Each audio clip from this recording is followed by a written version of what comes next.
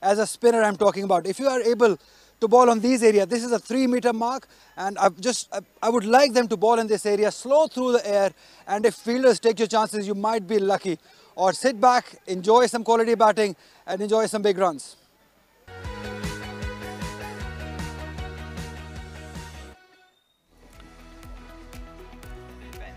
And looking at the points table, this will surely change after this evening. But it will be very important to see what Multan will grab in terms of points and do they come up or not. Lahore Blues can also come down. Still, we don't know what the final two would be, which is also a little far away, but not too much. We've got one more round to go after this. Salman Bhatt alongside me. A very good morning to you, Salman. And day 4, not anything in terms of results, but quite a few things to look out for. Thank you, Sikandar. Good morning. Yes, obviously, captain has got runs after a long time. He'll want to make it double. And there have been 4 in the previous games. And Hamad Bhatt, along with him, is the debutant. He's looked good so far. He's playing on 28. And then we also have a test player, Usman Salahuddin, to follow, who would definitely like to get some runs under his belt before the big games arrive. The last round after this game and then the big final. At the moment, Lahore Blues are on top and they will be trying their hardest to get to the final, which is going to be played here at the Gaddafi Stadium, Lahore, from 22nd of October.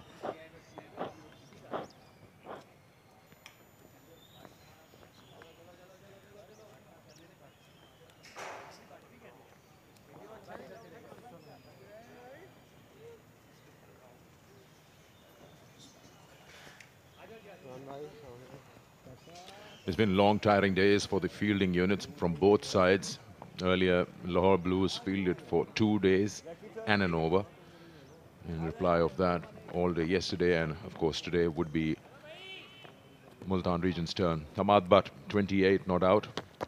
Being told, a very promising youngster and someone to look out for. We'll talk more about him as we watch more of him. And the captain for Lahore Blues, Imran Bhatt, 155 not out. So important. We had a little bit of a discussion yesterday that in longer formats or even in the shorter format, if you get 100, don't throw it away. And that's the way you cultivate the hunger in yourself as a batter, that you want to make the opposition work hard for your wicket. Imran Randhawa will be the bowler who will start the proceedings on day 4 from our end, which is the media center end. And we've got regulation fields, a slip and a gully, a short cover, a point, extra cover. There's a deep backward point as well. There's a very wide, fine leg, or you can always say deep backward, square leg, and someone at mid-on, wide mid-on. The first ball. Sikandar, do you remember seeing a first ball being played in the day here at Gaddafi Stadium during the season, which hasn't sounded like this one? Everything just goes into the middle of the bat. The first one. And it really would have felt a lot better for the batter when the first ball of the day hits in the middle, right in the middle of the bat. I'm a bit surprised since the days are shorter. We are approaching into winters. Is 10 o'clock a little too late a start? Would you expect more if it was a 9 o'clock first ball? Well, there is no harm in adjusting to get the full quota of overs in for the day. And it can be adjusted. Like if we were to go in England and play test cricket over there, or first class cricket over there, it starts at 11 because the days are longer in English summers. So every country has their own set of time to complete the overs depending on how long the day is. And I think Pakistan can also do the makeshift arrangements as per required in the specific regions where the matches are being played.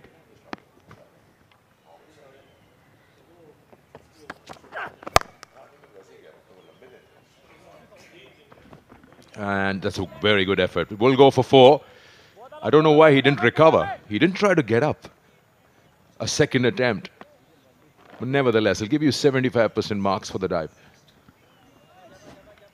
Yeah, that was well timed. It was short and wide, and shot was on the offering.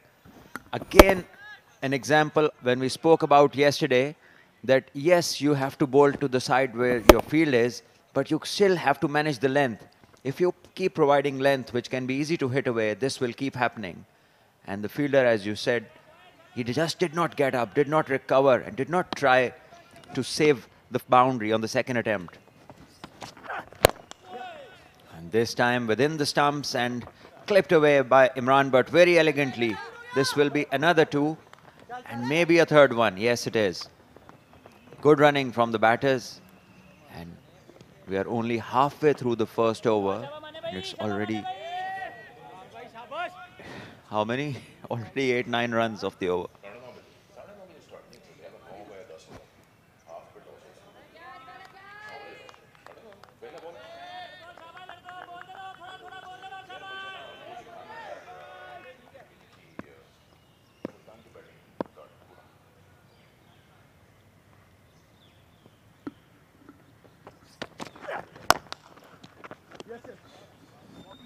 More runs here. Played straight.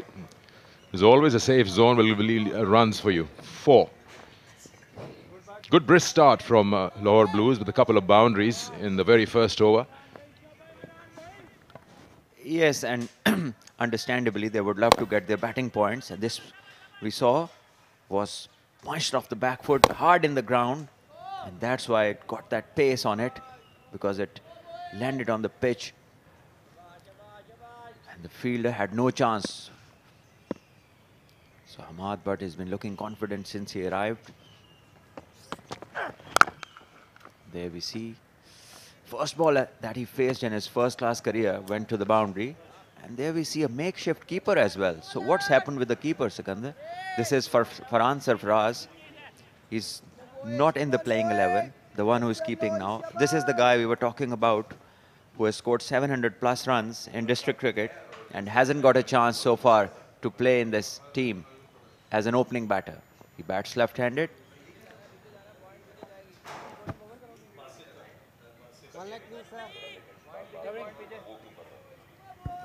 It's been comedy over, whereas you talk about the wicketkeeper. I don't know what Hasibullah's condition is because he left in the last session and he was replaced by, I was saying, a makeshift of a makeshift.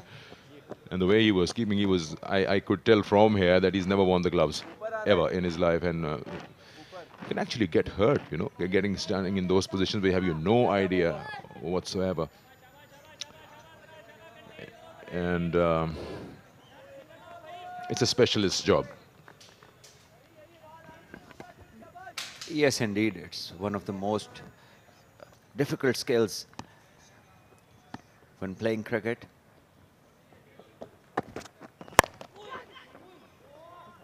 This one again driven, outside edge was a bit uppish, but no fielder in the wide gully region. And this one goes for 4. So runs are coming thick and fast for Lahore Blues. And obviously, they're looking to get the full points and they need another 69 in 11.5 overs. So batters making sure that the team is on track to get the maximum batting points. There we see, it was far away from the body. But when you are batting on 150 plus, you're watching the ball like a football. And you tend to go after everything.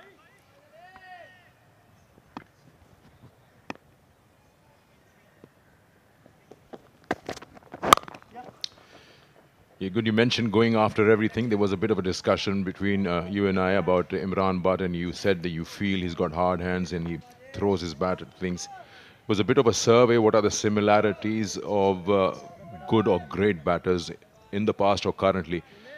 And to name a few, like Kane Williamson or Quaid-e-Azam or Steve Smith being a little bit of an exception, or Virat Kohli.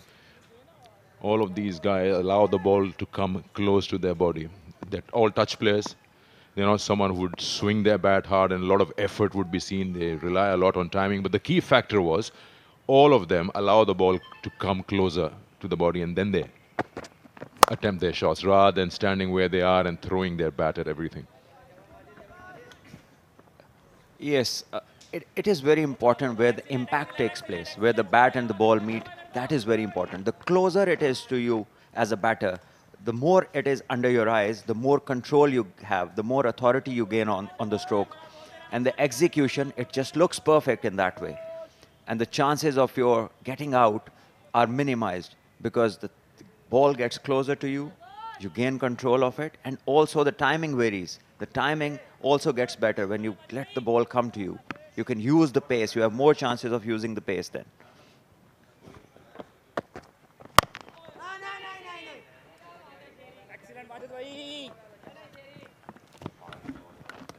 And then there are a lot of batters who've got great hand-eye coordination, absolute naturals who can reach the ball without having any foot movement.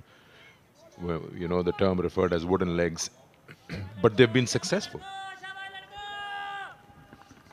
Yes, absolutely. There's only one technique in the book, and every batter in the world who has picked up the bat has something different as part of his technique. So different things work in different ways, different grip of the bats. There's only one way of gripping the bat in the textbook, but the bat grip determines what are your scoring areas, which are your heavily scoring areas and where you find it difficult to get away. So everything works. You have your own regions where you are strong, then there will be places where you need to look out and be careful.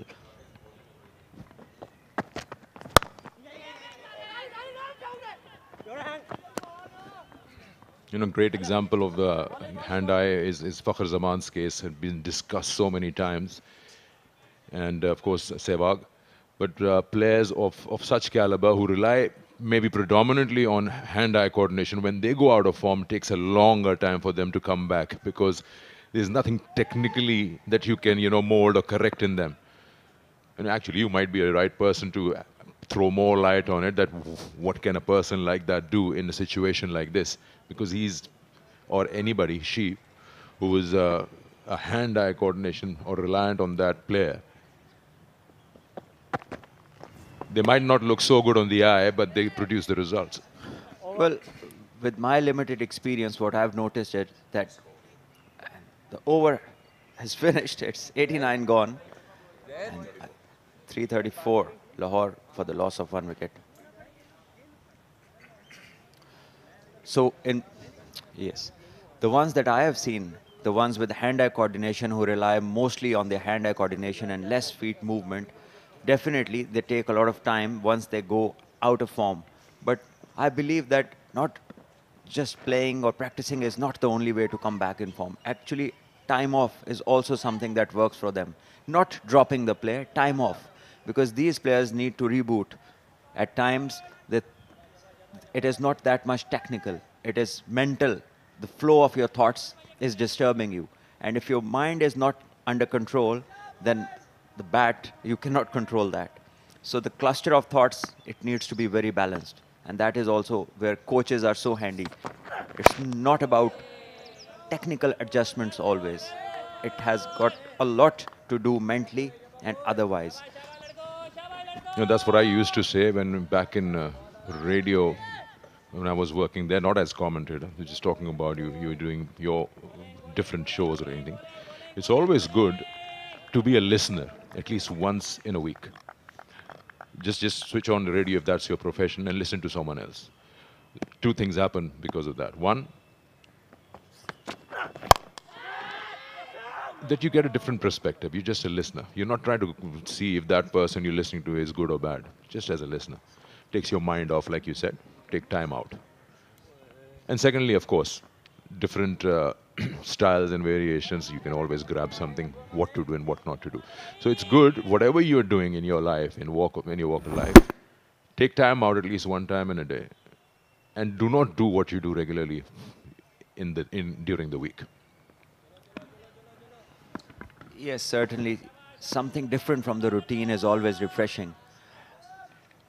And it gives you a chance to just rethink and go through what has gone wrong, what has gone right, what adjustments can be done.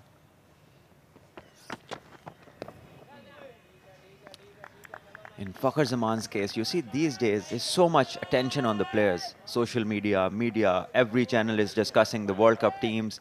And also the guys who are as important as Fakhr Zaman to the Pakistan team, they are amongst every discussion. So once you take some time off, you go out of those discussions. And the pressure just eases, and the attention shifts to something or someone else. And that is where you get this chance to reboot, rethink, and regather your thoughts, and maybe get into a better frame of mind. And then things start to flow the way they were happening when you were in form. So with the players that are key players, possible match winners on their day, you need to look after them differently. So it's not always the throwdowns who is going to bring you back, or lots of batting. Change of thoughts, change of environment, some time off can be very useful.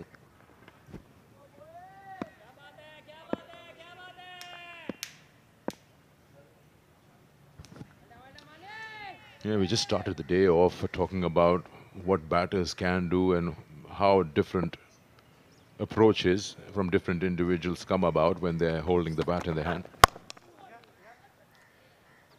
And every single batter has a characteristic which he or she carries, and that's their style. There's another thing, since we're talking about batting and techniques and what makes them successful. At this level, which is your premium level, with red ball cricket, the Quaid-e-Azam trophy, apart from the experienced ones, there are lots of youngsters.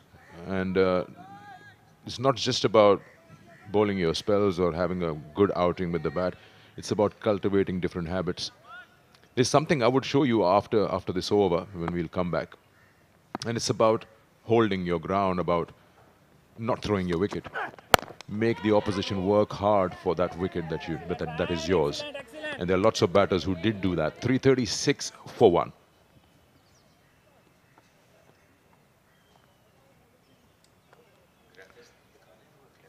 So I'll come back to you about our discussion. We're talking about what do you do when you actually have got your eye in and you know that the conditions are like these and you can actually bat as long as you want. Don't throw your wicket away after a landmark. I'll just show you Multan's batting card. I want you to notice here. Look at the 600s. None of them are big hundreds. 118 out, 101 out, 105, 114, 105. Why wouldn't you convert that into 150 or a double hundred? Yes, it's very important that what is the maximum that you expect of yourself? What is your satisfaction level? That is very, very important. And if you get very happy and you feel you've done your part and everything has been achieved, and from this inning or one particular game or one particular outing in the middle, and if you're very satisfied with your effort, then what will happen is once you reach your milestone, that particular milestone, there comes a time when you lose your concentration, you lose the focus, and you start to do the things which you normally wouldn't do when you are careful. And that is where things happen in terms of going wrong. We see Hashim Ibrahim yesterday in his second game score a lovely 100. But twice, once before he got to the 100 and once after getting to the 100. There were 2 times when he played loose strokes. And I asked him this in the morning. And he said, firstly, they wanted to get these 5 points, so they wanted to increase the run rate. So that is what happened to him before the 100. And after the 100, after even smashing 3 boundaries, he was still going at the same pace, whereas they only required 1 boundary and over. So he hit those 3 back-to-back and still kept on going. So it's also very, very important for young players to just do what is required. Do not overdo things. Laying back or overdoing is also something that hampers your success. So at times you have to stick to what is required and let the things flow, because there will be overs which will be good and you have to respect the bowler, and there will come times when you can have more than what is required in one particular over.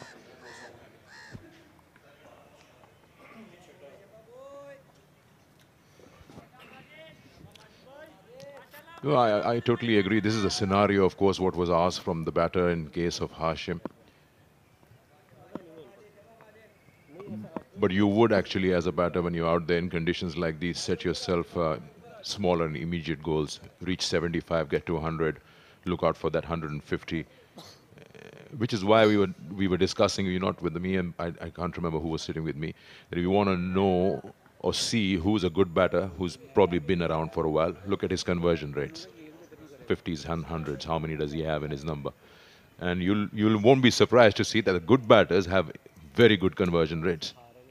Almost half the number of hundreds to the number of 50s that they have.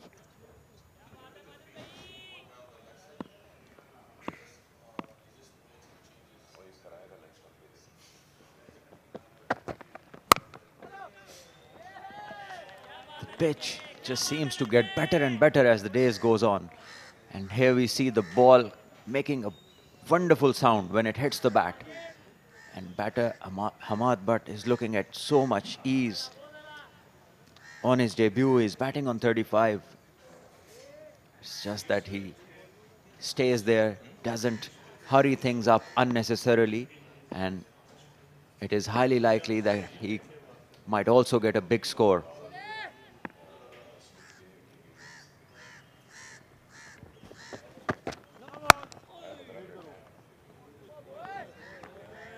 So now this is an absolute case where you want to frustrate the batter, have everyone, nearly everyone on the offside in different positions, a slip, a wide gully, a catching point, a cover, then a slightly deepish cover, then a catching cover and a mid-off. And just the one man on the whole leg side, that also on short mid-wicket. So now it's up to the bowler. The message is clear, keep bowling length outside of stump.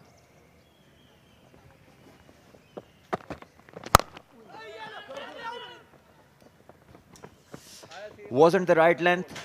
Batter couldn't time the stroke. It was there. And Hamad Butt, the tall man that he is, for him, pulling this length shouldn't be an issue. Maybe just couldn't time it. End of 91, 337 Lahore Blues for the loss of 1.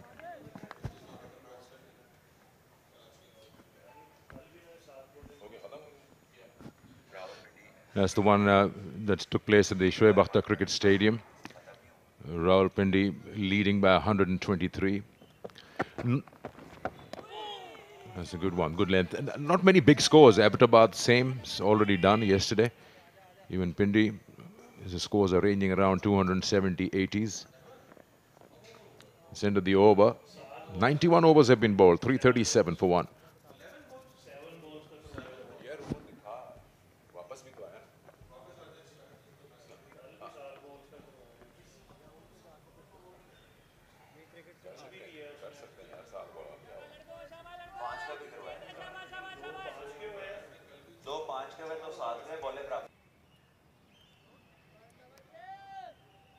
This is what we were talking about.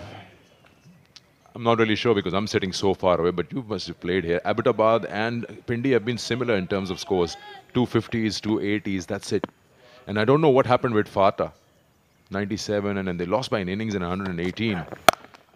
And you don't really feel that there are any demons in the pitch because the other side played only one innings with a 420 odd. Yes, there might be a good spell from a bowler. Might be that the time that they bowled, there was a bit of moisture and then later on the pitch eased out or somebody played an exceptional knock. All these are the possibilities why you see some teams scoring a lot of runs and the others not getting to it even in 2 innings. But yes, KRL Stadium is known to get results, and previously it was known as KRL Stadium. Now it is Shoaib Akhtar Stadium. So the pitch is good for fast bowling. And there we see. So only 1.5 over consistently bowled outside off with all the fielders on the offside, and already we are seeing the batters, they are not very comfortable with this line. And this is where the bowling needs to be persistent. And then you can see the results. At the moment, it's only been an over and a half bowled on the line where the fielding is. It would be interesting to see if Hamad Butt uses his feet, maybe comes towards the off stump to cover the line and then play a stroke from there. Because at the moment, he's just trying to hit it with power, but not getting in the right positions to execute the stroke.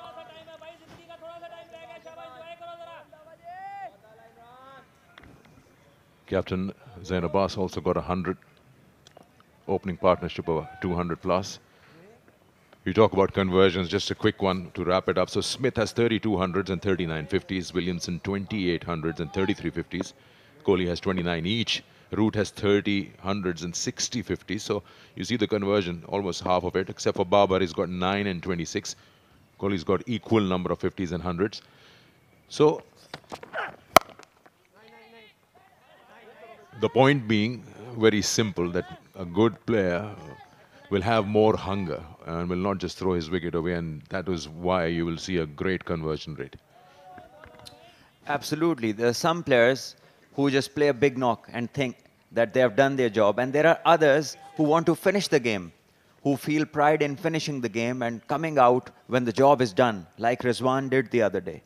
After scoring the 100, he could have easily gone for big shots and maybe lost his wicket. But he made sure that he was there towards the end of the innings. And this is a top mindset. Because as a player, as a captain, you need players in their team who only think the job is done when it's actually done. This is a huge debate. I mean, I totally agree with you. When you talk about whether it's limited overs or someone who's having a very good knockout there, finish the game off. Because if you're well set and you throw the wicket away, even with 50 runs to win, you are asking the new batter to start from scratch. And that is probably allowing the opposition to put their foot inside the door. So, again, it boils down to the fact where we started off, that this particular platform is where you cultivate these habits. You can't just casually say that I've done my part and I've scored 100, what are the others doing? You've got to finish the game off. Well, these mindsets, these approaches, they differentiate average players from great players. 92 gone, 337 for 1 Lahore Blues. That's the first maiden by a fast bowler.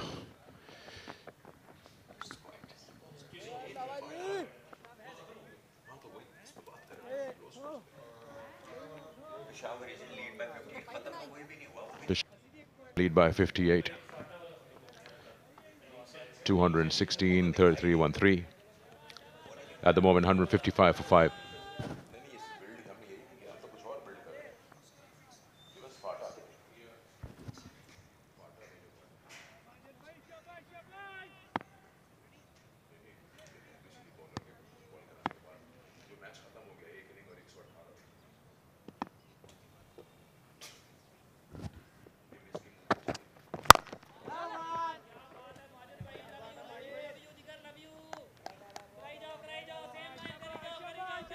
Now the batters will have to, create something of this line. It's good from the bowling side. Now it's continuously the second over that's going on. And they're bowling right lengths and on the side where the fielders are, where the maximum protection is. So now batters will need to show how skillful they are. How can they control and play it on the other side.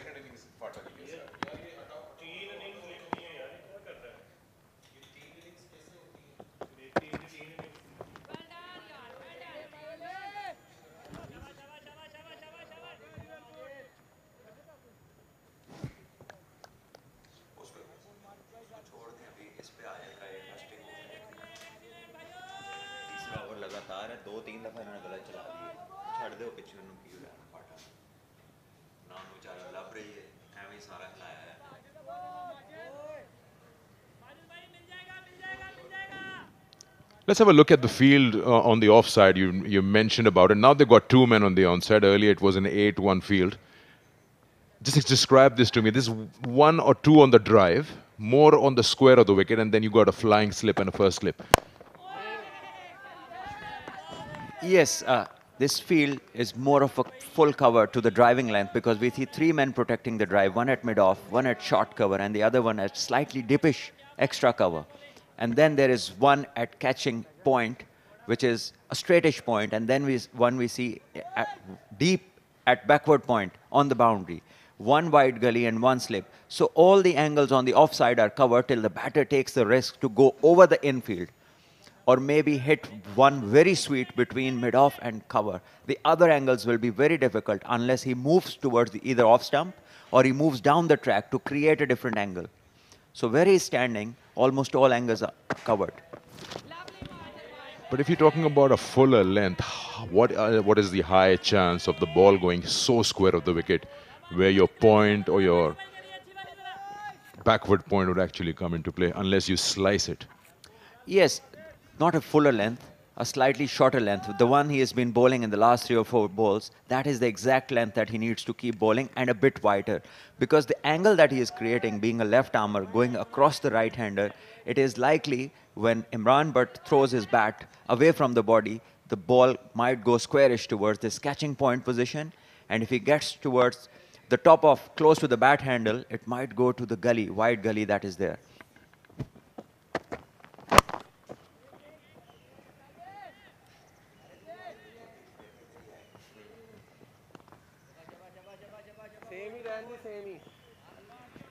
Ahmad Butt is someone who can create a different angle because he is the one who is tall, he has long levers and a bigger bat range because of the length of his arms, and he also extends them while he plays these shots. On the other side, Imran Butt is much shorter in height and doesn't have as much long levers as Ahmad Butt does. But the experience will matter. Ahmad Butt is just playing his first game. You know, you just mentioned about the batter being tall. That's the end of the over. 338 for 1. How many times around the world you see batters are not very, very tall? Kevin Peterson being an exception. But usually they are either of average height or slightly shorter. In case Imran Butt, Sachin Tendulkar. Is it a better eye line for them? That you find that this is a bit of a, not a coincidence actually, the batters being just regular height or slightly shorter. We don't see very tall batters, very successful tall batters. Well, I think it's not a very fair assessment because previously we haven't had many batters who were as tall as Kevin Peterson or Enzamamul Haq.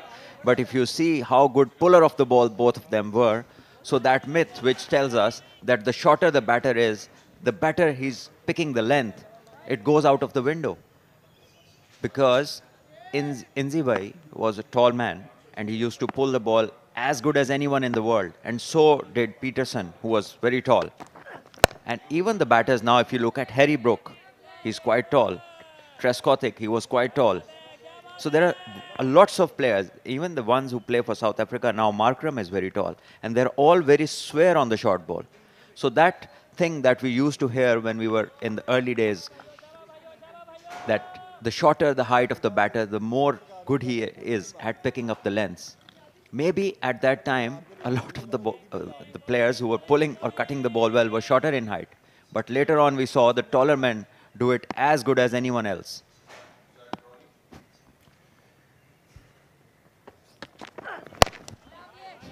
You mentioned quite a few names who are tall batters. Apart from Inzamam, quite a few had a crouched position while facing the ball, high back lift. It really is a style of what he or she is comfortable with. But yeah, I agree, yes. I mean, it was just something that I felt that is just it the to name case? A couple more, Jack Callis was tall and was brilliant.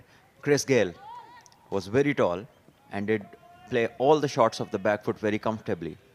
Matthew Hayden, Adam Gilchrist, both more than 6 feet. And the same thing was done by Ricky Ponting, who was much shorter than both of them.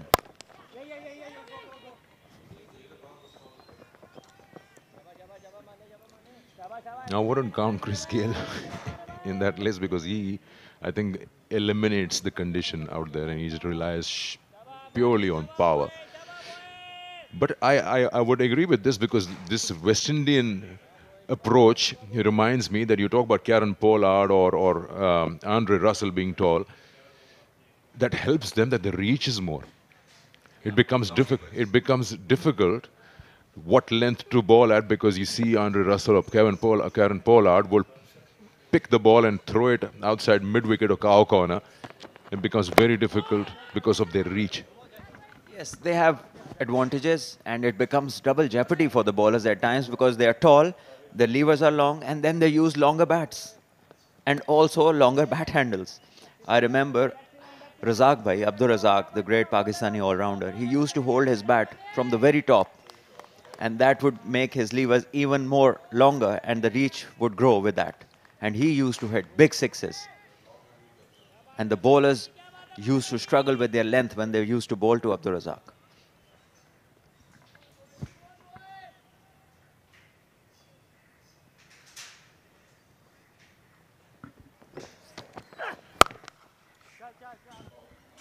That's a good shot, square to the wicket. Again, a case of what your reach is. And in the case of Hamad Butt being tall, he gets bat on ball easily compared to someone who won't be of that height. Yes, short and wide, but not enough for Hamad Butt. His reach is absolutely more, and it was clearly evident on this occasion. He controlled this stroke really well, all along the ground, through the gap. A perfect execution of the shot, and he enters the 40s.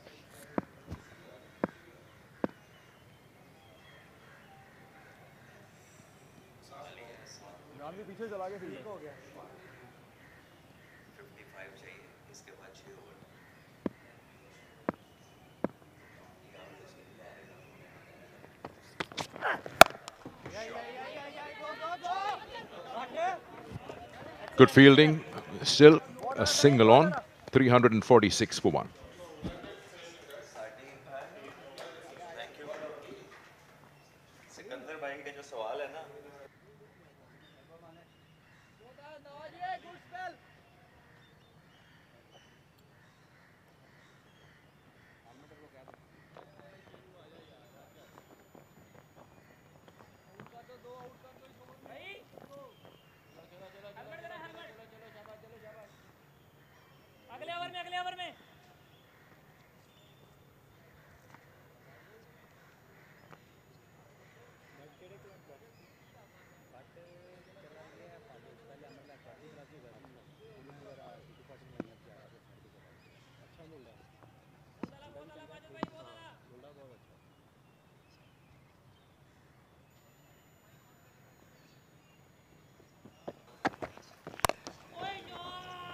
देखिए अच्छा नज़र आ रहे हैं Hammad but पहले ही ball से कल जब पहला बॉल खेला था तो थ्रू द कवर्स इन्होंने चौका लगाया था और अनाउंस किया था अपने आप को इस बड़ी स्टेज पे। तब से अब तक मिडल करते हुए आ रहे हैं, फ्लॉलेस इनिंग खेले हैं अभी तक, तो अच्छा हार्टनिंग लगा एक यंग बैटर। इससे पहले हमने देखा हाशिम इब्राहिम ने सेंचुरी स्कोर की, तो लाहौर रीजन के लिए ये अच्छी खबर है कि नए बैटर्स जिनको लंबी इनिंग्स खेलने की आदत है अब वो आ रहे हैं। इनको अब लंबी बॉलिंग करनी होगी इसके बाद, इसलिए शायद जो स्ट्रेचिंग है एक्स्ट्रा मोमेंट है।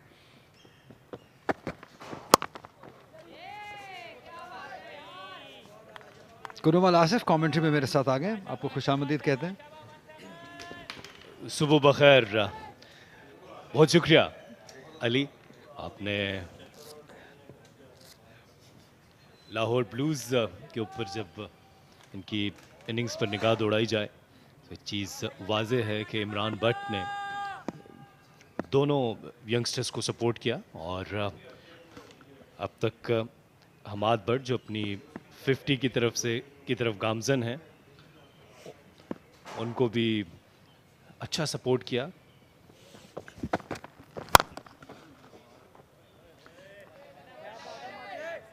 यह इंपॉर्टेंट होता है इमरान भट्ट जैसे सीनियर प्लेयर जो कि टेस्ट क्रिकेटर हों और उनके साथ हमाद भट्ट, हाशिम इब्राहिम ऐसे यंग बैटर्स जो अपने पहला या दूसरा मैच खेल रहे हों, तो उनके लिए बैटिंग थोड़ा आसान हो जाती है, कंडीशंस को जानना आसान हो जाती है। और जिस तरीके से हाशिम इब्राहिम ने अपनी विकेट गवाई थी उससे लगता तो नहीं था कि इमरान भट्ट का कोई रोल है, लेकिन स्टिल जैसे उन्होंने सेंचुरी स्कोर की और उसके बाद हमाद भट्ट ने जैसे बैटिंग की, सपोर्ट मिलती है, अच्छा लगता है साथ देख के।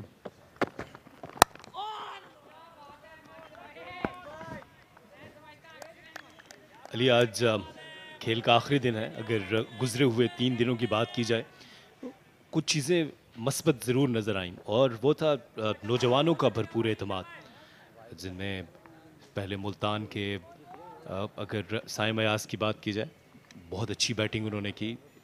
शरून सिराज के लिए ये मैच यादगार रहेगा, उनकी मीडियन सेंचुरी थी। इसी तरह यहाँ पर अब लाहौर ब्लूज़ के नौजवानों के पास मौका है कि इसमें से कुछ मस्बत चीज़ें अब ले जाएं। जाहिर है कि मैच का रिजल्ट तो आ नहीं सकता, इस दफ़ा इसको खेला है पॉइंट की जानिब, 1 रन हासिल किया। तो अपने एतमाद को बहाल करने की और उसको बढ़ाने की कोशिश करें, लंबी इनिंग्स खेलें।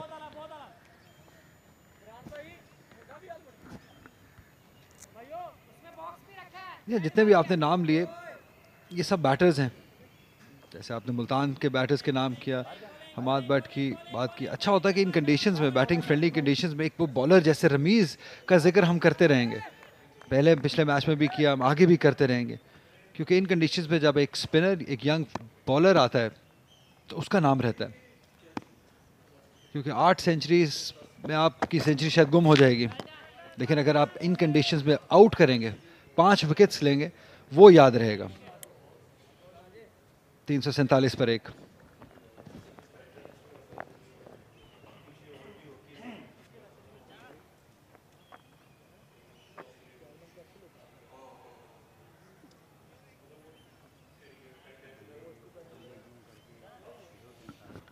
अब वक्त दूर नहीं है कि हम देखेंगे कि स्पिन को इंट्रोड्यूस किया जाएगा मुल्तान की जानिब से। आज बेहतर प्लानिंग नज़र आई है, क्योंकि लाहौर ब्लूज़ के पास एक थोड़ा सा टारगेट था कि उन्होंने 100 ओवर्स में 400 रन तक पहुंचना है।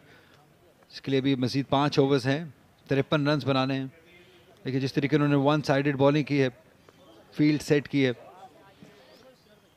मुश्किल किया है, प्रेशर डाला इमरान भट्ट और हमाद भट्ट दोनों पे कि चांस लीजिए, रिस्क लीजिए। लेकिन अभी तक दोनों ने समझदारी का मुजाहरा किया है। शायद अब जब स्पिनर आ गए हैं, जो कि हम देख सकते हैं कि अली उस्मान अब मीडिया सेंटर एंड से बॉल करेंगे, अब एक डिफरेंट अप्रोच शायद हमें हमाद भट्ट की जानिब से नज़र आए, क्योंकि यंग हैं, पॉजिटिव हैं, बड़े शॉट खेलते हैं।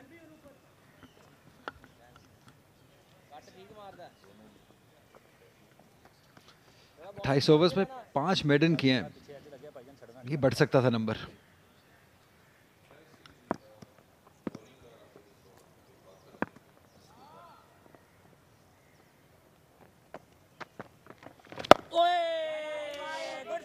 ढूंढ रहे हैं मिड विकेट एरिया पे, नजर रखिएगा, क्योंकि जैसे अभी सलमान भी बात करते हैं कि लॉन्ग रीच है इनकी, लॉन्ग लिवर्स का इस्तेमाल करना जानते हैं।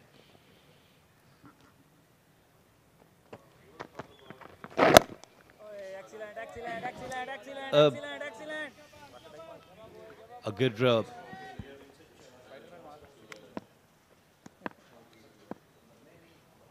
शाबाश 95।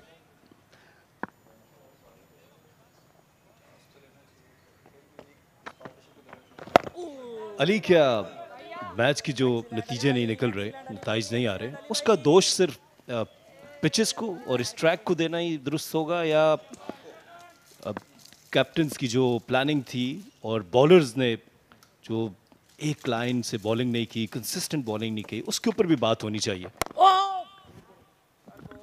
ये डिफरेंट फैक्टर्स हैं जो कि रिजल्ट पे इन्फ्लुएंस होते हैं। डेफिनेटली एक पिच भी है उनमें, एक कैप्टन का माइंडसेट भी है, एक स्किल लेवल भी है प्लेयर्स का। क्या इतना स्किल लेवल है कि ऐसी मुश्किल कंडीशंस में आप उस स्किल को कैसे निखार सकते हैं? क्योंकि ऐसा नहीं है कि बिल्कुल ही कंडीशंस एलियन कंडीशंस हैं। ये सब प्लेयर्स यहाँ पे खेलते हुए रहे हैं, आइडिया है सब प्लेयर्स को। और ये पिच, ये टिपिकल गद्दाफी स्टेडियम पिच है, इसमें कुछ बदला नहीं है, साल साल ऐसी ही पिच रही है, स्लो और लो। यहाँ पे पैचेस भी मुश्किल से बनते हैं क्योंकि फर्म है, लो रहता है बॉल। लेकिन मुझे हैरानगी सिर्फ वो स्ट्रेटजीज पे आप कर सकते हैं बात, कि आपने इसको बेहतर तरीके से अपने स्किल के हिसाब से इस्तेमाल नहीं किया। शायद अभी तक मैं बार बार जिक्र करता हूँ रमीज जूनियर का, वो ऐसे बॉलर नजर आए जिन्होंने इस पिच पे अपने स्किल को सही इस्तेमाल किया है और उनको सक्सेस मिली है। इस बारे में और बात करेंगे, क्योंकि 96 ओवर्स के बाद 348 पर 1।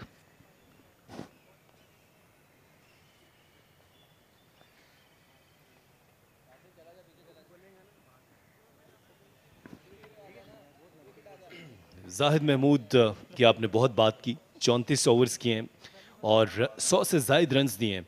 इनका जो विकेट कॉलम है, ये भी लेग स्पिनर है, अगर यहाँ पर 2 या 3 विकेट्स होती तो ज़रूर ये मज़ीद इस पर बात होती कि इन्होंने जिस लाइन और लेंथ के ऊपर बॉलिंग की है, रमीज़ ने जिस तरह मुस्तकिल मिजाजी से एक एरिया को टारगेट किया, मौके मिले बल्लेबाजों को, लेकिन आखिर में जो जीत हुई वो रमीज़ की मुस्तकिल मिजाजी और उनके हौसले की हुई।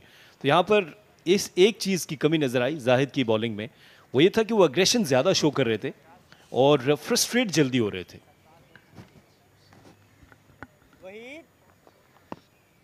104 रन दिए हैं अपने 34 ओवर्स में, 7 मेडन।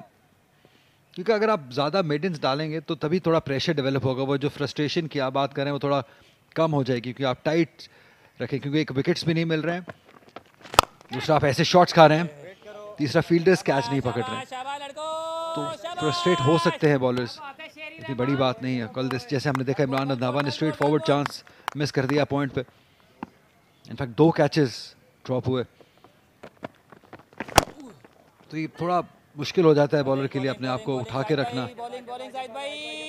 ऐसी कंडीशंस, और स्पेशली जब आप टीम से बाहर होते हैं, आप पाकिस्तान टीम से खेल के बाहर होते हैं, तो आप बहुत ईगर होते हैं परफॉर्म करने के लिए कि आप अपनी जगह वापस ले सकें पाकिस्तान टीम में। तो जाहिद के साथ भी यही हो रहा है कि वो बहुत ईगर हैं परफॉर्म करने के लिए बड़ी स्टेज पे, अपनी जगह वापस लेने के लिए, और उसमें ऐसी कंडीशंस हों और फील्डर साथ ना दें तो फ्रस्ट्रेशन बढ़ना बहुत नेचुरल है। इसमें एक सोच ये भी है कि आप जैसे भी हालात हों उसमें अपने आसाब पर काबू रखें ताकि आप अच्छा मज़ीद परफॉर्म करें, क्योंकि जब भी आप टेम्पर लूज कर जाएंगे, गुस्से में आएंगे, तो फिर आपकी परफॉर्मेंस पर उसका असर पड़ेगा।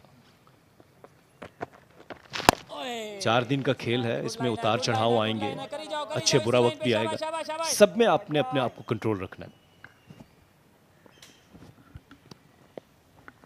अच्छी कंट्रोल्ड इनिंग, आपने कंट्रोल का जिक्र किया तो इमरान भट्ट की इनिंग अच्छी कंट्रोल में नजर आए।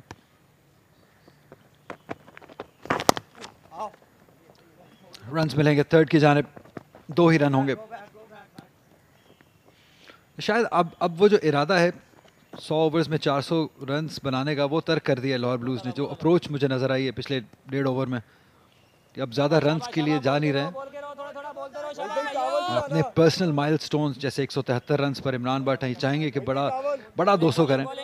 हमाद भट्ट अपने डेब्यू पे हैं, इम्प्रेसिव हैं 46 रन्स पर, ये भी चाहेंगे कि सेंचुरी स्कोर की जाए।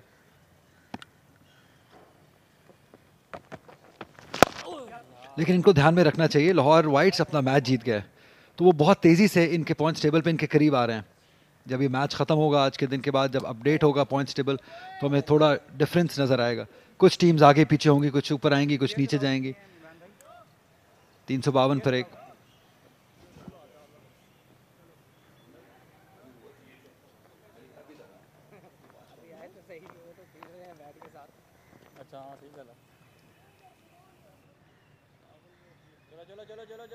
जल्दी पहुंचो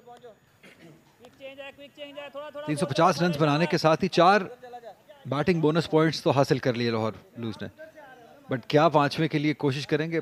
3 ओवर्स में 48 रन बनाने हैं उसके लिए, और जो अप्रोच है मुझे लगता नहीं है वो शायद खुश हैं कुनुमल आपकी तरह इतने पॉइंट से, जैसे आप सुबह से खुश हैं। चेहरे पर मुस्कुराहट सजाए रखना भी एक फ़न है अली, और जो आपने अप्रोच की बात की कि बकिया 3 ओवर्स में क्या 48 रन के लिए जाएंगे, तो जो पिछले 3 दिन के गुजरे हुए 3 दिन की जो क्रिकेट देखी है उसमें कहीं भी ये अप्रोच नज़र नहीं आई कि गलबा हासिल करना है। कोशिश यही रही कि पिछले कदम पर रहें। ये कहानी तो जब से क़ायद-ए-आज़म ट्रॉफी शुरू हुई है, स्पेशली क़ायद-ए-आज़म ट्रॉफी में यही कहानी रही है, ना सिर्फ 3 दिन बल्कि पिछले 5 मैचेस की भी कहानी यही रही है कि टीम्स ने प्रेफर किया अपनी इंडिविजुअल परफॉर्मेंसेस को रादर देन टीम गोल्स के। टीम्स यहाँ खुश रही हैं, बैटिंग बोनस पॉइंट्स मिल जाएं, और आपकी किस्मत बहुत अच्छी है तो आपको बॉलिंग बोनस पॉइंट्स भी मिल सकते हैं। यानी आप ये कहना चाह रहे हैं कि बात निकलेगी तो दूर तलक जाएगी। आगाज ऐसे ही हुआ था यहाँ पर।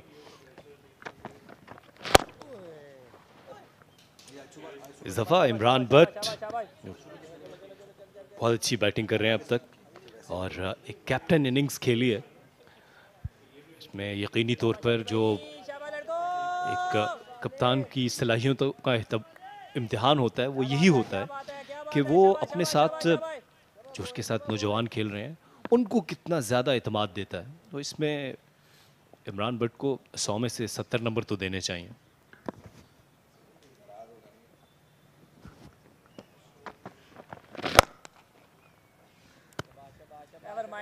क्या मैं एग्री करता हूँ आपके इस पॉइंट से कि डेफिनेटली फ़र्क तो पड़ता है, लेकिन यहाँ पे अगर हम अप्रोच की बात करें लाहौर ब्लूज ने जो 250 से 300 तक का जो सफ़र था स्कोर का, वो 10 ओवर्स में किया था मुकम्मल, लेकिन उसके बाद थोड़ा स्लो डाउन हो गए और 300 से 350 का जो सफ़र था वो 14.5 ओवर्स में किया। जहाँ पे आपको रन रेट को बढ़ाना था वहाँ पे ये थोड़ा कम हो गई रन रेट।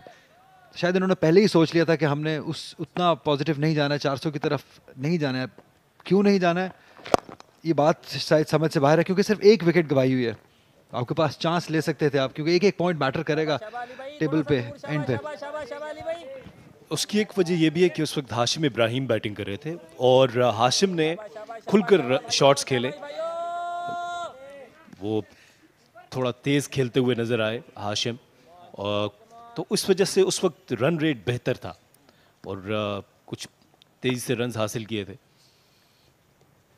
अगरचे हमाद ने भी कोशिश की है कि खोलकर खेलें, लेकिन अच्छी बॉलिंग भी हुई है, उसको भी आपको क्रेडिट देना होगा।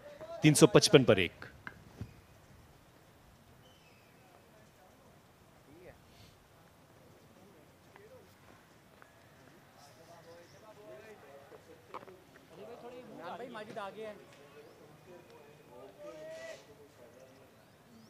शाबाश जाहिद भाई।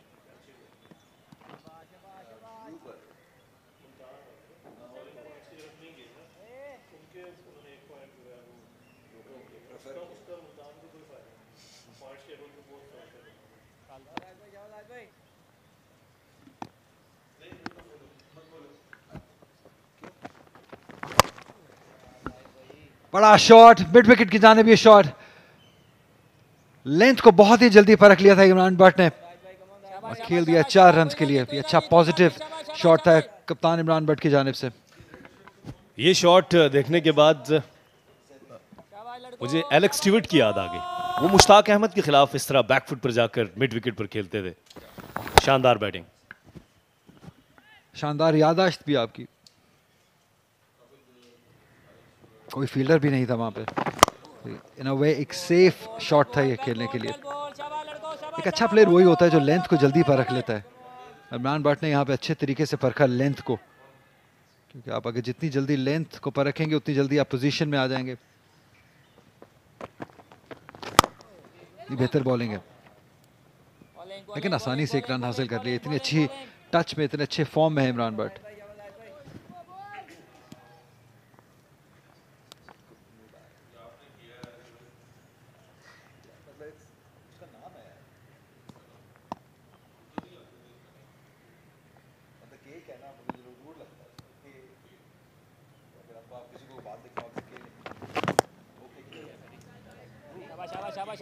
अली ये इस दफा गुगली करने की कोशिश की थी, लेकिन जो उनकी कोशिश थी वो अच्छी जरूर थी, उसमें कामयाब नहीं हुए। इमरान की बॉलिंग में हमने देखा था और रमीज जिस तरह से बॉल कर रहे थे वो गुगली बहुत कम की और उन्होंने कोशिश की कि वो जो मखसूस अंदाज है एक लेग स्पिनर का उसको अपनाए रखें, प्रॉपर लेग स्पिन बॉलिंग करें। एक दफा फिर लगता है अब अपने हथियार इस्तेमाल करना शुरू कर दिए हैं।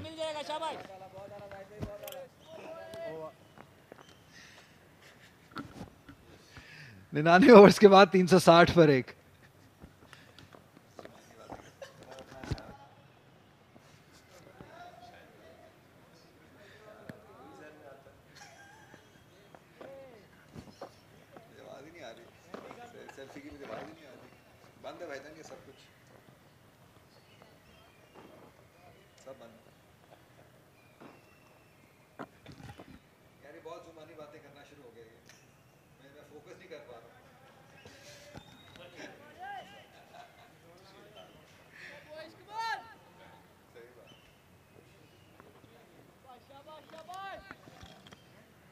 कासिम अकरम,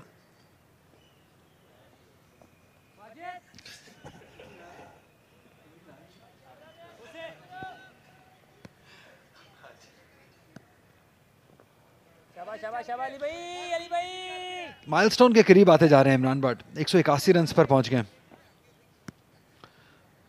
इंपॉर्टेंट है कप्तान का फॉर्म में आना और सही वक्त पे फॉर्म में आना। इसके बाद एक और पूल मैच है, इसके बाद बड़ा फाइनल होगा। अगर लाहौर ब्लूज पहुंचते हैं तो उनके लिए अच्छा साइन है कि इमरान बट एक बड़ी सेंचुरी स्कोर की और अभी तक अनबीटन है।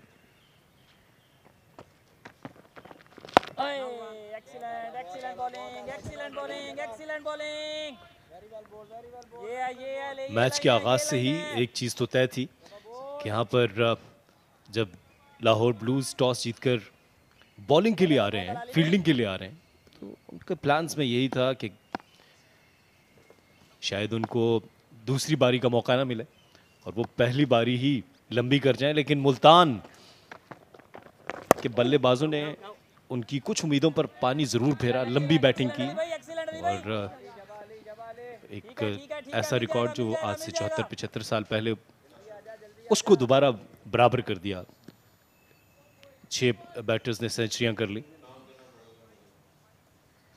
लाहौर ब्लूज की ये जो सोच थी कि टॉस जीतकर पहले बॉलिंग की जाए, आगाज से ही वो मुतज़ल अपनी सोच में मस्बत नजर नहीं आए। जी आपने बैटिंग का जिक्र किया लेकिन मैं बॉलिंग का भी जिक्र करूंगा। विकेट लेने की कोशिश नहीं की गई, इनफैक्ट रन रोकने की कोशिश की गई। लाहौर को चौथा पांचवा पॉइंट बैटिंग बोनस पॉइंट्स रोकने की कोशिश की गई आज सुबह, जो फील्ड सेट और जो प्लानिंग के साथ आए थे मुल्तान वाले। इससे शायद फ़ायदा इतना हासिल होगा नहीं, लेकिन अगर वो अपने पॉइंट्स हासिल करते, विकेट्स लेने की कोशिश करते, अपने बॉलिंग पॉइंट्स लेते हासिल करते तो ज़्यादा फ़ायदा होता। लेकिन उन्होंने इसके बरक्स सोचा कि लाहौर ब्लूज़ को रोका जाए एक पॉइंट हासिल करने से।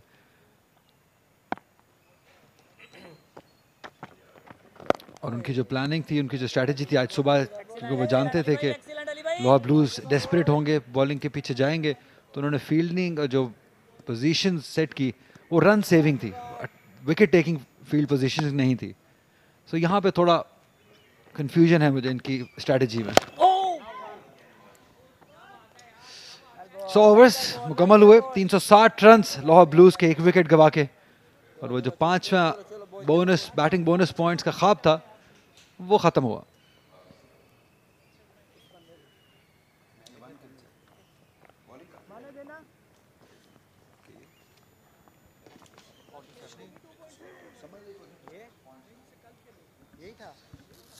तो अब दोनों इनिंग्स में 100 ओवर्स मुकम्मल हो गए, तो जो पॉइंट्स टेबल या पॉइंट्स बोनस पॉइंट्स की जो सूरत हाल है वो ये है कि मुल्तान ने 5 पॉइंट्स हासिल किए हैं, लाहौर ने भी 5 पॉइंट्स हासिल किए हैं, लेकिन उसमें 4 जो हैं वो बैटिंग पॉइंट्स हैं और 1 बॉलिंग पॉइंट है। लेकिन मुल्तान ने जो 5 पॉइंट्स हासिल किए वो सब के साथ बैटिंग बोनस पॉइंट्स थे, बॉलिंग में उन्होंने कोई पॉइंट हासिल नहीं किया। इस तरह लाहौर ने 4 बैटिंग बोनस पॉइंट्स और 1 बॉलिंग पॉइंट। तो जब अगर ये मैच जो कि मोस्ट लाइकली ड्रॉ ही होगा, तो एंड पे दोनों टीम्स के जो पॉइंट्स हैं इस मैच से वो बराबर ही होंगे, क्योंकि 5 ऐड कर लीजिए ड्रॉ के तो 10 पॉइंट्स लेगा मुल्तान और 10 ही पॉइंट्स लेगा लाहौर इस मैच के इख्तिताम पे। ये इस बात की अक्कासी भी करती है कि दोनों ही के जो माइंड सेट था वो तकरीबन एक ही रहा, उसमें कुछ तब्दीली नहीं थी और बॉलिंग पॉइंट्स या बैटिंग पॉइंट्स हासिल करने की कोशिश ज़रूर की गई, लेकिन जीत की तरफ जाना शायद किसी ने भी मुनासिब नहीं समझा। या बहुत पहले डिफेंसिव हो जाते हैं, यही कोशिश भी नहीं की गई है, यही मुझे खिला रहा है। ठीक है, कंडीशंस उतनी फेवरेबल नहीं है, बट कंडीशंस हर जगह आपको अपने मुताबिक मिलेंगी भी नहीं, आपको एडजस्ट करना होता है as a cricketer, as a professional cricketer. आपको प्रेशर लेना होता है, आपको अपना गेम प्लान कभी कभी तब्दील करना पड़ता है, लेकिन वो नहीं देखने को मिला हमें यहाँ पे, स्पेशली लाहौर में, और ये डिसअपॉइंटिंग है। इतने बड़े सेंटर पे आपका टेस्ट सेंटर, और हर इल्ज़ाम जो है वो कंडीशंस को दे दिया गया, ये इतनी सही अप्रोच नहीं है। कभी कभी आपको सेल्फ असेसमेंट भी करनी है कि आप कि अपनी स्ट्रैटेजीज, आपका अपना स्किल लेवल कितना था कि आप इन कंडीशंस को इस्तेमाल कर पाए अपने लिए।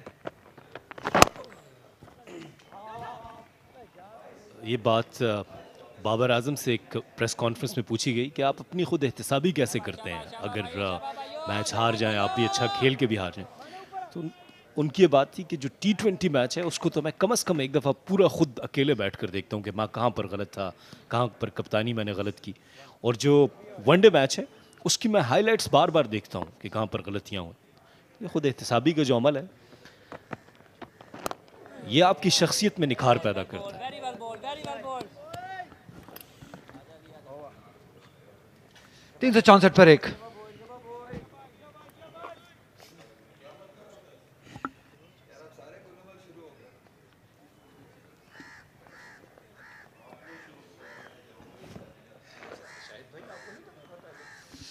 तीन सौ 54 रन ट्रेल है लाहौर ब्लूज की।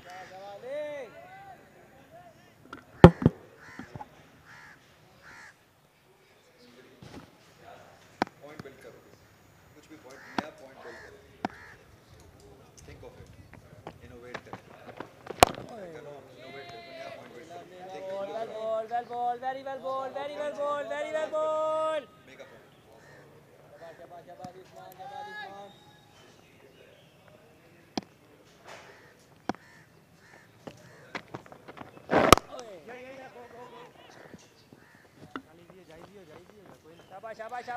यहाँ पे कल से ही हमने देखा है कि बहुत आसानी से जो रोटेशन ऑफ द स्ट्राइक है दोनों बैटर्स की बहुत आसानी से दी गई है मुल्तान की जानिब से।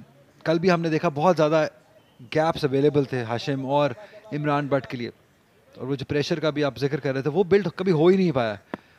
इतने फ्री फ्लुएंट बैटिंग हुई दोनों जानिब से, इमरान बट और हाशिम इब्राहिम की जानिब से, और आते ही हमाद बट की भी जानिब से, जो कि अब 49 रन पर हैं, 1 रन दूर है अपने पहले ही मैच में।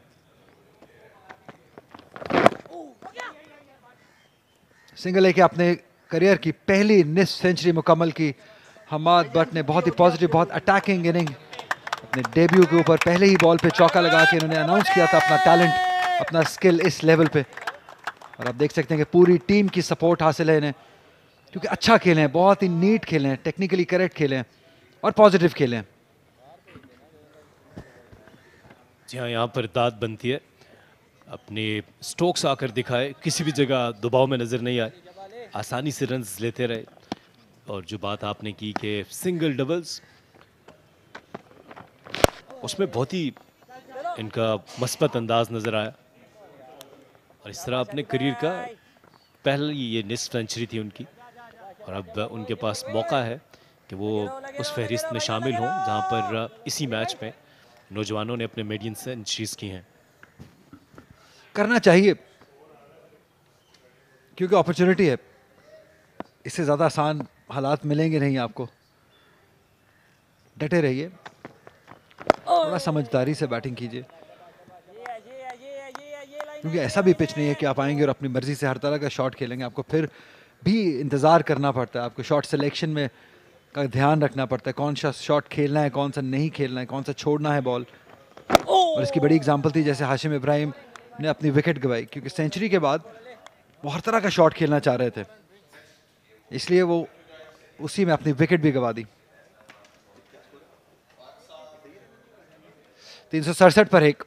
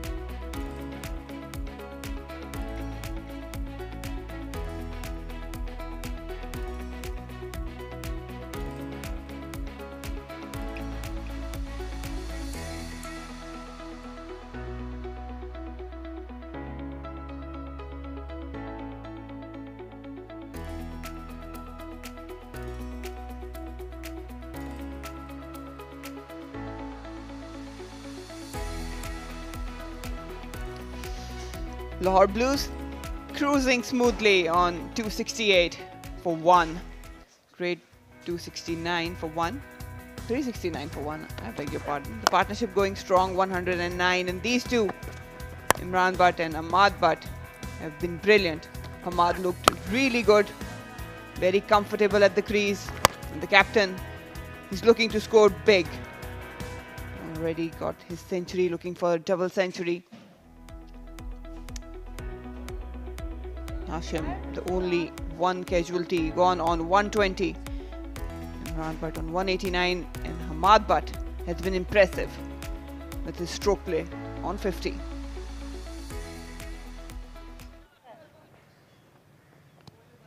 शाबाश जाहिद भाई No worries whatsoever. Zahid will continue.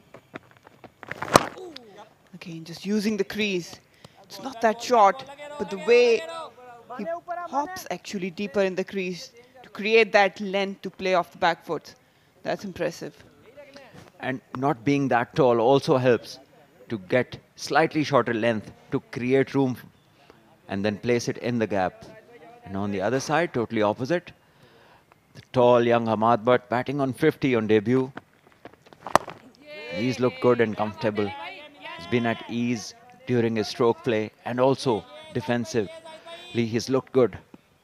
And there we see Usman Salauddin, Hussain Talat, and between them is Haji, the side armour. There we see some spin and one of those occasions where the ball actually beats the bat. That was a beauty. Zahid Mahmood has been very unlucky yesterday. But this ball, this delivery will give some motivation, some encouragement to him. Have a look at that. Perfect leg spinner. This time pitched up. Should be hitting the same length again. Don't need to do anything different. You've beaten the batter in the previous delivery. Yes, he needs to be consistent, consistently flighting the balls, bowling it in the right areas, and be patient. That would be the key. Slightly overpitched this time and easily played away for a single. Well, the Lahore Blues, in their effort, they have missed out an opportunity to get to 400 within the 100 overs, and as a result, have not taken the full batting points, which would have been 5. So they will only get 4 points for this effort. And it's really not fair if you have the first 3 batting the 100 overs and you don't get to 400 on such a good batting track. So they only have themselves to blame. 103 gone, 370 for 1 Lahore Blues.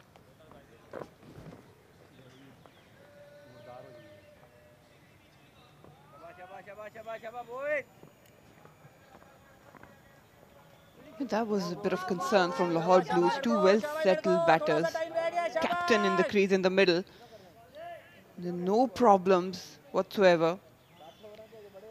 Scored his century, and Ahmad Butt has looked really compact, a very attacking batter. Should have gone for it. It's just the mental barrier. I'm not sure why it was there. But when you've got these batting friendly conditions, you should be at least going to aim all the batting points you can. very well bowled, very well bowled. Yes, agreed with that. And definitely there was a chance where they could have done that without much risk. And it's given. This one, the batter just went across the pads and missed a full straight ball and was wrapped in front of the stumps, and the umpire has no hesitation in giving that out. So Ali Usman strikes in his 33rd over. So he now has 1 for 93, and Lahore Blues have lost Ahmad Butt as their second wicket. There we see the replay, and the ball drifting in and batter going across. Too far across, and umpire's call, I think, this decision. He took his time, and then he decided that he is going to give that out. So Ahmad Butt misses an golden opportunity to score 100 on his debut. Lahore Blues 370 for 2 now.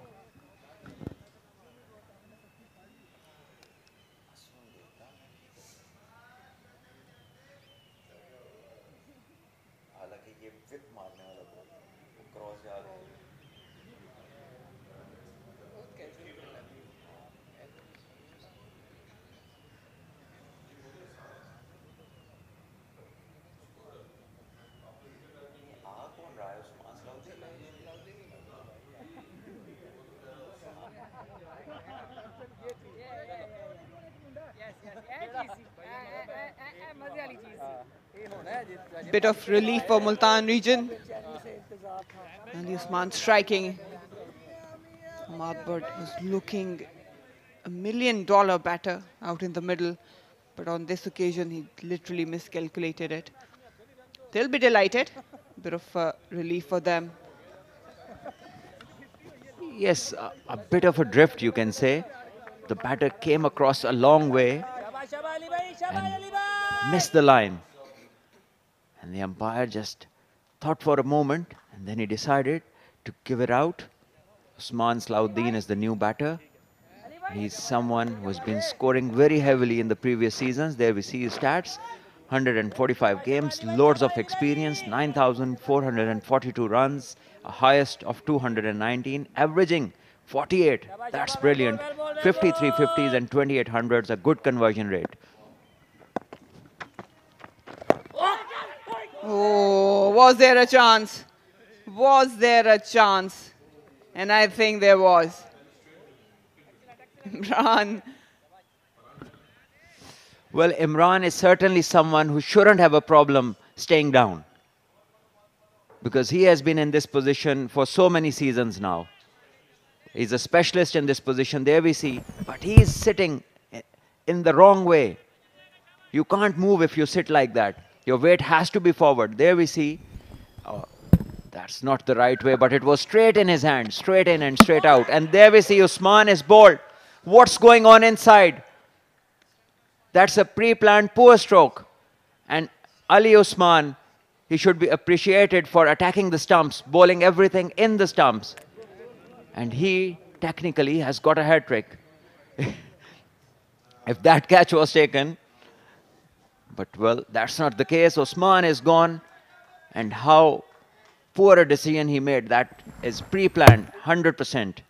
He had thought about hitting this one big. And in the process, the ball wasn't there. He missed it altogether. And is clean bowled for 0. And that has been a rare sight at GSL in 2023-24. This is unbelievable. Such an irresponsible shot. You've been given a chance previously and then you just come out and throw your wicket. Well, they're happy. Jubilant Multan region. They'll take it. Literally gifted his wicket, Usman Salahuddin.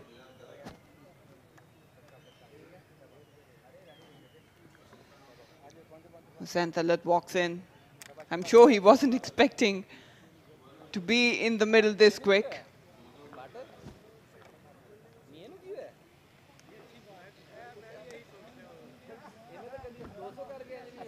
I wonder if he had the news that some franchises are watching this game and he tried to go big on the very first ball, tried to show something different from Usman Salahuddin. Well, that's not his piece of cake, certainly not to start his innings with. And he's a far, far better player, a much compact player, and maybe a rush of blood. And now we know that this can happen to the best and the most experienced of players. None of us in this room, and I'm sure anywhere in Pakistan, would have thought that Usman would play a shot like that. There we see. That was just a heave. And missing it altogether. Someone who has ample experience, has 53 50s. Well, Hussain Talat is out in the middle. He'll be learning something. He's got good healthy average, 40. Got 220, 150s and 600s. That's good. He can bat for sure. He's been a genuine all-rounder. You need to learn from the previous wicket. Don't do that. It's a batting track. You can score big here. No worries whatsoever. Until and unless you throw away your wicket. The bowlers will not dominate you.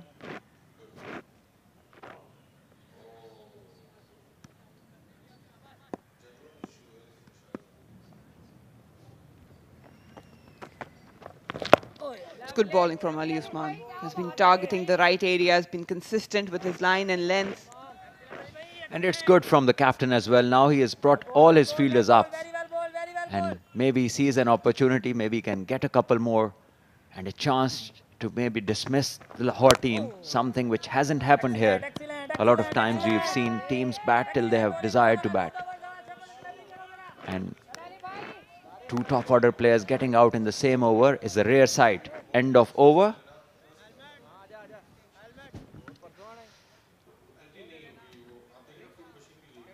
Well, that's what Multan region was looking. With all set, Lahore Blues, there was no demons whatsoever in bowlings or in the wicket, but you come out and you throw away your wicket on a batting track. That was really irresponsible from both of them. First one falling, a very casual attempt, very casual shot, just drifting it. And he did nothing of a short of a shot. Yeah, that was a simple decision because you could see the leg stump. And then Usman, and he surprised one and all with his stroke. Ali Usman, the credit goes to the bowler. He bowled both of the deliveries in the stumps. You miss, I hit. There is Usman. Now he's thinking, what have I done? On this pitch where the whole town has scored runs and big runs, he's the only one who has taken a rash decision, and he will not enjoy his time till the end of this game now. Probably just the instinct.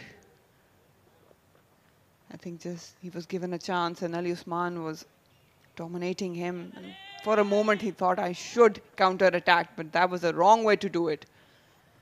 Nonetheless, it's all done and dusted. Turning back to the fast bowlers, Zain Abbas now.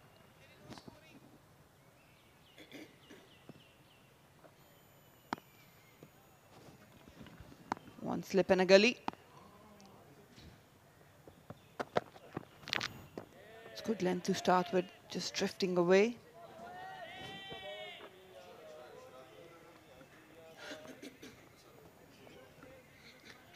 So Majid is continuing with his line outside off, a length which is just a bit short of being full. And with the field heavily dominating the offside, he's asking the batter to make a move and play something which is much away from his body. And I think that is the right approach from Multan. They haven't taken the second new ball. And now, since morning, we are seeing this tactic where they are bowling way outside off, a length which is far away from the batter. Yeah, he is going to test the patience of the batter if he continuously bowls that line, and if the bowlers who come after him and from the other end can bowl in partnerships and keep testing the patience, success will come. 2 wickets falling in quick succession. Would you think it's a good probably ploy to take the new ball? We know that Imran Butt is all well settled in, but they can exploit from the other end. Testing Hussain Talat. They've got good pace attack. They should be going for it, shouldn't they?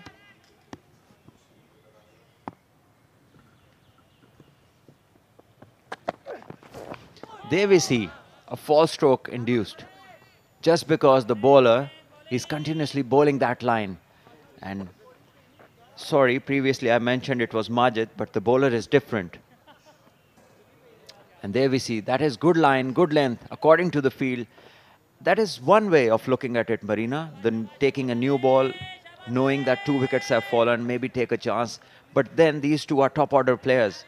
And if nothing happens in the 4-5 overs, then quick runs will come on the new ball. So I think they are waiting, maybe get a couple more and get with the lower order, get into the lower order and then maybe take the new ball.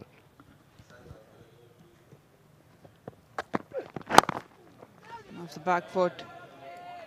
It's good bowling. Yeah, Imran Butt is just kind of stuck in his crease. He's not moving his feet really well, neither on the front foot, neither off the back foot. He is someone who is very agile, very athletic, and he has quick feet movement. But on few occasions in the last few balls we have seen that he hasn't gone behind the line of the ball.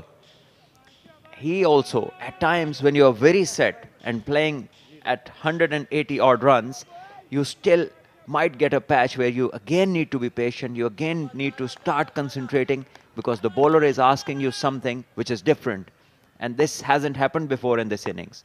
Bowling continuously on one side and one length. There we see, that is well bowled. Credit to the bowler. He's testing and we can see that Imran Butt is not easy. But this is the time that his patience, he needs to be very patient and he is going to be tested. Well, the question is who is going to lose patience first? Is it the bowler trying to double bluff the batter, or the batter to do something different, maybe move closer, play him towards the onside where there's only one fielder in front of the wicket? Or maybe do something extravagant over the head of the fielders who are on the offside? Probably he needs to replan a lot of things now as a captain. Wickets have fallen from the other end. He's out there, well settled. It was really good bowling. That has been the key difference between Lahore Blues and Multan region, the fast bowlers being consistent.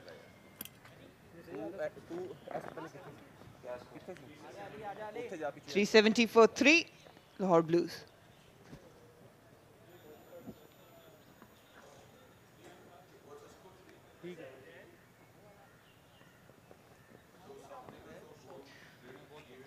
We've seen Imran, but probably off the back foot, he likes to stay sideways. And we see a lot of back foot punches going towards point or behind point rather than going in front of square like in the cover areas. And that can be one area where the bowling side can exploit this kind of technique. I think Imran Butt is looking to get on the front foot predominantly, and then when he has to transfer his weight, he is a bit late on the stroke. That's why the ball keeps going in the region where you just mentioned. But if you are in time and behind the line of the ball, that the chances are that you can place it according to your own will, and that can vary from front of the wicket or wherever the gap is. You can even use the wrist or full face of the bat and even slice it. So there are many options, but it depends in the, what the state of the mind of the batter is. If he is thinking something different, then whenever the ball arrives, he will be a bit late on that. But if he has no presumptions, then the chances are that he will be in a good position to execute any stroke. So the trick is, as a batter, to keep your mind clear and not to assume before the ball has arrived. Some medical assistance being given. Ali Usman. Well, that sort of patch should be given to Lahore Blues, not Ali Usman. He managed to get 2 wickets. Should be happy, up and running.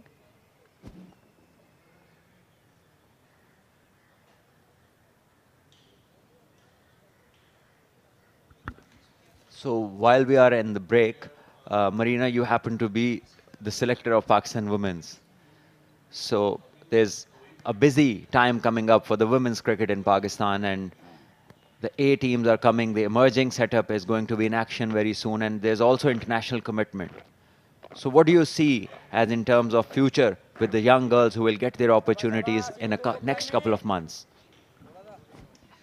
Well, to be very honest, we recently conducted trials for under-19 and emerging as well all over Pakistan, and I was delighted to see the talent in terms of fast ball especially, because we were lacking that at national level. And then also the batters coming in. Recently we had under-19 tournament that was up to the mark to our expectations. And now with emerging getting ready, the national team traveling to Bangladesh, I think there's a lot of cricket coming up. But again, all it comes down to how much international cricket and match practice they can get, because there is potential, but they need these sort of international exposures to be able to develop their games, to understand the requirements of international level. Well, yes, PCB has done a lot lately, referring to the exposure that young girls are going to get in these tours and also traveling abroad as well. So they have been arranging a lot for the women's game. But don't you think that there has to be more cricket in the pathways for the young women to come up, more opportunities, more interest to develop? And what measures have there been taken to get that going? Well, emerging is all sorted. Under-19 is traveling to Bangladesh in January. So that tournament and that bilateral series will give a lot of exposure to them, because we are planning for the Under-19 World Cup in 2025. So that has actually started with the Bangladesh tour, and then we've got a lot of camps, skill camps to be specific, for the Under-19 emergings. Yes, they are having exposure with the West Indies emerging and Thailand team here with the home series. Yes, I do understand there is a need to fill in few gaps, especially as far as the domestic tournaments are concerned, because we need to, and we are thinking along the lines to organize a domestic tournament just for under 19 and emerging. Right now, we've got two tournaments probably heading and actually have been conducted that were of T20 and ODIs, but Pakistan players did participate. So that actually takes away a lot of opportunities from the young girls. Well, that's great news for the women aspiring cricketers in Pakistan. Lots of opportunities coming their way, and also PCB on creating those opportunities. I think they need to be appreciated. And I would also like to see a dedicated women's outlet of cricket where they can be themselves. They can, come and train at the time of their own will, and where the opportunity for them is greater than what they have now at the moment. That would definitely be something which the women cricket will cherish and also use to grow quicker. And also with the women PSL being introduced, that has actually opened many opportunities. Not just to play the game, but also to learn the game from some of the best around the world. Well, as far as the learning is concerned, I'd say concentrate on the longer format in the younger ages. And let's get the technical part done with the women. And the second thing that is very obvious when we compete with other nations is the physical fitness side. And that is also somewhere I think multi-sports can do something great for all the athletes, whether it be men, women, boys, girls. I think you develop that ball sense when you play a lot of sports. Your feet movements develop, your paths get clearer, how you approach the ball. And that will help them athletically and also as fielders.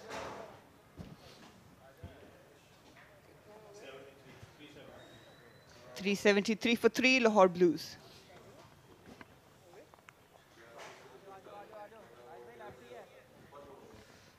I think there is a very big loophole when we come and talk about being athletic, being given the opportunities of multiple sports. I think these things should be introduced in cricket, not just cricket, at school level actually.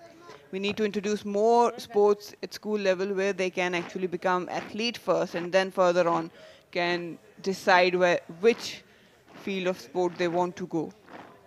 And that has been a big missing part, the school sports. Yes, Marina, this is something very, very important that you mentioned. The institutions need to play their part. We hardly see schools and institutions take the kind of interest that is required when you talk about sports in Pakistan, and Pakistan as a sporting nation. We have abundance in talent, but the pathways where they need to be are not there, functioning properly. And that is where the schools and colleges have lacked big time. And I think that is where you get your leaders in. And that is where thinking sportsmen are basically going to be developed. And we are one of those nations in the world who call sports extracurricular activities in our institutions, whereas there need to be co-curricular. They are as important. Practical life, the part of practical life that you learn in sport is not something you get in the classrooms. So it has to combine with the theory. And I think institutions need to realize the importance of physical well-being and decision-making. And that comes from sport where you have to decide in milliseconds what to do next. And it actually develops your character. It's good bowling yet again, just keeping that tight corridor. Just inviting Hussain Talat to go for it, go for the chase outside off stump. Tahir Hussain has been good. He has adapted quickly. He was bowling his line outside off to Imran, but didn't allow him any free strokes. And now to Hussain Talat, he's spot on. The change of batter from right to left has not hampered his line and length, and that's great to see. It's perfect corridor. Just a bit of shape, late swing to be seen. That's exactly where he needs to be bowling.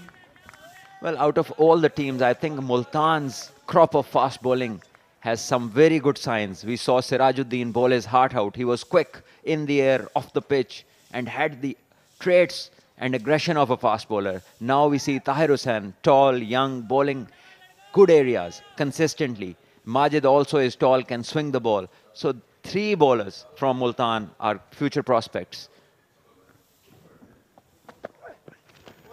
Again, these are the type of consistency you expect as a captain from your fast bowlers up front.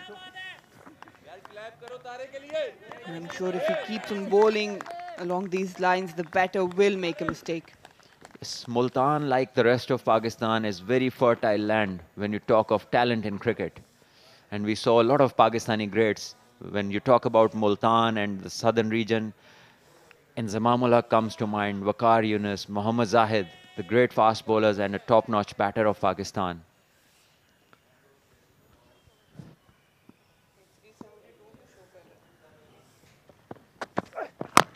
Brilliant. He's keeping those lines very tight, giving no room whatsoever. And also he's hitting the bat hard. That's good. He's putting in the effort.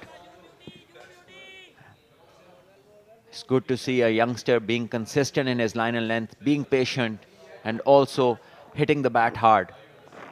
And I'm sure his confidence with this kind of spells will definitely grow and he'll learn a lot. And that is the beauty of the longer format.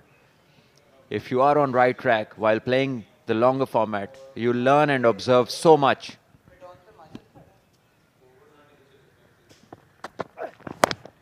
Brilliant yet again, but this time just guided, helped it on its way. He wouldn't mind that.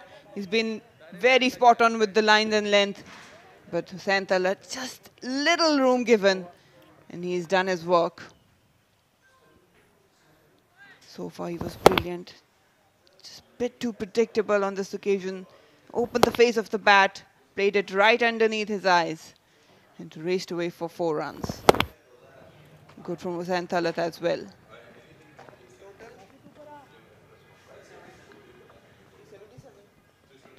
.377 for 3 Lahore Blues.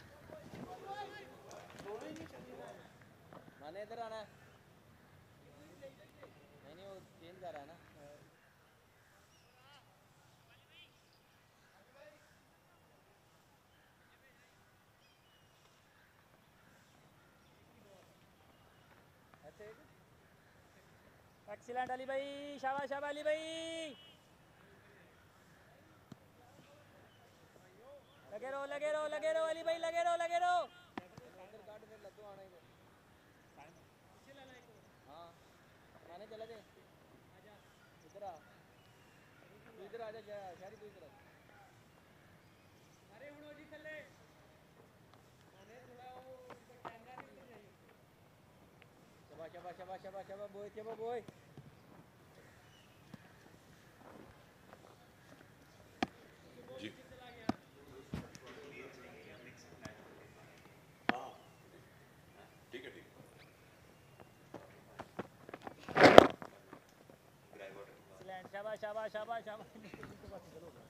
377 for 3. Shabash,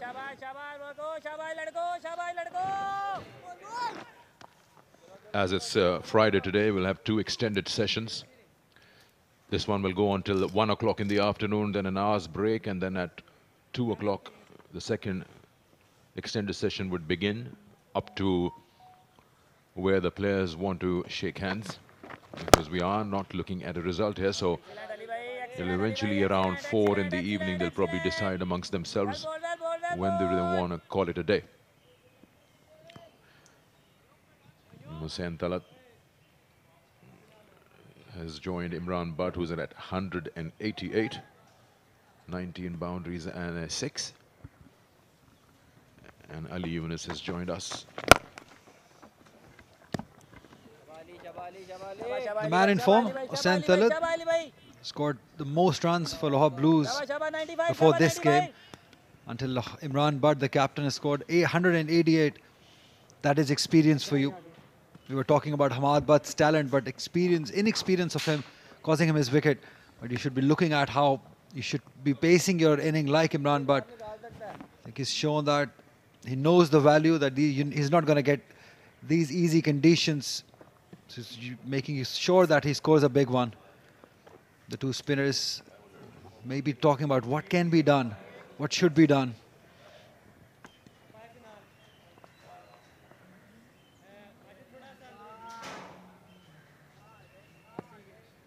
शाबाली भाई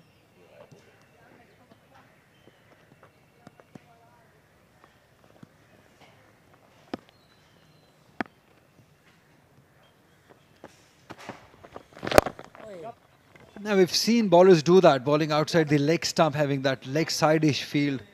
It's more of an off-spinner's well ball well ball field setting. well ball Square leg mid-wicket, deep square leg and deep mid-wicket. शाबाश boy lazy नहीं होना So they're looking to make Imran Butt sweep to create an opportunity. शाबाली But he's too smart. He's not going to miss out.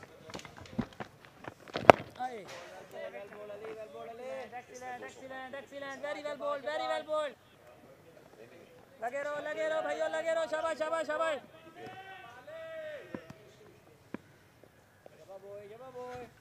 He also has a double 100, the first class, Hussain Talat.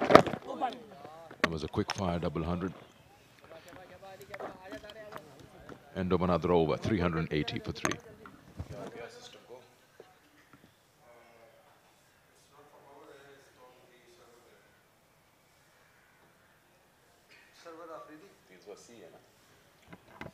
Yeah, we're talking about Hussain Talat's potential as a batter.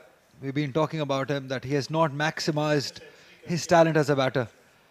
He was better than that, as you just suggested, that he has also scored a 200 at this level. And if you're able to score a 200, you definitely have that skill in you. And he's also in that list of unfortunate players who played for Pakistan, could not quite keep his place in that side. Still believe that he has more to offer to Pakistan. But if he's able to improve on his bowling or shows interest in his bowling skill, he will be very handy as an all-round cricketer.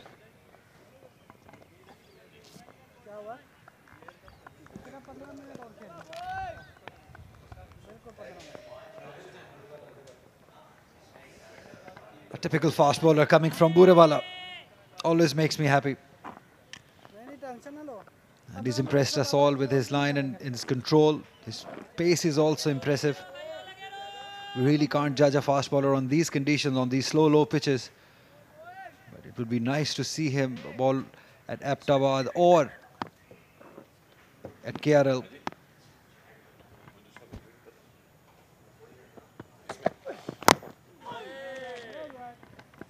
Imran Butt knows that he's got the opportunity to score a double 100. So we see a change in approach. He's been very selective since morning in his shot making. That is experience. I've been saying it, if you miss out on a big one, you're very unlucky. He didn't miss out. He's scoring a lots of runs, Zain Abbas. He knows that he's not going to get these conditions. And he's captained well too.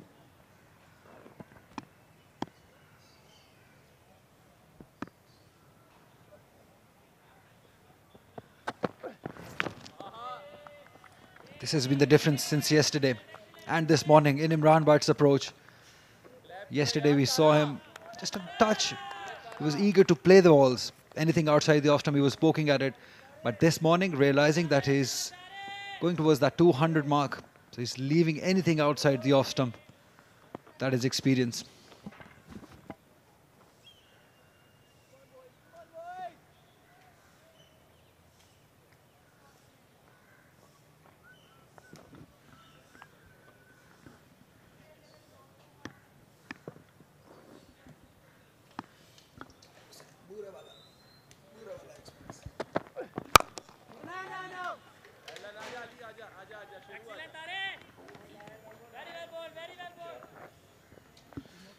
Missed out on the batting point where we finished our session, the first one in the day. Here in the commentary, they had around 6 overs and to score 50 odd.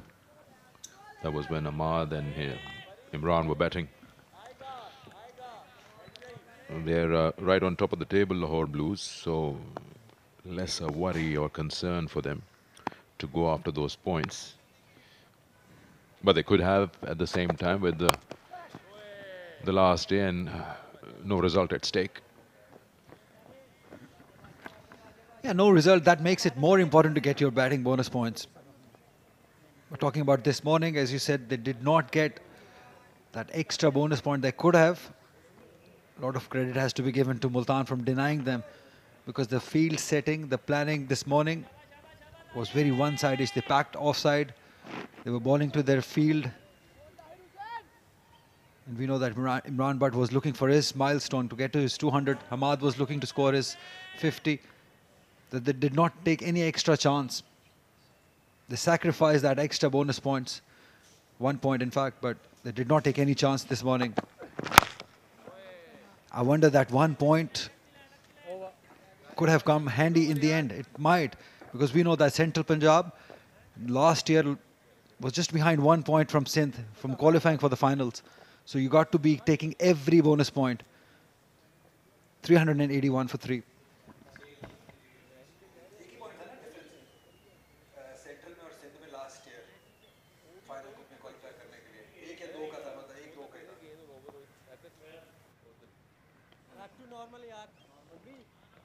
He's bowled really well. Very impressive. Hunain Shah.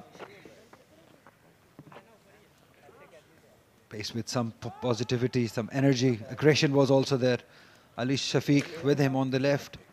More steady, more line and length sort of bowler he is. But Hunain Shah is express pace. Aggression also. So he's got a good future, I can sense it. 35 overs for Ali. He's given away 99 runs. But has taken 2 wickets.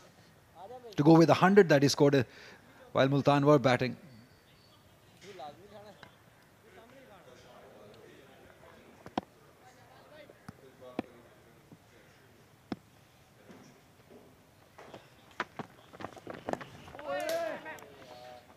He's in no hurry.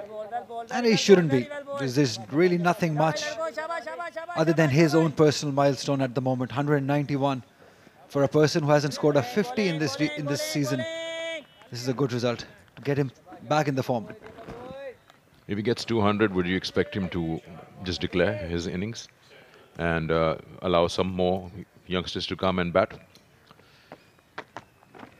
I need an answer because people cannot see your face.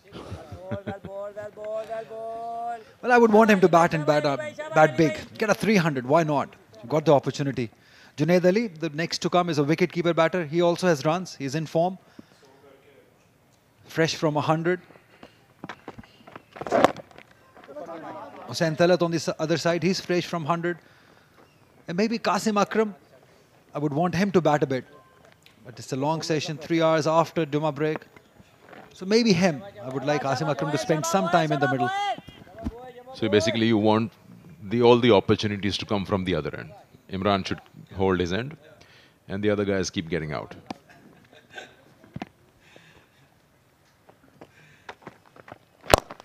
No, why I was asking on not on a serious note, but more on the platform and availability of chances. If such a good batting wicket and there's no result at stake and you're not even going for those batting points. So if you get your 200, which is not far away, may as well give an outing to other boys, youngsters. You've got 1 more round to go and who knows, you make it to the final. In an ideal world, yes. But when a captain himself is short of runs, and the way he's batting at the moment, I doubt that's going to happen. Maybe you might see more risks taken. But if you talk about throwing your wicket away, I doubt that's going to happen. 110 overs gone, 384 for 3.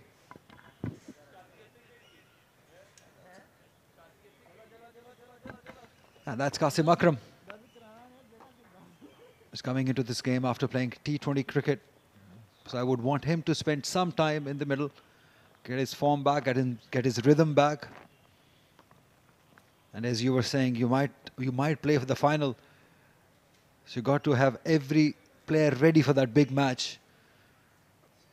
I earlier said it was a 1 point difference. It was 4 points difference. I've just been corrected by Farhan Nisar between Sindh and Central. So every bonus point matters. Central Punjab could not qualify for the final just because of those 4 points. Had they taken it, might have been different.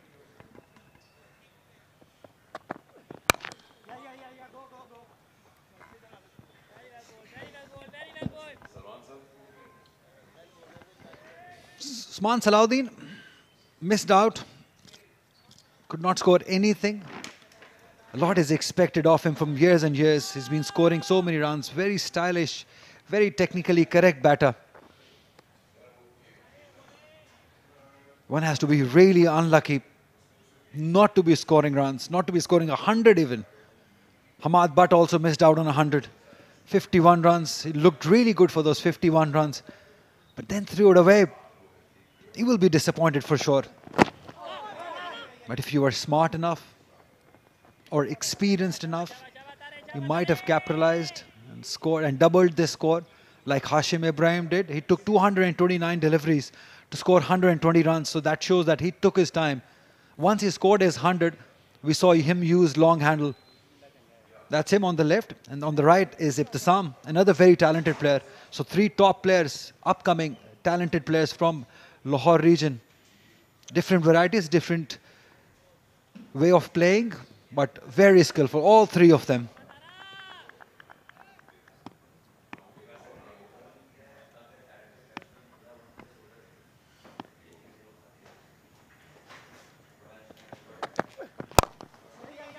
Beautifully driven.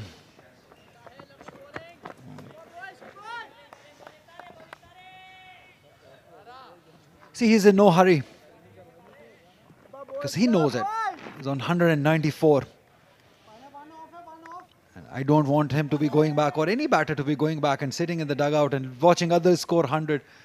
It's just not a batter's thing. You just curse yourself, why aren't you there inside? Like Usman Salahuddin must be doing.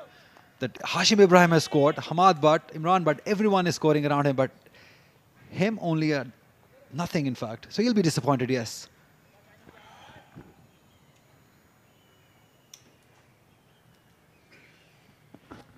You see, there's a purpose behind everything that you do on the field of play.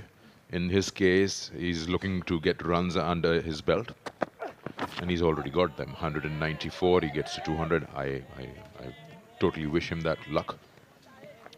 But what's the purpose after that? Because you're not out there to prove any point to anyone. Everyone knows that you've got the capability. You are not getting runs with the bat, but now you've had a good outing. And now you're looking at the team's perspective, because you're not just a batter, you're a captain. You've got one more round, you're leading the table. If your batting depth has not been tested only for the reason because there's such good wickets, the top order keeps scoring big runs, is a golden opportunity when you're getting to the business end of the Quaid-e-Azam trophy that you give, like you said, Qasim Akram a chance. So there's no harm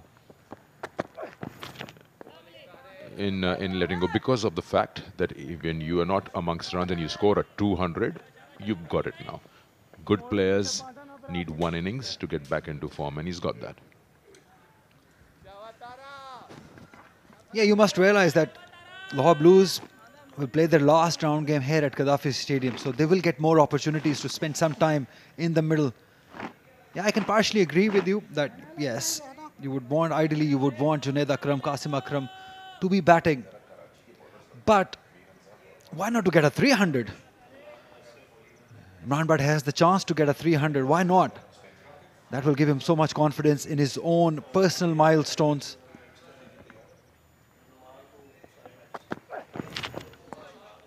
Good you mentioned about the match, which is the last round for Lahore Blues. It's end of the over, 387 for 3. I'd like to see what they perform like. Since you're saying the opportunity is there to go out and have an outing in the last round also, will they be able to sustain and survive? Because it's a different bowling attack. They'll be playing Karachi. You've got 100 plus first-class games, Mir Hamza. You have Tabish Khan, a lot of experience, 617, 18 first-class wickets. Ghulam Mudassir, he's also been around for a long time. Noman Ali, left-arm spinner. Then you have youngsters. So that is a different kettle of fish. So, but Skandar bhai, but if you look at this bowling lineup also, Salman was talking earlier about Multan's bowling lineup. I totally agree with him that Multan's bowling unit has been the most impressive one. I agree with you on this point that yes, Karachi has the experience, they have the skill, but the flair or the aggression Ali has shown or Tahir Hussain has shown, you haven't seen Siraj ball here. So as a bowling unit, I believe this Multan side is a better side than Karachi side. So if you can get scores here against this bowling unit, it will get much easier playing against Sindh. And we know that what Lahore Whites did to Sindh bowling lineup. They scored lots of runs, although they gave away lots of runs too, but they scored against them too. You're saying Karachi, the Multan region is stronger side as a bowling unit than Karachi? Well, it's a debatable subject because people you've named, you're talking about experience versus future promise. But with all due respect, hate to disagree, that Multan and Lahore Blues, both their bowling, especially with the new ball, have been wavered. I think it's very easy to blame that it's a pitch which is not offering anything to the bowlers, but it is what it is. At least you may not have a lot of numbers against your name in terms of the wickets column, but if you bowl good areas, at least you know that I am on the game plan. On the game plan, beg your pardon.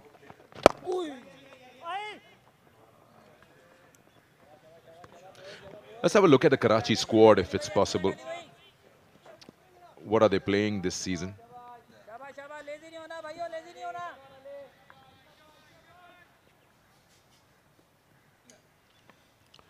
Shahnawaz Dhani, Tabish Khan, Aman Ali, Ghulam Mudassir.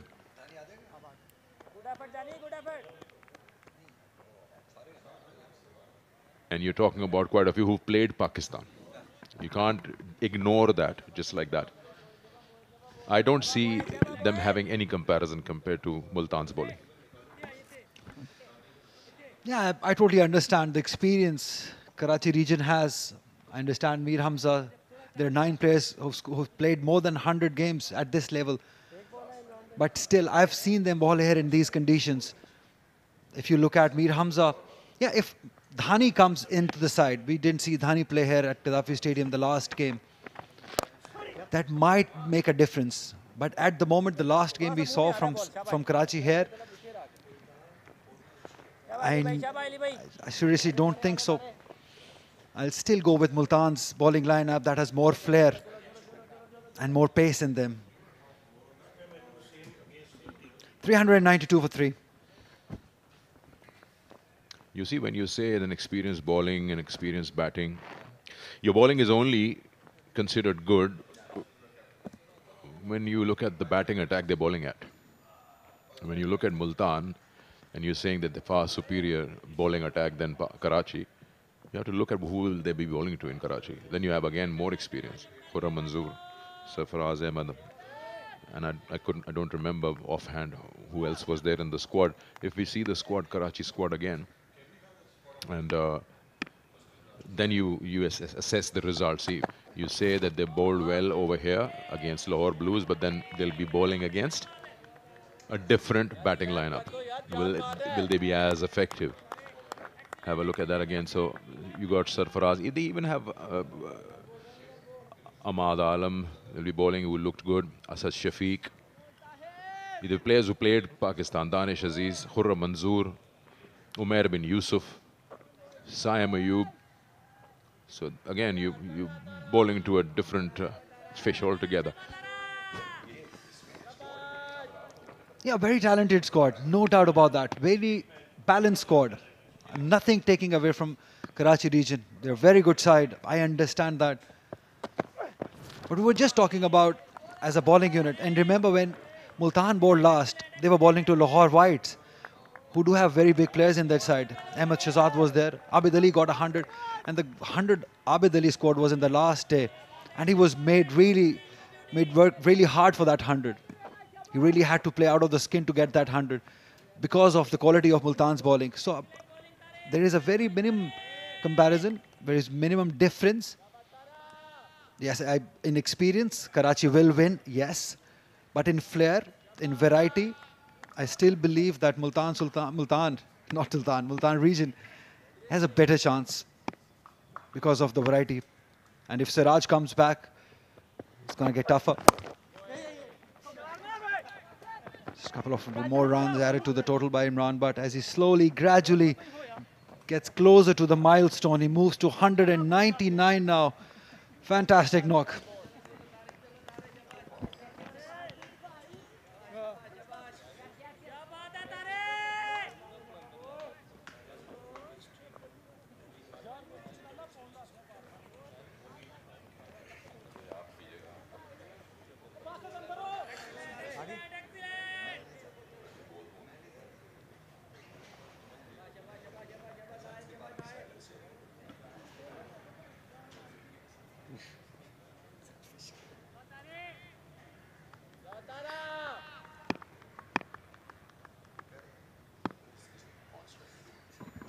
$199. Imran Butt. Oh, very lucky as he gets to that milestone. He's got some luck with this shot as he comes to this milestone. 200 runs scored. An inning of the highest quality by the captain who was short in runs. This will give him lots of confidence. The 5th captain in this year's Quaid-e-Azam Trophy to score at 200. And you can tell by the celebration that this meant a lot to Imran Butt. He was struggling to get some runs. Then he came to Gaddafi Stadium, make use of these conditions and doubled it. That is a beautiful inning.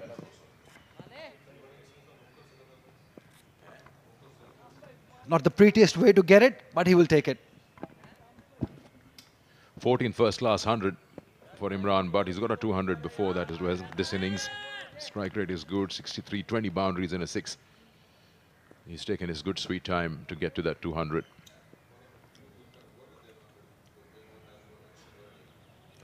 Yeah, it's important how much you want to absorb and be greedy about the numbers. And I would use that word greedy because that only benefits you and the team. If you're not greedy, you'll not go after anything. You've got to give it to him where it's due. He's got a 200. What is he thinking now? From here on, we're closing up to the end of the first session. Still another 1 hour to go because, as we said, it's an extended session. But 200 is 200. And Lahore Blues 399 now.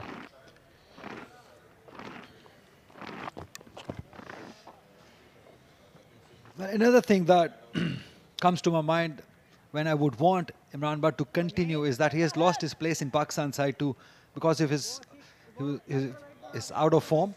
He was, so this is a good opportunity to big one because there will be eyes on him. If you score a 300, it's a different impact that creates. We've seen lots of 200s being scored. 5th captain, but can he convert it to a 300? I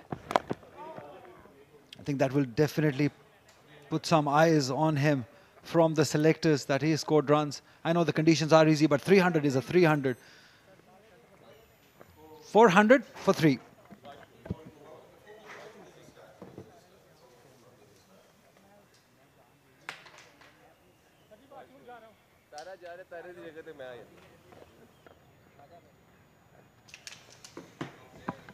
What a year this has been for the captains. 5 of them scoring 200. Zain Abbas 292 against Fatah at Gaddafi Stadium. 245 from Saibzada Farhan against Lahore Whites. 221 by Saad Naseem against Lahore Blues. Imran Butt in this game against Multan. 204 still going. Sarfraz Ahmed also 200 against Lahore Whites. Same venue. So 4 out of 5 matches Gaddafi Stadium has been there in the runs. It's time for drinks.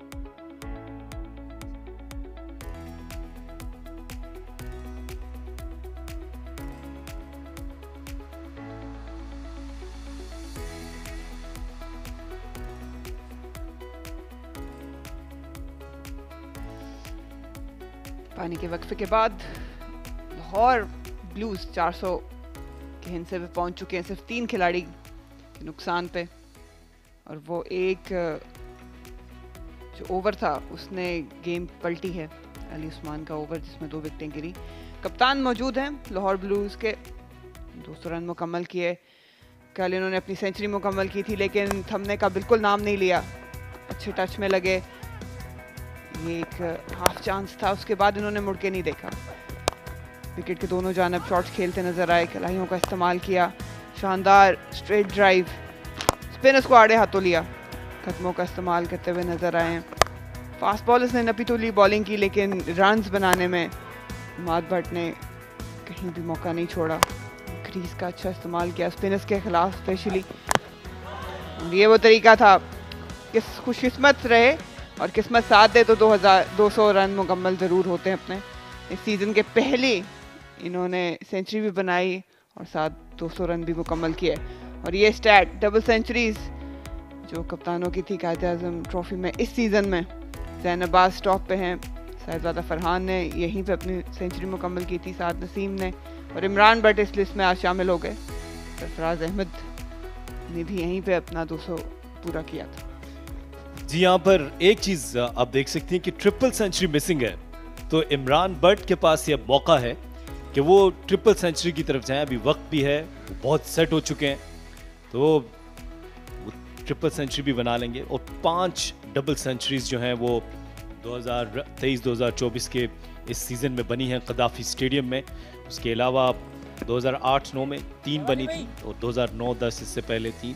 तो ये इसके ऊपर हम discussion करेंगे कि इस season में इतने ज़्यादा रन्स कैसे बन गए। और ये पहले अली से भी इसके ऊपर बातचीत हो रही थी कि आया इसका दोष जो है वो सिर्फ पिच को देंगे कि पिचेस में बॉलर्स के लिए जान नहीं थी, या बॉलर्स भी गलतियां करते रहे। 2008-9 के बाद अब 5 सेंचुरियां बनी हैं, डबल सेंचुरीज बाय कैप्टन्स, ये बड़ा नंबर है। और इसमें एक चीज़ देखने वाली ये भी है कि कुछ कप्तान जो ओपन करते हैं उन्होंने भी इस चीज़ का फ़ायदा उठाया, साथ नसीम और सरफराज अहमद, उन्होंने मिडिल ऑर्डर में आके भी डबल सेंचुरी स्कोर की। कप्तान का लीड करना बहुत ज़रूरी होता है, चाहे आप शॉर्टर फॉर्मेट में हो या लॉन्गर फॉर्मेट में, और इमरान भट्ट 204 पे मौजूद हैं। ये पार्टनरशिप ज़रूरी होगी। हुसैन तलत पूरी महारत रखते हैं, अच्छे ऑलराउंडर हैं, लेकिन ये मौका इनके लिए भी बहुत इम्पोर्टेंट है कि यहाँ पे एक बड़ा स्कोर हासिल करें।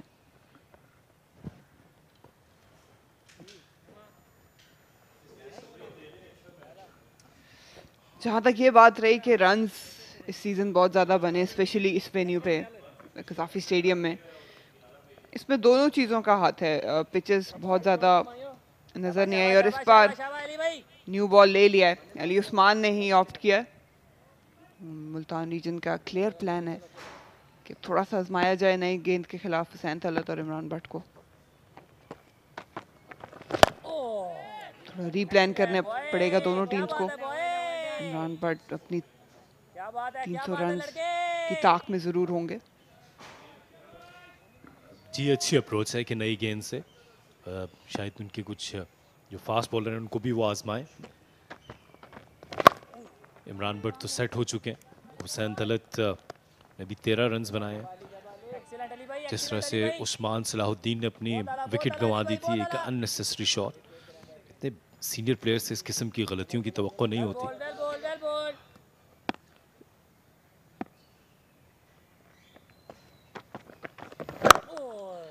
इमरान भट्ट बहुत ही मुस्तनद तरीके से उन्होंने ये इनिंग्स खेली है। एक 401 पे 3 लाहौर ब्लूज।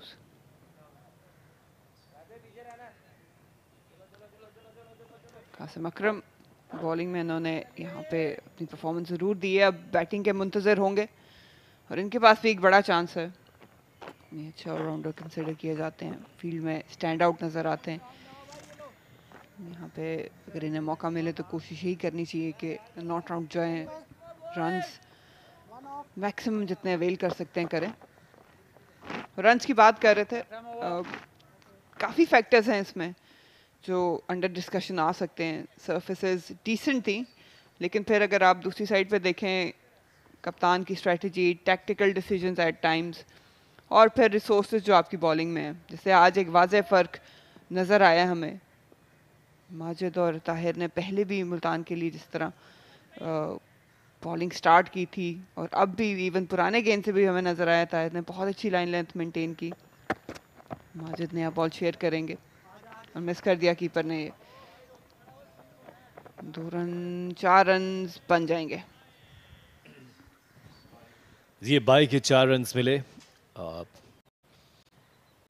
हुसैन तलत ने इस गेंद को लेफ्ट किया और गेंद में हल्का सा स्विंग देखने को मिला। और जो हम तस्करा कर रहे थे कि फास्ट बॉलर्स को अब यहाँ पर जैन अब्बास लेकर आएंगे। ये गेंद नहीं की, विकेट कीपर ने अच्छी कोशिश की थी, लेकिन वो इसको थाम नहीं पाए।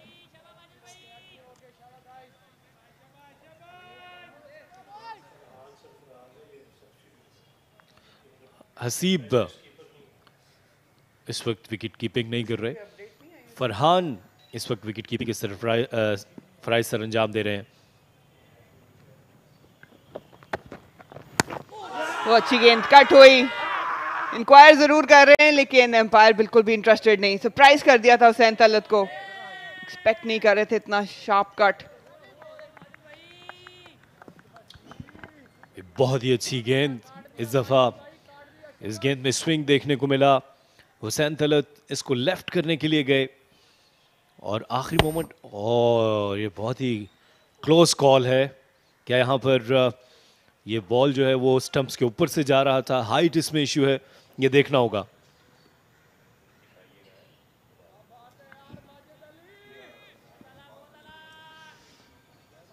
इनकरेजमेंट जरूर होगी माजिद के लिए भी और इवन जैन अब्बास के लिए, क्योंकि नए बॉल से कुछ तो हो रहा है। और ये पैच को हिट किया था, जिस तरीके से ये सीम हुआ बॉल अंदर आया, बाउंस भी मिला, इस बार जाने दिया। तो यही वाज़े फ़र्क जो है वो लाहौर ब्लूज और मुल्तान की अगर खाली बात करें कि रहा है। फास्ट बॉलर्स ने जिस तरह नया बॉल यूटिलाइज किया, इवन ओल्डर बॉल के साथ भी जितनी कंसिस्टेंटली बॉलिंग की है, वो भी एक वाज़े फ़र्क आता है। फिर अगर आप स्पिनर्स पे आएँ तो हमने देखा है रमीज़, मेहरान, उन्होंने भी इसी सेम वेन्यू पे, तकरीबन इसी सेम सर्फेसिस पे बॉलिंग की। वो बॉल बिल्कुल भी एक्सपेक्ट नहीं कर रहे थे। इनकी कोशिश यही थी कि जो लाइन बॉल ने पकड़ी है उसी में एक्सपेक्ट कर रहे थे कि वो कीपर के पास चला जाएगा, लेकिन शार्प कट हुआ।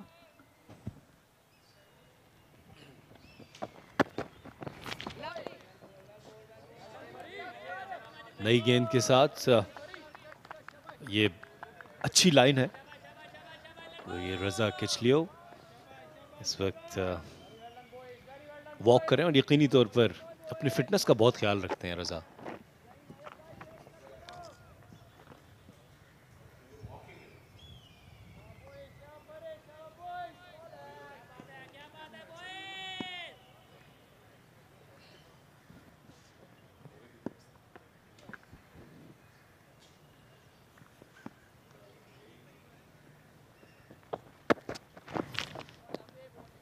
स्विंग मिल रहा है, मूवमेंट मिल रही है, लेकिन लाइन थोड़ी सी बेहतर हो सकती है। एटलीस्ट थोड़ा सा इंटाइस करें आउटसाइड ऑफ स्टंप। चौथी या पांचवी स्टंप पे गेंद अंदर भी कट हुआ है। अंदर स्विंग करने की महारत भी रखते हैं माजिद, तो थोड़ा सा सेटअप करना पड़ेगा आपको। नए बॉल पे फास्ट बॉलर्स का यही कमाल होता है, यही आर्ट होता है विकेट टेकिंग का, कि आप सेटअप करते हैं।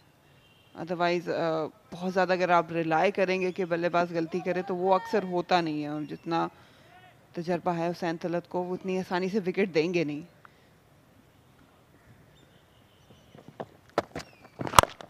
ये बेहतर गेंद थी। ओवर 405 पे 3 लाहौर ब्लूज।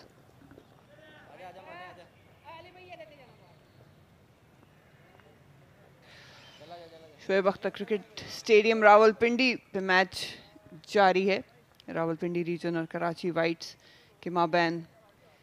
और जमाल अनवर ने 89 की इनिंग्स खेली। मीर हमजा अच्छे टच में लगे, 4 विकेट उन्होंने हासिल की। शान मसूद 90 पे आउट हुए, उन्होंने अपनी सेंचुरी ज़रूर मिस की। काशिफ अली 5 विकेटें हासिल करने में कामयाब हुए। अब्दुल फसी ने 50 रन और मीर हमजा एक बार फिर विकेट के माबैन 6 रन हासिल किए। 157 रन चाहिए कराची को, और जिस तरह की बैटिंग है, तवील और तजर्बाकार बैटिंग है, मुझे लगता नहीं कि ज़्यादा मुश्किल होगी कराची वाइट्स को ये मैच जीतने में।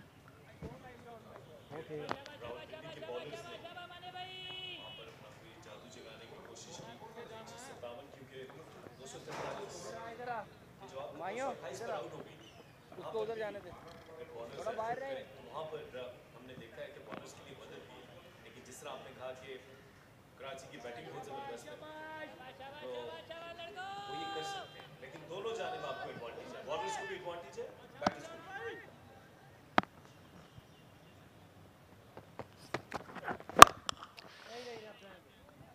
इमरान रंधावा अच्छी बॉलिंग की है। फिर वही बात आ जाता है कंपैरिजन की कि किस तरीके से एक कप्तान के पास जो रिसोर्सेज हैं उसको वो यूटिलाइज करते हैं, और क्वालिटी ऑफ रिसोर्सेज की भी बात की। स्पिनर्स की जैसे हमने बात की, इन्हीं सर्फेसेस पे हमने देखा है रमीज़ को और मेहरान को 5 विकेटें हासिल की उन्होंने। अब यहाँ डिफरेंस ये आ जाता है कि जैसे जाहिद महमूद इनके स्ट्राइक बॉलर थे, स्ट्राइक स्पिनर थे, लेकिन उन्होंने स्ट्रगल किया, गो के चांसेस ड्रॉप भी हुए। अच्छी गेंद, अच्छी लेंथ को हिट कर रहे हैं, रूम नहीं दे रहे, लेकिन एज ए टीम आप उन अपॉर्चुनिटीज़ को किस तरह अवेल करते हैं at the end of the day, ये भी बहुत मैटर करता है।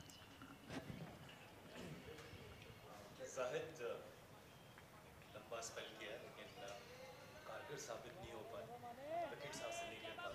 आप दुरुस्त कह रही हैं, मेरे लिए बड़ा कंसर्न ये है कि जो कैचेस गिराए गए, फील्डिंग का स्टैंडर्ड इसको बढ़ाना होगा। इंटरनेशनल लेवल पर अगर आप देख लें,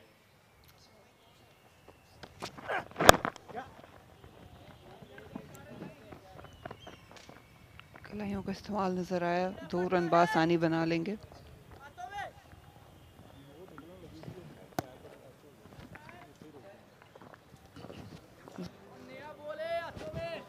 जी आप बिल्कुल मरीना, जिस तरह मैं तस्करा कर रहा था कि जाहिद ने एक लंबा स्पेल किया लेकिन विकेट हासिल नहीं कर पाए, और यही एक फ़र्क नज़र आया जो बार बार बात की जाती रही कि रमीज़ दो के एक स्टंप इनकी बॉल पे छोड़ दिया था हसीब ने, और एक कैच गिरा दिया इमरान रंधावा ने।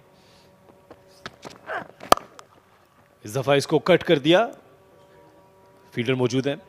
और एक चीज़ जो ये कैचेस ड्रॉप होने की बात हुई, जो फील्डिंग का स्टैंडर्ड है उसको इंटरनेशनल लेवल पे तक बढ़ाना होगा। हमने देखा कि जो बाकी टीम्स हैं, ऑस्ट्रेलिया, इंग्लैंड, न्यूजीलैंड, उनकी साउथ अफ्रीका, तो उनके सारे फील्डर्स जो हैं वो एथलीट होते हैं और बहुत ही 11 के 11 खिलाड़ी मुकम्मल फिट, और वो फिर 100% पुट करते हैं, तो इसको बढ़ाना होगा। बिल्कुल मैं आपकी बात से एग्री करती हूँ, लेकिन जहाँ तक फील्डिंग की बात आती है, इसमें इनफरादी इंटरेस्ट जो है वो आ जाता है, क्योंकि कोचेज एक हद तक आपके साथ मेहनत कर सकते हैं।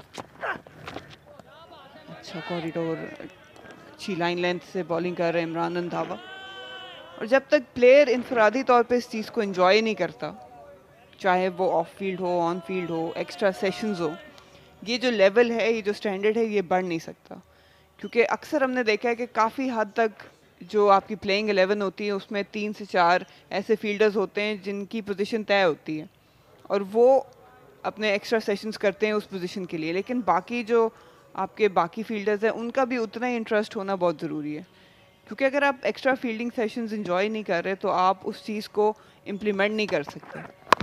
जब आप मैच में आते हैं, स्पेशली लॉन्गर फॉर्मेट में, हमने काफ़ी इसी फॉर्मेट्स में स्टैंड आउट फील्डर्स देखे हमने, जिसमें सबसे पहला नाम आता है तैयब ताहिर का। वो कहीं भी हो वो डिफरेंट नज़र आते हैं, क्योंकि वो फील्डिंग को एंजॉय करते हैं, चाहे वो इनर फील्ड में हो, शॉर्ट कैचिंग में हो, या आउटर फील्ड में। 410 पे 3 लाहौर ब्लूज़।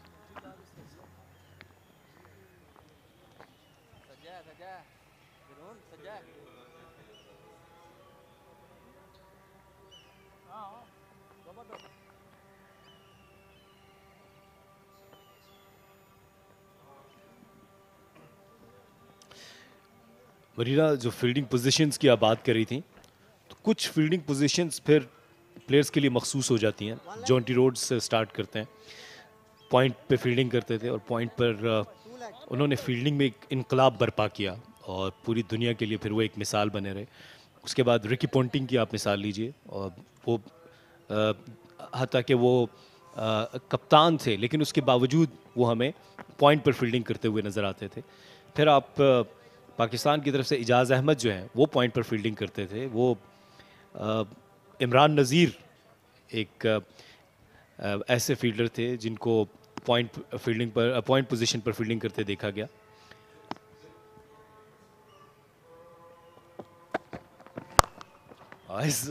इसको पुल कर दिया इमरान भट्ट ने।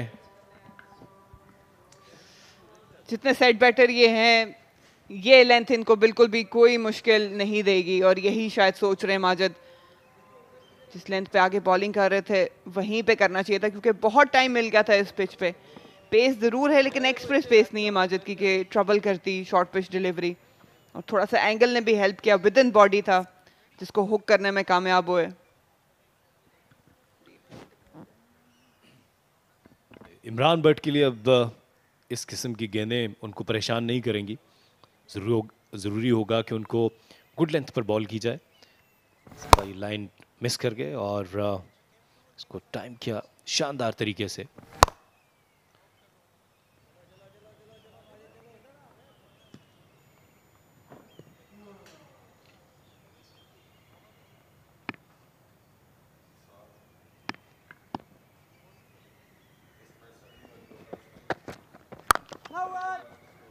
बेहतर थी लेकिन थोड़ा सा लेंथ आगे था इमरान भट्ट के लिए। जी मरीना, तो मैं बात कर रहा था कि जो पॉइंट पोजीशन थी फिर उस पर ये 3-4 प्लेयर्स, लेकिन फिर हमने देखा कि मोहम्मद कैफ जो हैं वो हमें कवर्स में फील्डिंग करते हुए नज़र आते थे, और उनको शॉर्ट मिड विकेट पर लिया जाता था, और कई दफ़ा जो है वो फील्डिंग में जो लॉन्ग ऑन की तरफ बैटर स्पिनर पे खेलता है वो सिंगल को रोकने में कामयाब नज़र आते थे। लू विंसेंट न्यूजीलैंड के जो प्लेयर्स थे वो भी कवर्स में फील्डिंग करते थे। तो ये फिर प्लेयर्स के नाम से मखसूस हो जाता है कि वो फील्डर किस पोजीशन का है। एक्स्ट्रा पेस जनरेट करना चाह रहे थे माजिद, इसलिए ओवर स्टेपिंग कर बैठे। 213 पे मौजूद हैं इमरान भट्ट, हुसैन तलत। इतना टाइम ले रहे हैं, 15 रन्स बनाए उन्होंने। और मरीना, फिर एक नाम मैं ज़रूर लूँगा जो फील्डिंग बाउंड्री पे करते थे। इस दफ़ा अंपायर ने इसको नो बॉल डिक्लेयर किया। एंड्रयू साइमंड, वो बाउंड्री पर बहुत शानदार फील्डिंग का मुजाहरा करते थे ऑस्ट्रेलिया से, और जॉन्टी रोड्स तो हर मैच में 15 से 20 रन अपनी टीम के लिए बचाते थे। सिर्फ रन्स नहीं बचाते थे, एक्स्ट्राऑर्डिनरी रन आउट्स और कैचेस हमने देखा है।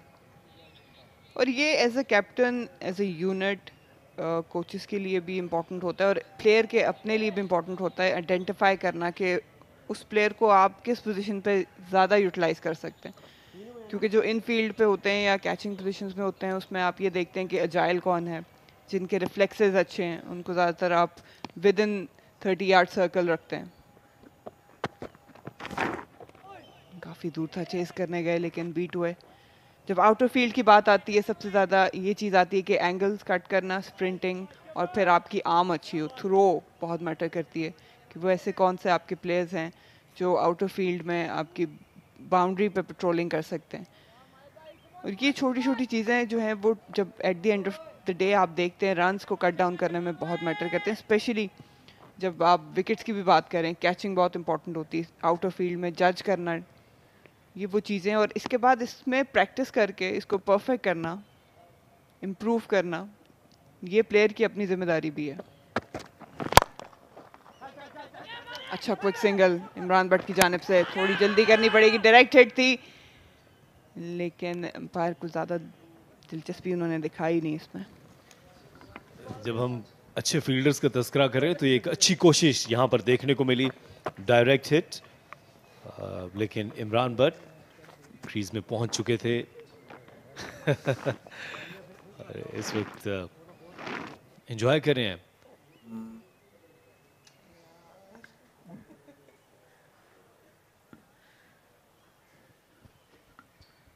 लेकिन एक टाइम ऐसा होता था जहां आप एक या दो ऐसे फील्डर्स होते थे, ऐसी पोजीशंस भी होती थी जहां आप थोड़ा सा भी, अगर वो फील्डर उस स्टैंडर्ड का नहीं है, वो आप मैनेज कर लेते थे। लेकिन मॉडर्न डे क्रिकेट में अब ऐसी कोई पोजीशन नहीं रही।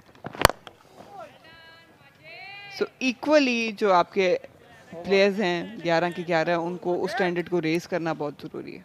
418 पे 3 लाहौर ब्लूज।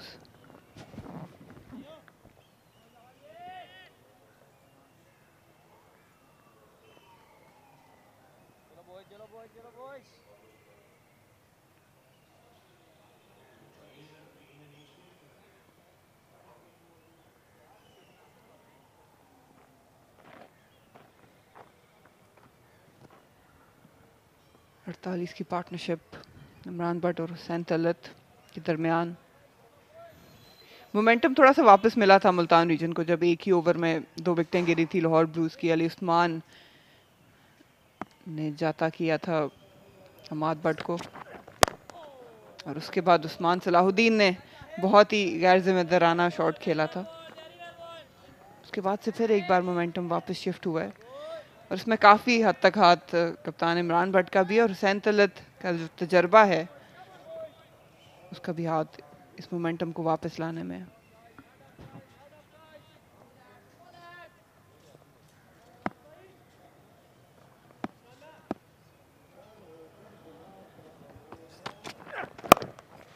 थोड़ी सी शॉर्टर लेंथ की तरफ थी ये गेंद जिसको गाइड किया, और अच्छी रनिंग एक बार फिर।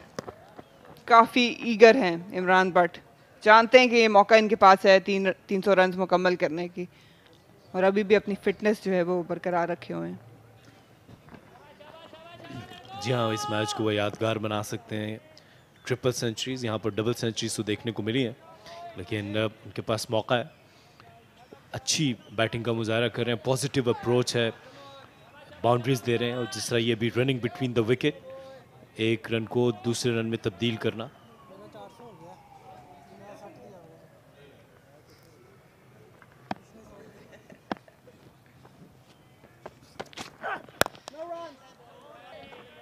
यहाँ पे ज़रूरी है कि ज़ैनब बास एक बार जाके अपने बॉलर्स के साथ ज़रूर ये बात करें, क्योंकि नया बॉल इन्होंने लिया है। अगर उसको वेस्ट होने देंगे तो फ़ायदा कोई नहीं है। एक प्लान ज़रूर होना चाहिए। अच्छी बॉलिंग हमने दूसरे एंड से ज़रूर देखी, और मुझे थोड़ा सा ये शौक ज़रूर लगा कि क्यों ताहिर को नया बॉल नहीं कराया गया माजिद के साथ। इमरान रंधावा, ताहिर शायद फील्ड में मौजूद नहीं है। थोड़ा सा इश्यूज मुल्तान का ये भी चल रहा है। सीबुल्ला भी कल जो है वो ग्राउंड से बाहर चले गए थे क्रैम्प्स की वजह से। जेन्युइन कीपर का भी डेंट ज़रूर आता है, और लॉन्गर फॉर्मेट में ये चीज़ भी मद्देनज़र रखनी होती है कि इन केस अगर आपका जो जेन्युइन कीपर है, जो आपकी फ़र्स्ट चॉइस है, उसको किसी वजह से बाहर जाना पड़े, तो दूसरा कीपर एटलीस्ट उस स्टैंडर्ड के करीब हो। कल हमने देखा था कि कैचेस ड्रॉप हुए, स्टंप्स मिस हुए, और आप ज़्यादा ब्लेम नहीं कर सकते। फरहान सरफराज आज ग्लव्स लेके कीपिंग की जिम्मेदारी सौंपते हुए।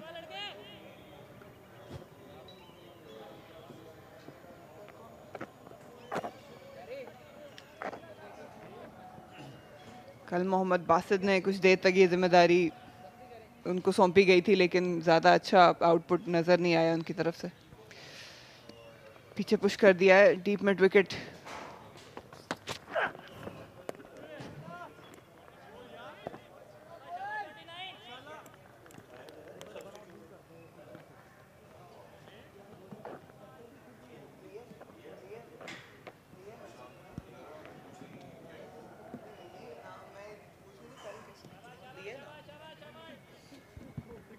अब फिर सवाल ये पैदा होता है कि हसीब भी एक नौजवान है और अभी सिर्फ 21 साल उनकी उम्र है।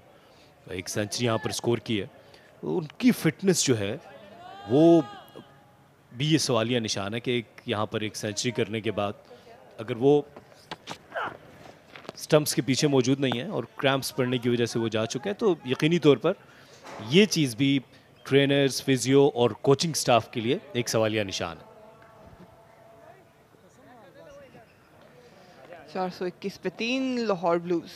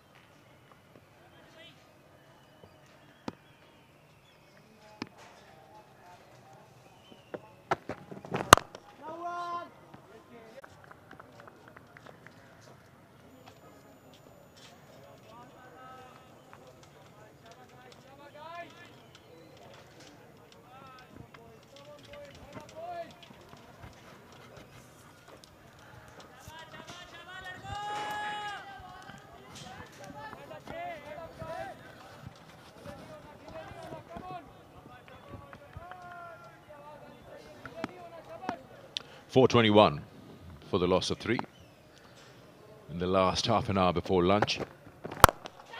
Upish and it's dropped. There was an opportunity there. How many times we've seen in this match that catches have been spilled by fielders, and it's probably the only reason being they're caught napping. When nothing's much happening around them, and suddenly an opportunity comes there where you find yourself not ready. Have a look at this. A good height.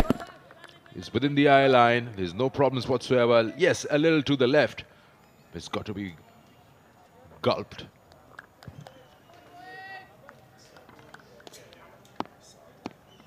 So this is the 7th time a fielder has dropped a chance. And on a pitch as good for batting as this is a sin. And then now we see what we see often in cricket. Once a batter is given a chance, the next ball goes to the boundary. And exactly the same has happened here. Imran Butt driving one. The bowler on this occasion providing width and accepted by Imran Butt. In the air, no half measures about it, but in the gap this time.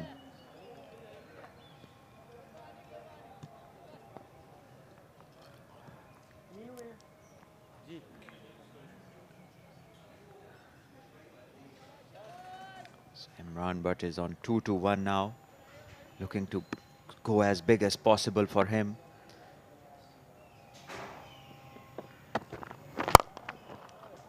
And there we see another one, full and driven down the ground. Another boundary for Imran. That's a good shot through the line to drive on the onside. Not an easy one, but the bowler trying to attack the stumps. You just trust everything about that pitch as a batter, and you drive with a straight bat. He got his foot out of the way and got timing on it. Good shot to watch. Talk about the pitch. It has been a batting perfect track. And on a pitch like this, if the fielders don't help out their bowlers, it's going to be hard work and a lot of frustration. No, stay there. Let's have a look at that drop catch again. As you said just now, that these opportunities don't come so freely in a game like this. What went wrong here? Now, I'm not talking about the batter's thing. Fielder. He's not slow to move, nothing at all. It's just about the intensity levels in the field dying because not much is happening. He just spills it. Yes, exactly. That expectation level on a pitch like this where not many chances have arrived. But this is a given thing. Everyone knows that wickets are hard to come by. So they should be more focused, more concentrating on any possible chances. But what's happening is totally opposite. It is as if they have presumed nothing is going to come. 119 gone, 4-9 for 3 Lahore.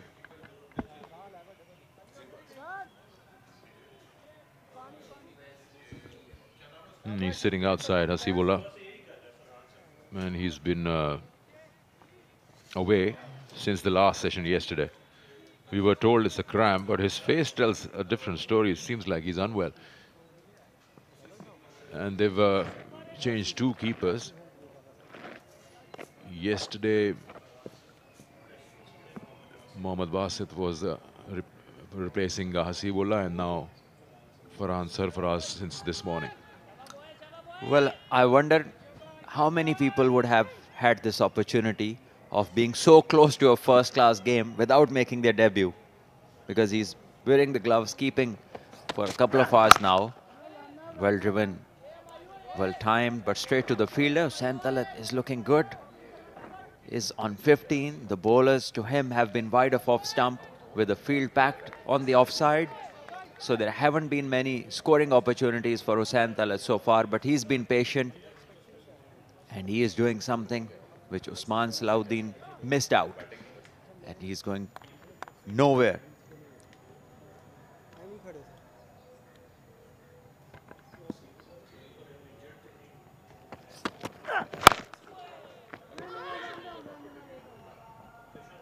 Once again, trying to drive it hard back, but not succeeding in timing the ball. Since morning today, Sikandar, the bowlers have been bowling to their field outside off stump and also have maintained a decent length as well.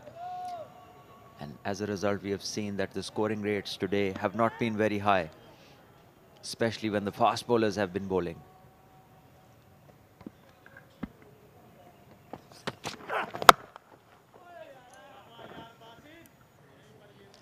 $114 have been added in this extended session because it's Friday in the 32nd over, which is in progress.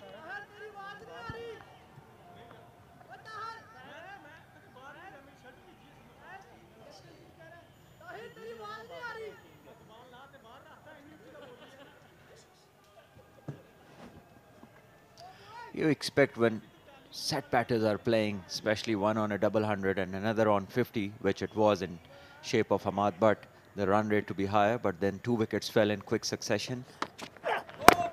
And this one is short, pulled away by Hussain Talat, is called as a no ball by the umpire, and it will be only one. Both the umpires making their debut in this game, and so far they've been good with their decision making, especially whenever they've had the chance.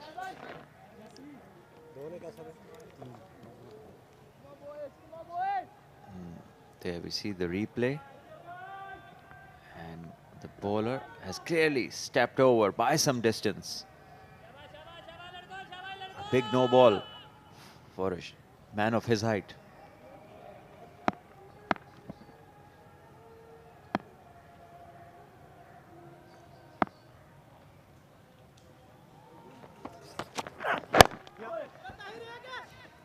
You were talking a while ago about the wicket-keeper coming in as a substitute, so close to the action, but still won't be counted as debut. Had it been, he would be making his debut automatically, the only reason being that he can bat as well. But sometimes you think these rules, yeah, but they make sense for whatever reason he can't bat, but if you have taken the field, I guess you're playing for the country or your team. You take a catch, yes, you'll be mentioned as substitute, but you are part of that match. You do all that, maybe induce a few run-outs, a stumping, but you still haven't made your debut. There it is. There was some noise and is given now by the umpire. He took his time, but there was some noise, definite noise, and the plan has been successful now. Bowling on one side, backing the field on the offside, bowling a length outside off, and testing the patience of the batter. And this time Hussain Talat was impatient. He played a ball which was way outside the off stump, and he's lost his wicket in the process. And now he has one catch to his name. There we see, angled away, kept going, and Hussain was in no position to play that stroke, and well taken on his left side. That wasn't an easy catch, especially for someone who doesn't keep normally. There we see, he was low down, and he took it really well. Hussain Talat goes for 16, and it's now 432 for 4.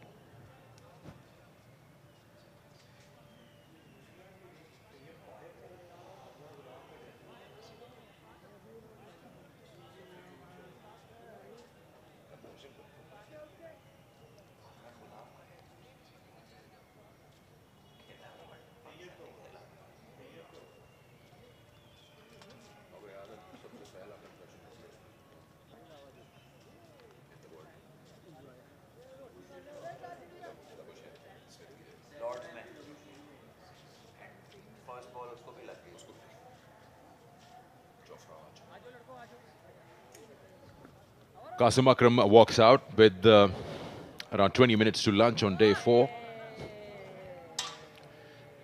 A lot has been spoken about Qasim Akram and the talent he possesses. I still remember not so long ago, a year and a half ago, it was referred as the next big thing. Talking about the across formats, because he's your complete package. He may be in future, has the ability to be known as an impact player because he's a gun fielder. He offers you a bit with the ball, and he has that ability to be slightly flexible in that middle order. And he has got a decent technique as well. He's in good shapes when he plays his shots. He looks quite balanced when at the crease and has a lot good about him, about his cricketing abilities.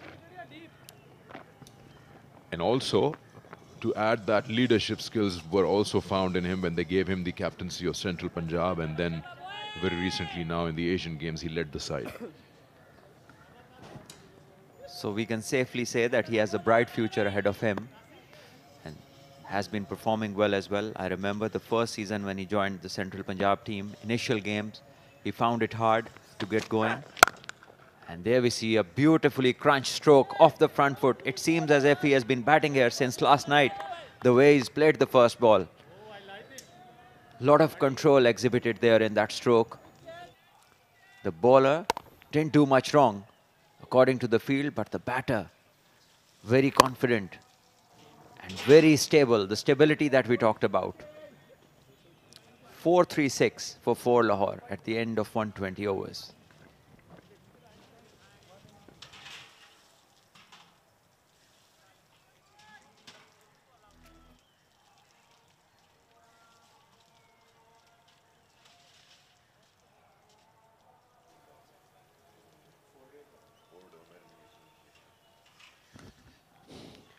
The important part is when you are looking at a player like Qasim Akram and you feel that he's someone for the future, then you've got to give him as much as outing as possible. Now, very recently when Pakistan A visited Zimbabwe to play Zimbabwe Select, he was playing under the captaincy of Imran Butt. He wasn't in the 11. Later on, they changed the captain to Hussain Talat and so on. 3 captains were changed. He eventually got an opportunity to bat down the order, and he showed skill. I think he scored a 50, I'm not sure, but he did immediately when he came into play. That's another boundary. That's a bit of a lazy effort there at a deep backward square leg. First, I thought he's going to cut it off, and then he just gave up on the race with the ball. Good timing on that shot. Yes, definitely. The timing just took it away from the fielder, who once he realized that he couldn't make it, just dropped his pace. There we see, we'll have a better look from this angle, and we can see the shot was well timed, and the fielder so far appears nowhere in the picture. So rightly so, he decided to just save a breath for himself. So coming back to Qasim Akram, when you have given him the captaincy to lead Central Punjab, I'm talking about the white ball version. And I'm not saying make him captain everywhere, but give him an outing everywhere. I mean, make him a regular part of that 11. Exactly. When you see so many good things in a youngster, then all he needs is time to develop, and definitely the foreign tours, the Shaheens in our instance, or the A teams, that is the place where he should be around for a certain period of time, which will help him develop and also give him the exposure of international venues, and the adaptability will also come with time when he keeps going away and play different oppositions. Now again, between that Zimbabwe tour and the Asian Games where he was the captain, just before that was the Emerging Asia Cup, where he was playing under Muhammad Haris's captaincy, and he didn't get all the games. So what exactly is the point then? The captaincy changes of frequency, or the chances that he gets? The point being is that whether he's a captain or not, if you're deciding to give him the captaincy in the domestic Premier tournament, which means you're considering him as somebody who may lead your A side and then so on and so forth in the topmost position. But here the problem is, forget about the captaincy. He is not in the 11 at a stretch, and it's not because he's not performing. I don't know that a lot of experimentation is going on. They're trying various things. But his flexibility with the bat allows him to bat anywhere. So it's not even the case that we play him or the other guy. Yeah, I agree on that with you, that if he is around, then he should be playing most games. His tie was with Mubassir Khan. They believe that both of them offer the same thing. Bit of off spin, same number of batting, and both of them are performing. But I think he's a far decent batter, especially, you know, the way he plays his shots, the technique that he has, and the vulnerability against the moving ball is much lesser than the other guy you named. And I was just thinking when I just saw him hit that first stroke that he is not a player who has to play at number 6. He can bat much higher in the order.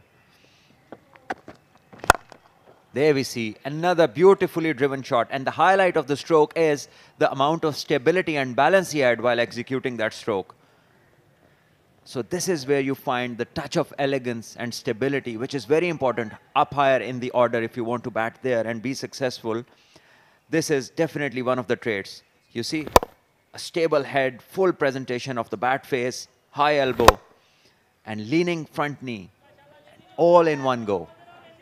And that is how you should execute this stroke in a perfect manner that he did. And I think he should bat up. Number 6 or 7 is not the place where he belongs.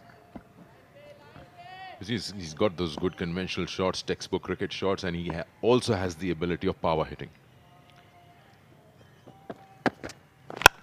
There you go again. Good shot straight to the fielder.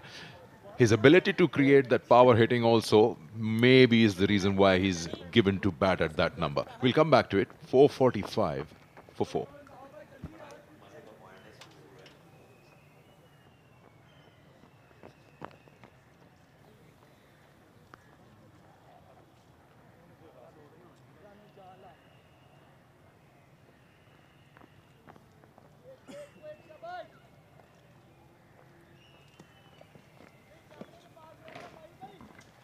You make a very good point where this mindset exists that if somebody can hit with power and is good at big hits, he should bat down the order. Well, if he is that very good and he has a decent technique, why don't you give him maximum overs, where you let your best player or the player who are one of the better players to bat for the maximum number of overs, and you can extract much more from him then with less risk involved.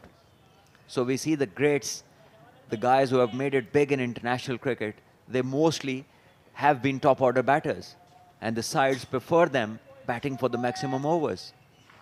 And we see also people towards the end of the career bat up higher and make it easier for the guys who are getting inducted in the international teams. We see Rahul Dravid started as a middle order player. By the end of his career, he was opening in Test cricket. And there are many such examples around. Yeah, that's an interesting thing, because when you talk about someone like Qasim Akram, who's got the technique and can bat up the order, plus at the same time he can be a power hitter, you won't have that fear with Qasim Akram, which you would probably with somebody who's just a finisher for you. A clear case of that is yesterday, Australia. Now, you give Glenn Maxwell or Stoinis last 10 overs, 15 overs, they'll smash the living daylights. But if they're coming out to bat in the 12th over, they are the kind of players who like momentum, who like something. You leave them with a score of 7 and over, they'll continue right from there. But when you give them 35 overs to bat, you might not get the same results compared to someone like who can bat up the order. Yes, you make a wonderful point, and it relates to so much of cricketing sense, what you decide with whom as a player, and what role you want someone to play, what value you want him to add in your team.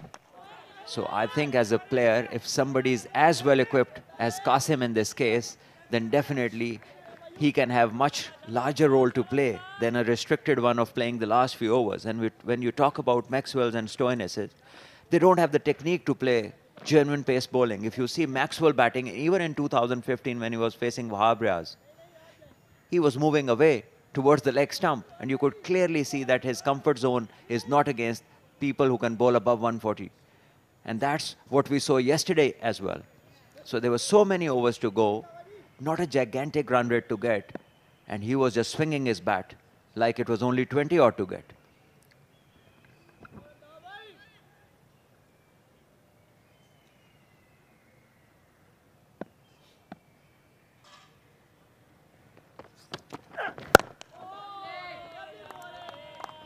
And definitely the comfort zone against the high-speed ball is a big, big factor, which sometimes is swept under the carpet when deciding which player would be used. Because if you see David Miller in different situations, he is someone who is very comfortable against pace. So when he gets this opportunity to bat for longer, he accepts it. And he takes it to a point where he can utilize his big hitting talent. But people who we just mentioned, particularly Maxwell and Stoinis and others like them who are not very comfortable with that high pace, for them, if they have to bat longer, it becomes a problem. And their shot selection does not relate to most situations in that case. You just zero down to Qasim Akram. He's your all-format player. And we've seen that he was part of Karachi Kings in the PSL, and he's of course played the one-day emerging Asia Cup, and now he's playing this four-day. I guess somewhere as the topmost management where you're looking for new talent and you zero down on someone like Qasim Akram, then the domestic coaches and the international ones have to be in tandem and probably politely force them to give the boy more opportunity up the order. We want to test a few things. Because yes, of course, there's a trophy at stake over here as well. But then, if you really want to take some guy as your future prospect, then you've got to make sure that the domestic and the international coaches are working for the same cause. Absolutely. The whole point of this exercise, which is called domestic cricket, is to have a pathway where players progress to play for the Pakistan team. And the products that you have zeroed on, and in this particular case, that's Qasim Akram, then he needs to get every possible opportunity to learn, to adapt, and to get as ready as possible before the time arrives to play for Pakistan. And if you do that, then as a result, you will have enough bench strength and you won't have a panic button when you have an injured Naseem Shah or, for that matter, anyone. We'll come back 448 for 4.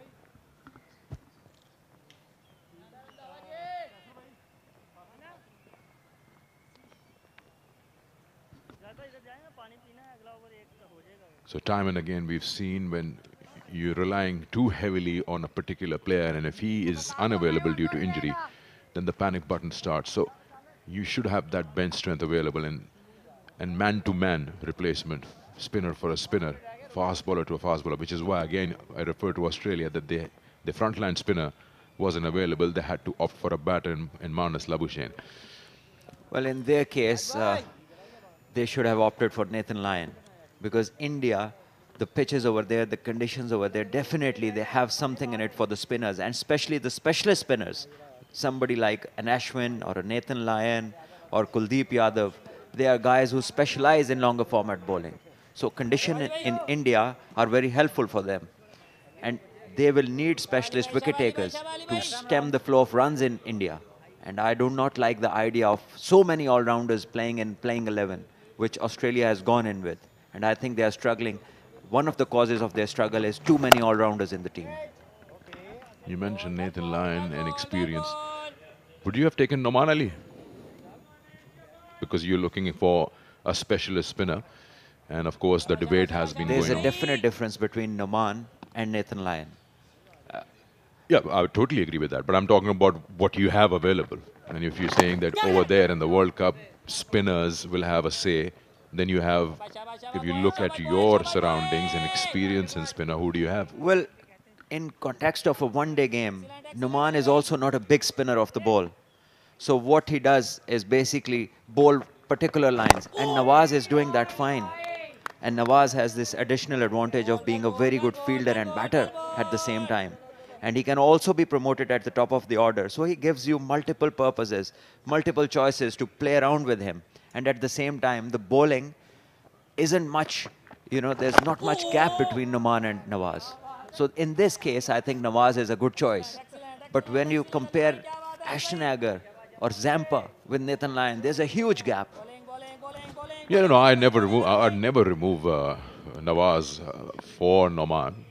I was just saying that we could have been in reserves, just for the sake of a conversation.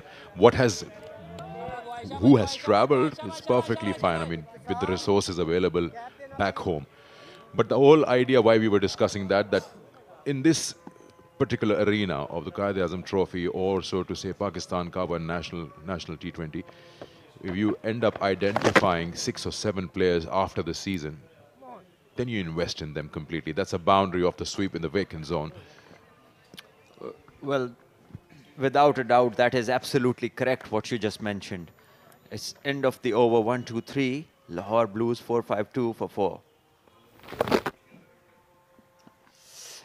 And there's the replay, and Qasim Akram displaying a perfect technique, roll of the wrist, a controlled sweep shot for 4, and definitely the bowler gave a freebie, but he has taken full advantage of that.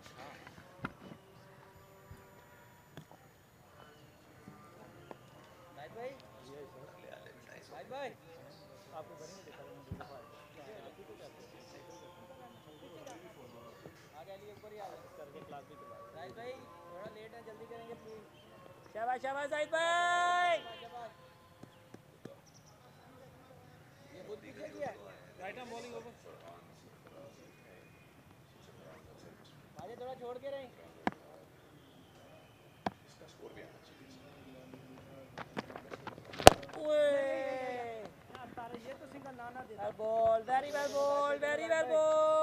Mid-on and mid-off, both are halfway, so they're neither stopping a full-blooded stroke nor a single. And that is something which is hard to understand, especially with still, yes, the batter is very set, but there's still 265 runs to play with. So you can ask them to take a risk by just calling your fielders up. And this one is overpitched, and Qasim Akram, he needs no second invitation. He takes it and deposits the ball over the fielder. It goes for a one-bounce boundary. So Zahid has been switching ends, trying different angles, trying both ends several times, but the results haven't been any different. Yeah, again, we were discussing about spinners. You look at Zahid Mahmood, he's been in the circuit for a long time and he's played at different levels, you name it, whether it's the T20 version or the 4-day version. Just had a little more expectation from him. He's just been, forget about the pitch conditions and everything, he's just not been consistent. And that is the reason why you go back in time, you say you're heavily relying on a Saeed Ajmal, heavily relying on a Yasir Shah or Abdur Rahman, and once they go, those shoes are way too big to fill in for anyone. So someone in collaboration and in tandem is ready to replace if you have an injury is so important. So the growth of a player in case of Zahid Mahmood, just, I don't see him graduating to someone you say that immediately if you have a problem in the national side, you put him in.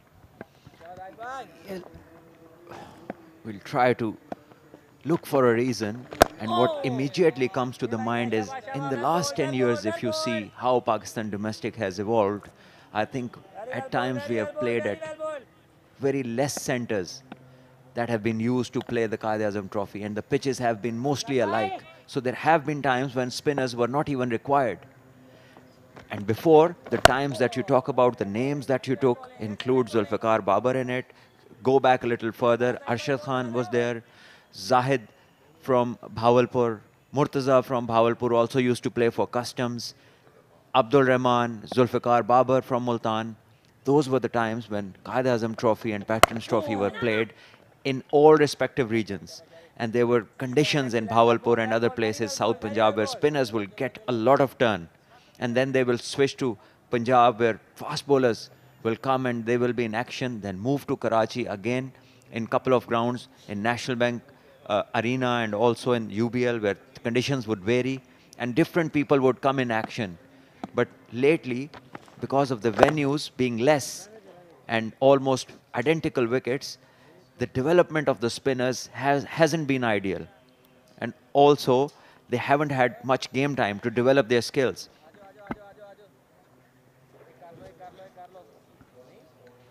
.458 for 4. There'll always be a huge difference between a test center and a club ground. The conditions as far as the pitches go. So remember, when Karachi you're playing a National Bank or a UBL ground or a State Bank ground, and suddenly your next match is at the National Stadium. It's a completely different ball game. Also, we were discussing yesterday that how the players locally have adopted to the kookaburra. So when it was introduced, I'm not really sure, 3 seasons ago or something, I was talking to Waqas Maqsood, the left arm quick.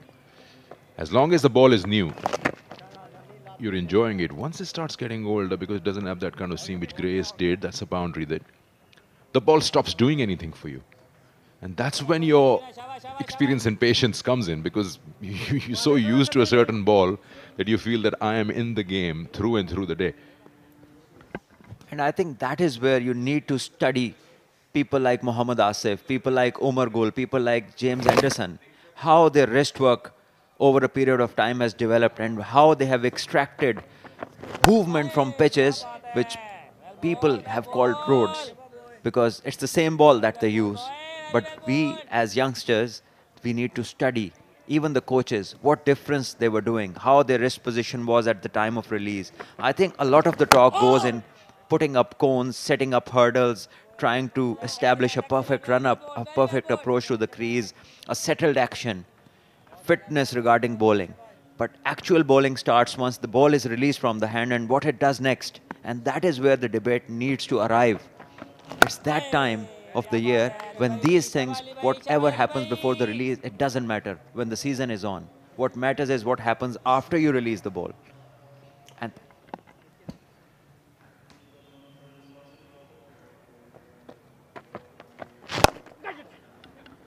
runs here.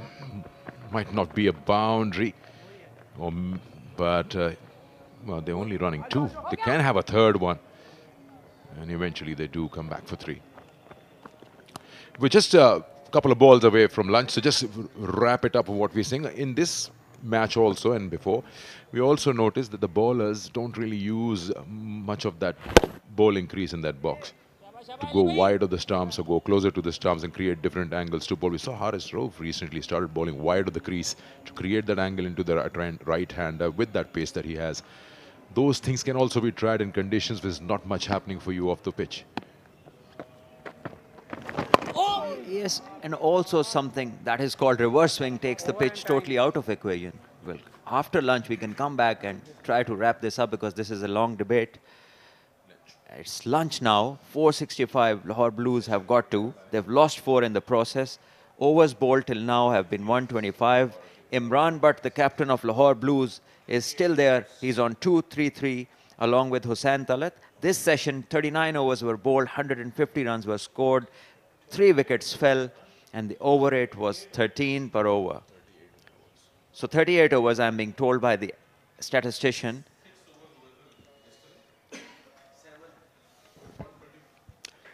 Yeah, I remember looking at 3.85, it has slowed down a touch from what it was yesterday. And things have slowed down. We started off somewhere at a stage when the other side was batting around 5 and over, and it came down to 4 in the last session, and now it's 3.85. But irrelevant, because it's not going to head anywhere. Yes, the batting points has been missed. Quick look as to what has happened up till now. It's day 4, the final day of this match. And the Lahore Blues in their first innings with the captain at 233 not out. Another 100 from Hashim. They are 465 for 4. Multan region's bowling card, and it's been long hard work as it has been for all the teams. Majid Ali 17 overs costing 67 runs. Tahir Hussain took 1 wicket for 73 of his 14. Imran Randhawa 63 of his 14 with 1 wicket. Ali Usman being the most successful. He has taken 2 of 119 runs that he has given. Zahid Mahmood also bowled 39 overs but without any success. Was unlucky on a couple of occasions when chances were not taken, and he gave away 125 runs. Quick look at the session highlights. Started off with Hamad and the captain, Imran Butt. Good stroke play. Start of the day, 10 in the morning, and immediately we saw a flurry of boundaries coming up of Imran Randhawa, especially with the long levers we're talking about, Hamad. The captain making full use of this opportunity. He's not been amongst runs. He's done well. This was the first shout of the day and it was given, and that was the end of Hamad. They lost a couple of quick wickets at this moment, Lahore Blues. Usman Salahuddin, don't know where he was going with that. Out for no score. That is probably one more reason that the batters just slowed down on their scoring rate. This was the moment for his 200, Imran Butt, the captain, still batting strong. And then from there on, they carried on, piling more and more runs. This was an opportunity dropped. One of the 7 opportunities dropped in this game. From here on, we just saw some very good stroke play. This was Hussain Talat.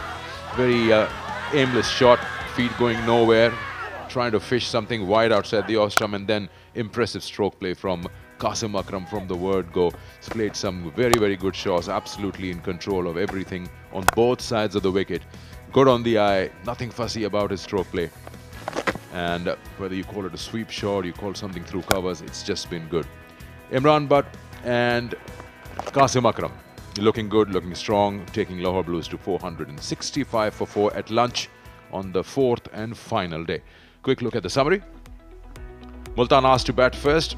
posted by Mammoth 71848, declared Lahore Blues 465 for 4. Lahore Blues trail by 253. We'll take a break of an hour because it's an extended break on a Friday. We'll come back with more action at 2 in the afternoon.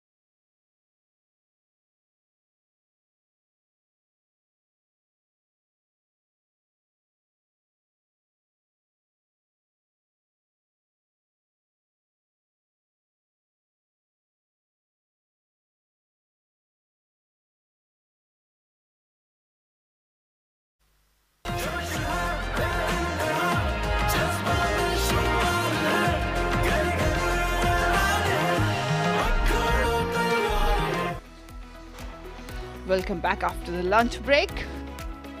We're all set for day 4 of Quaid-e-Azam Trophy this season. Lahore Blues cruising, 465 for 4. Skipper still out in the middle. Imran Butt on 233 has been a superb knock.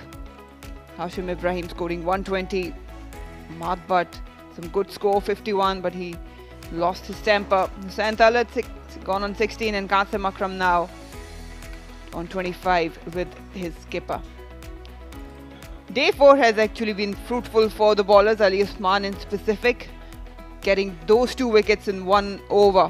Imran Randhawa and Tahir Hussain, the other successful bowlers, with 1 each.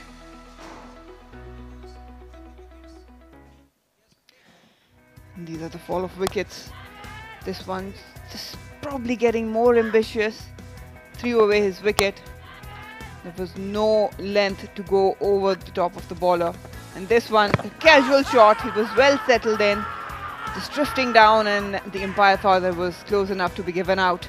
This was unbelievable. A very irresponsible shot from Usman Salahuddin. The next ball, he was dropped and given a chance. Ali Usman, jubilant. Multan region, they will take it. I've got Ali Yunus alongside with me. They've got something to work with, sort of a semi-new ball. Their bowlers have been on top of their delivery and have been very consistent. Should they be looking to be more attacking in terms of the plans and bowling? What's the point? You're not going anywhere with the result anyways. So you can always play around with your individual performances. You really want somebody like Zahid Mahmood to get few wickets, because he's been wicketless in this inning. 39 overs, 125 runs with 7 maidens, but hasn't taken a wicket. But nothing taking away from this man. The effort, Mehman inning, still unbeaten on 233 runs. Should be looking to get a 300. Why not? Yes, definitely. Needs to make most of it. Ideal conditions, well settled in. He's managed to convert his 100 into double, and now shouldn't be a hard task for him. He's fitter. He's got the temperament. Zahid Mahmood, again, he's missed everything. The keeper, the skippers, and Abbas. Not a good start after lunch. See, that's a trouble coming round the wicket with a non-regular wicketkeeper. He's not going to come into the line, and you don't expect him to do that also.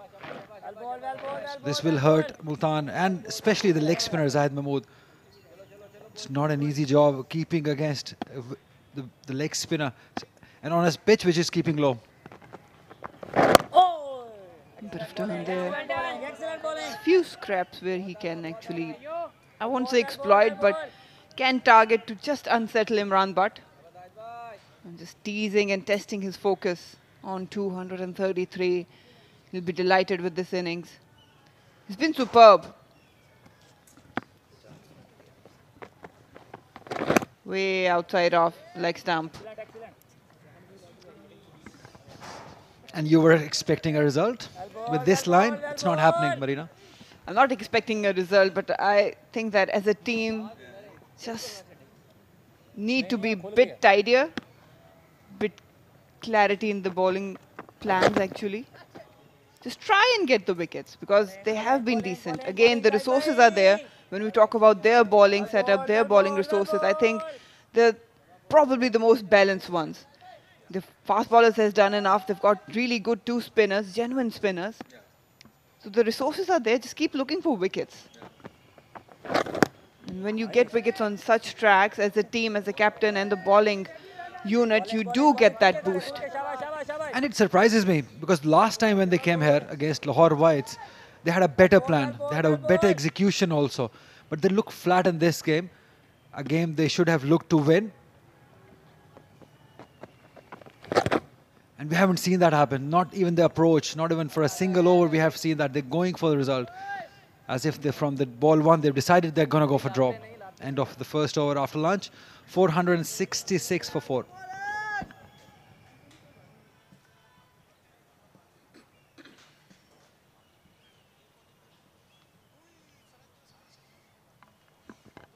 Talking about the combination, as a bowling unit, I think Multan still, I believe, is the best bowling unit that we have seen here at Gaddafi Stadium.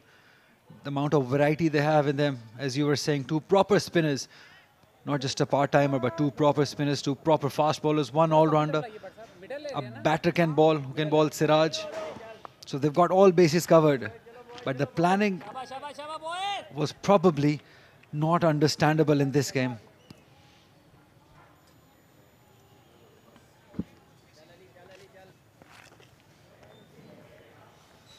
Let's talk about Qasim Akram.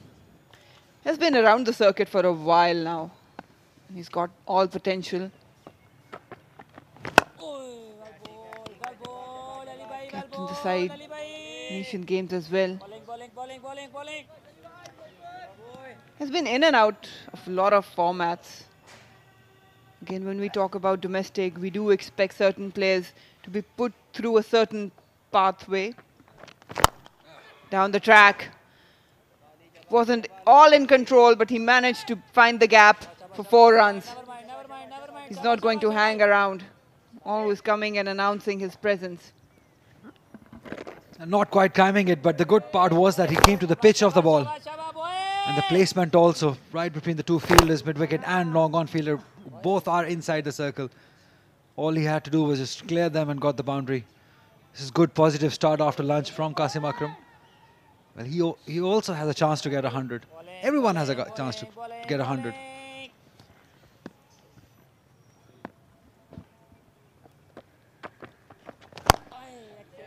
Yeah, that question should be put in front of Usman Salahuddin especially. Not sure what he was thinking.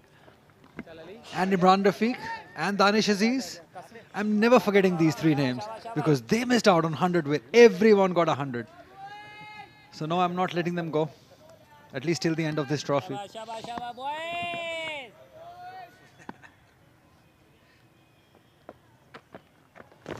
And that actually says a lot about you as a person, as a player too.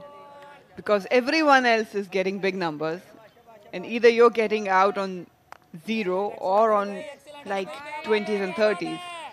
I don't know how that will reflect because on these surfaces, I think that's the bigger concern. And also, if you remember the dismissal of Danish Aziz, he just went after the bowling. He went for the big hit without any purpose. Again, if you look at today, Usman Salahuddin, I don't know what he was thinking. So they cannot blame anyone but themselves on missing out on big runs. You got to be smart enough, like Zain Abbas, Ahmed Shahzad. In this game, Imran Butt got to be smart enough to realize runs are available. A lot of names in that list. Ali Zaryab, I liked his commitment.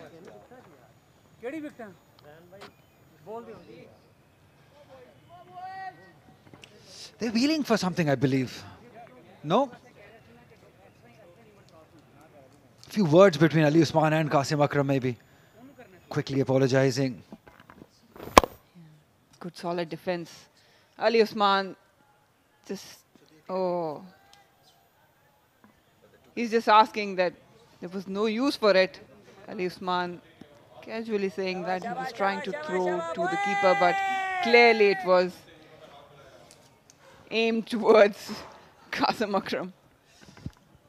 Well, he has a right to appeal because he blocked it with his bat, because we have seen that happen to the batters blocking, especially Inzi a couple of times with him. We have seen that happen. So he was not wrong in appealing for that, but yes, sportsman spirit prevailing.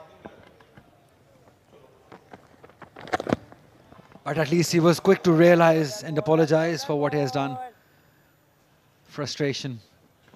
Yeah, the only thing is that Qasim Akram wasn't looking for any run at all. He was still at his crease. So, just trying to unsettle him probably. Mind games, we've seen that a lot. Zayed continuing around the wicket. We'll be talking about Qasim Akram. I think that probably there has been a lot of times when he should have been out in the middle playing for many teams. There was a time when he was put through a proper pathway, developing as a cricketer, as a captain as well. But again, He went off the picture very quickly. So these sort of things you need to identify as the management, as the stakeholders. So whenever your domestic is coming, you do need to identify not just your players for the future, but also the captains of the future. This captaincy, it's not an easy deal. You need to give a proper time, proper platforms and backing they need. Because leaders, they obviously are placed on trial and run basis, but they need experience, they need exposure to learn. And we've seen globally many captains who are have captain sides or are now in the current position have been groomed with the senior captains just under their wings. They've given time at international cricket, being vice captains in different formats, and now you can see the results. So this sort of mindset, I think, still is lacking as far as our system is concerned. Usually the things we see, if whoever has represented Pakistan or is a senior member has been given this position, regardless of being critical about his leadership qualities. We'll get back to that. 471 for 4.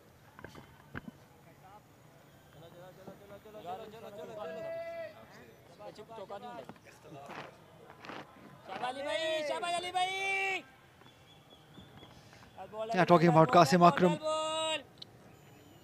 Well, in his case only, I'm not talking about anyone else, but his case only, Qasim Akram. I think he's been given enough chances. I think he's been groomed. He was taken care by the system. He's been made the captain for Asian Games, sorry. Last year, he was made the captain of Central Punjab. But halfway through National T20, if you remember, you were there at Multan. He left the captaincy. He couldn't take that pressure in, couldn't soak it in. So sometimes it's all about individuals, or also how they want to go about their careers. Do they themselves see themselves as a leader? That's the question they need to ask themselves. But in his case, I would not particularly blame the system or the management. It's his own ability. Runs. Should be a couple easy. Coming from the system, played under 19s, Qasim Akram, and now is a regular part. Well, he is quite often seen in Pakistan A Shaheens and the team that visited China for Asian Games. He was the captain. So he's been given the fair opportunity, but he hasn't really developed as a batter or as a bowler or as a leader. And that's the point.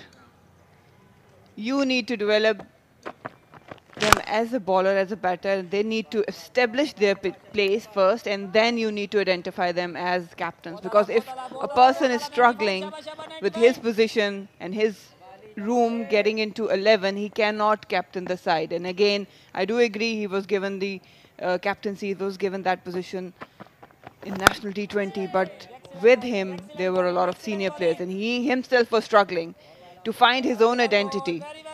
It's important you need to give them backing as leaders, but firstly as players in your playing 11. And once you get that confidence, only then you can go beyond and think about how he can be a useful leader.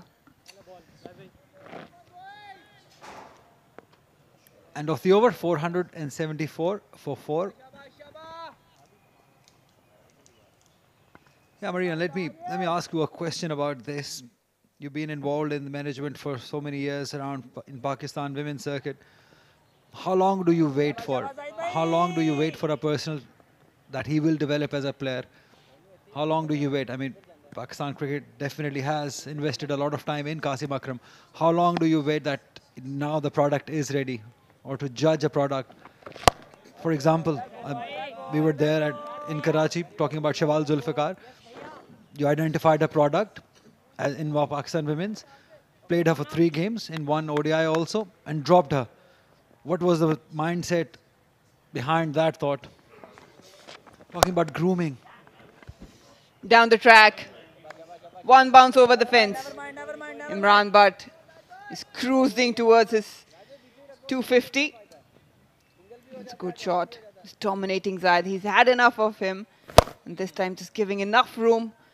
Good footwork, impeccable timing. Miron inside the circle. Oh, he was brave enough to come down the track. Good shot. Oh, Apesh. Again, just trying to pick up a gap on the offside. Well, it has a lot of factors involved. It varies from player to player, the exposure he or she has gotten, the quality of cricket he has played. I think in girls it's much, much harder for players to develop, especially, again, I would say there's difference between batters and bowlers as well, because batters, they take more time to get mature, to settle in their shoes, to understand their strengths and weaknesses. And again, when we talk about women cricket, we don't have that much of exposure, especially developing at the grassroots level. We have been struggling to find a proper domestic structure. But now, when under 19 is around, and emerging is also getting a bit of exposure that we wanted them separately from the national team. I think probably, I would say, the amount of quality cricket tournaments that actually determines whether the player is ready or how far she or he is going to get ready or how much time does it take. But again, when I talk about men circuit, there is a lot of cricket, there's a proper domestic structure. Even then, they've got club facilities where they can actually be around someone who has the better abilities, better mentality, and you can grab up from that. We'll come back to that. 479 for 4.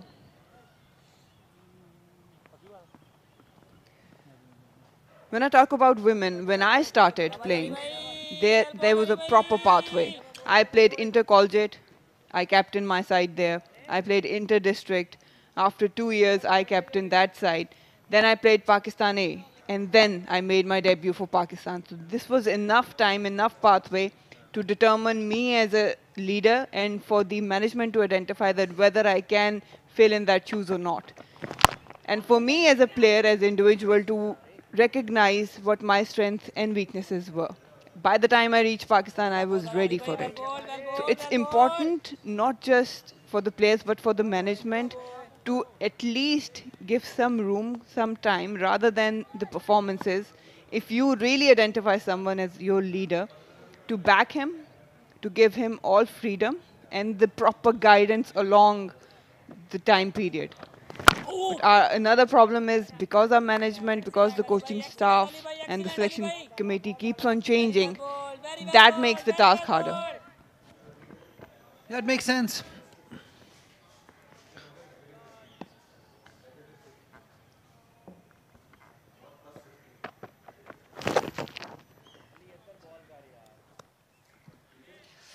Racing towards the boundary. Qasim Akram is joining the party now. Ali Usman. Again, it seems like the clarity isn't there. He's been very consistent and clear about the lengths earlier, but now again just drifting. Qasim Akram helping on its way with the angle. When I talk about Qasim Akram, I think, yes, he has been part of many teams, has been given a lot of platforms, but again, I think he struggled with his own performances. And also, I feel that a lot of time the teams, the management have underused him as a player. Yeah, but one thing that I could not understand as far as Qasim Akram is concerned, that what role has he been assigned at? Is he a finisher? Is he your middle order batter? Does he have the capability to play at number 3? Is he a player who can carry on with the inning or he can finish the game? I think that's where the trouble is with Qasim Akram. The identity you were talking about. First of all, he himself has to realize what position suits him. Where is he more comfortable at? Is he comfortable as a finisher? Is he more comfortable at playing at number 4 or number 3? Or maybe whatever he thinks, he believes in. And then he should expect from the management to back him properly. But we have seen him earlier. Salman also said that he's flexible, or you were talking about his flexibility. So sometimes early on, it might go against him. We'll continue talking about it. 484 for 4.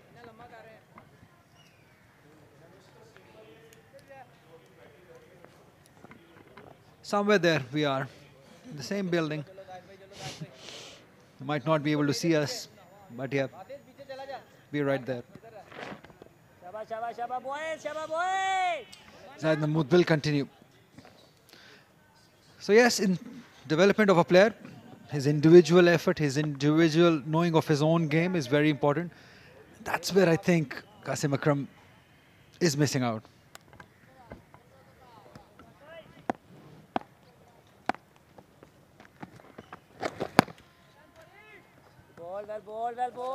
Flexibility you were talking about, I was having discussion with Salman Bhatt as well, that whenever someone new comes into the circuit or in the playing 11, he always wants to crave for the opportunity, not realizing what the strengths and weaknesses of him as a cricketer are. And again, it's very important for the management who has actually added that player to the squad to recognize such things for him initially. Because it's very evident when you pan out your openers, your middle orders, your finishers, it depends on the type of the set of skills they have. So that can actually help them. You need to guide them to understand and find their identity. And again, you've mentioned it correctly that Qasim Akram has struggled himself to identify which position he fits in. But added on to that, he was given the captaincy. There'll be 4. Imran Butt, these are easy pickings for him. And Zahid Mahmood, you cannot blame anyone but yourself. But this is not the line where you can get wickets. You will go for runs. Yeah, poor cricket. Way down the leg side is going to punish you. 243 this man is playing on. With this boundary, he moves to 247. What do you expect? There's literally no pace from the pitch. So these are easy pickings. Why not to learn from somebody like Ramiz Jr.? Zahid Mahmood, he could have seen his spell, the way he took his wicket. He was very disciplined in the area, but Zahid Mahmood has been disappointing. Making too many changes. Coming round the wicket, then back over, then coming round, then back over. Lots of changes. Consistency missing. 4-8-8 for 4.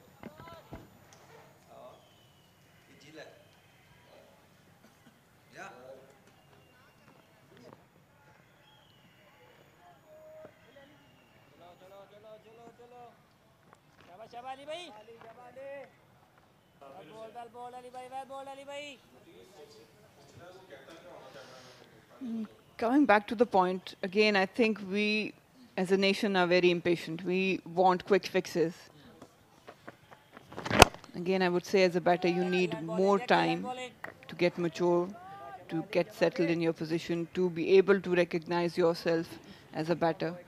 And with a lot of shuffling happening in the batting orders, that actually does not really aid a player to develop or to certainly understand what his or her role is actually in the team, what the management is demanding. So I think that it has to be a process where you follow a player as a management, as a coach. If you have identified someone, you need to make sure that he or she gets a proper pathway, gets enough chances.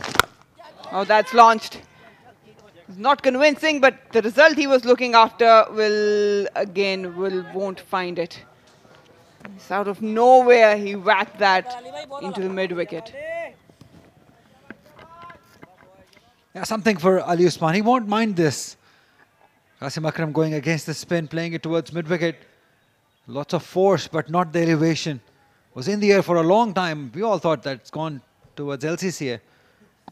But was in the air.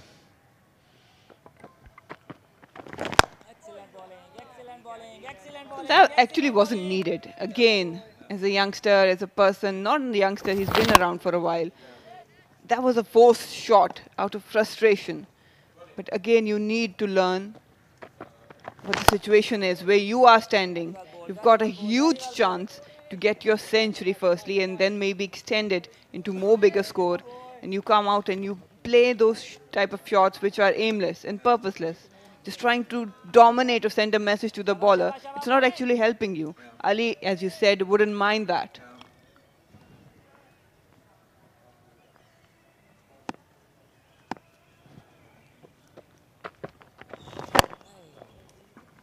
You've got to learn from somebody like Imran Butt, who's making sure that he doesn't play any false shot.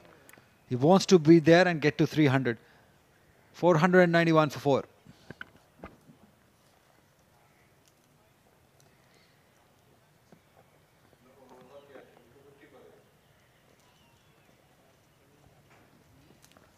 I've been a huge advocate of longer formats, and I've always been very vocal when it comes to women cricket, especially that that is a big gap in terms of how we can actually structure our grassroots and give proper opportunities for the players to identify themselves. Again went for that shot, sweeping it, no connection whatsoever, because that actually can fast track the players you have identified and even the quality of the cricket if we get those longer formats induced in women cricket. Some connection with the helmet, probably concussion protocol will be followed. Again, very being impatient, Qasim Akram. It was there to be hit. You cannot blame him though.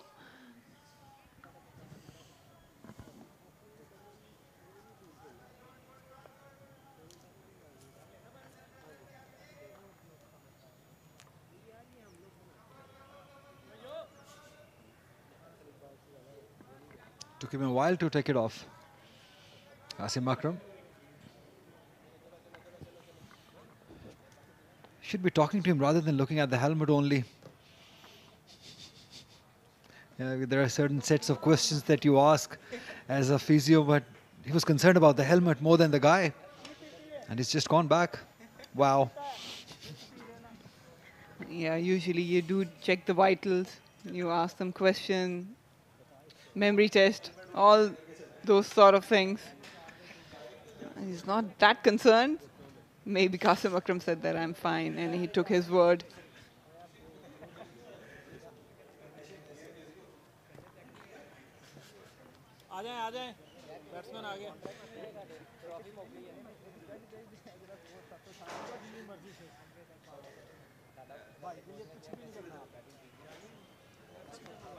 All good for him on 36.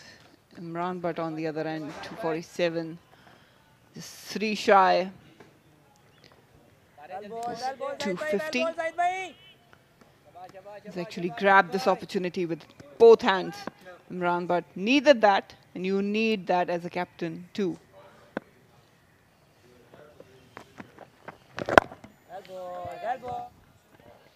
Usman Salahuddin, Danish Aziz, Imran Rafiq.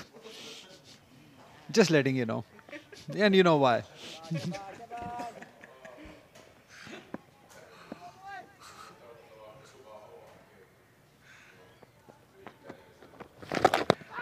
Again, opting for that sweep. I would actually add Hamad Butt as well in that list. He was looking exceptional, so compact, calm-headed, just a casual shot he attempted.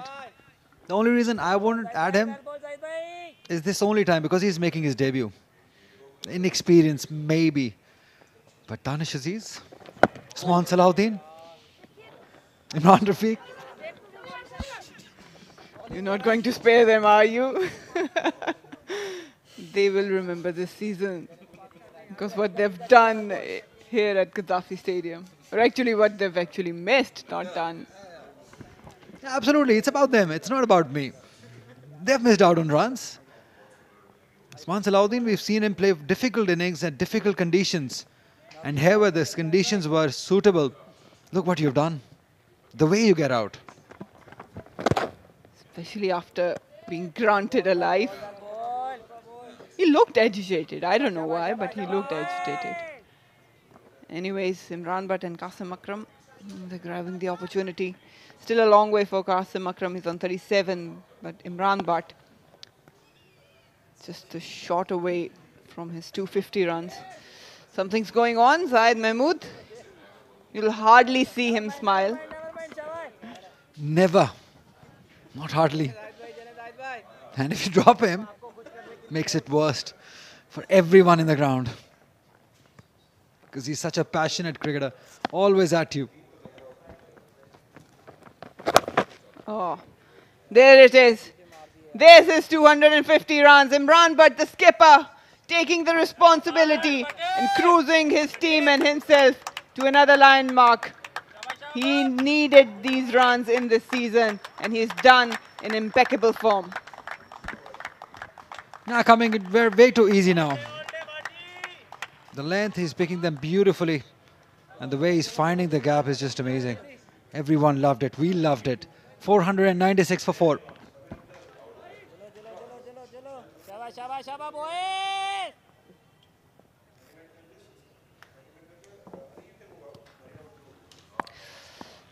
Yeah, you need to appreciate him, Imran Butt. He's worked hard. He's shown his fitness, commitment. And these are much needed runs for him. He's been really cool and composed in getting to 250 landmark.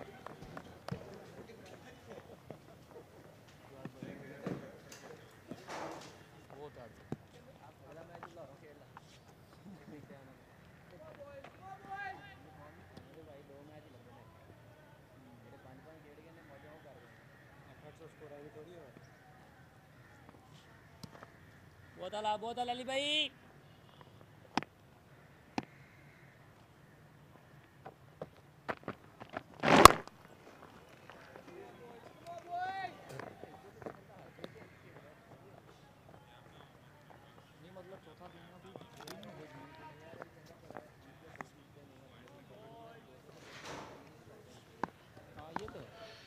$250 for Imran Butt. Highest score this season is 292, dismissed by Zain Abbas. He'll surely look to pile on more. There's ample amount of time.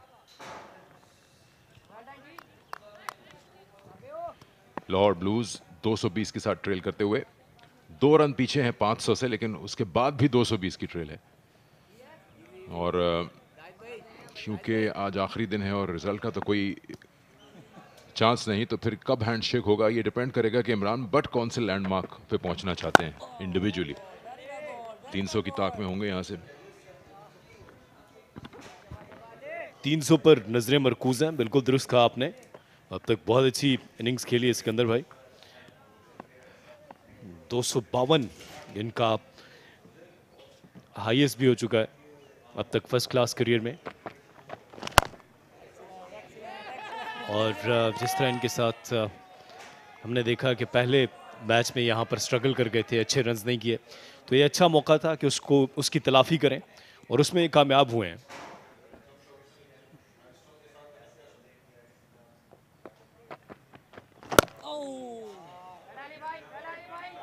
क्या बात है।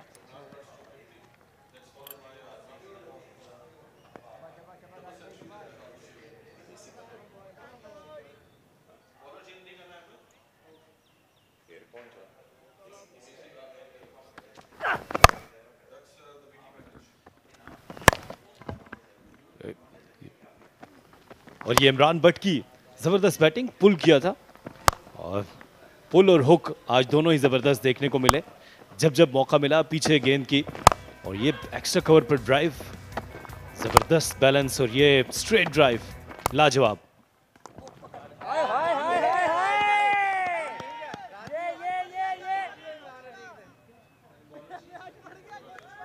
Excellent excellent excellent.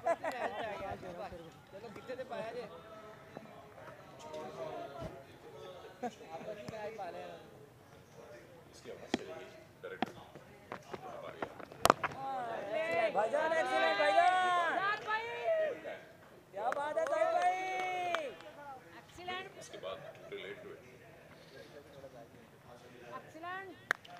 Zahid अभी तक wicket लेने में नाकाम रहे हैं। 45वां ओवर कर रहे हैं, लेकिन ये जो लेंथ है और लाइन है, यहाँ से पिछली दफा बॉल ब्रेक हुआ था और उसको ऊपर सबने शादियाने बजाए थे कि एक बड़ा ब्रेक हो गया।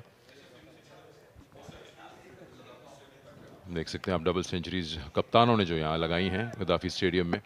इमरान बट का नाम दूसरे नंबर पर, कामरान अकमल भी हैं उसमें। तेज रन मुकम्मल किया, इस पे एक और नजर डालेंगे। फरहान, साद नसीम और बैक इन टाइम चले जाएं 62, 63 जावेद बर्की। और इस सीजन में खेलते हुए सरफराज अहमद भी इस लिस्ट का हिस्सा। इमरान बट अब यहाँ से सिर्फ अपने इनफरादी 300 की तरफ जा सकते हैं और इस लिस्ट में भी सबसे ऊपर आ सकते हैं। अच्छा मौका है उनके पास। ये जो लाइन है ये इमरान बट या कासिम अकरम को डिस्टर्ब नहीं करेगी।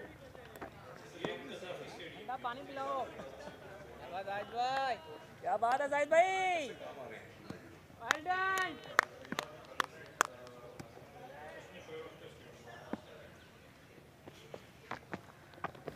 अरे अल्लाह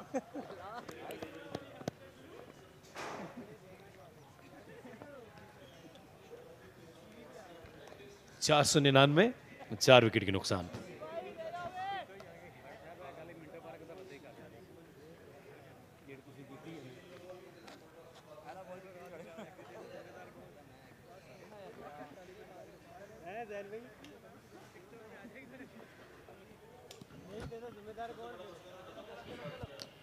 थोड़ा सा लाइट मोमेंट जायद महमूद और कासिम अकरम के बीच डेलिब्रेट पैडिंग पर जो लास्ट बॉल पे उन्होंने की।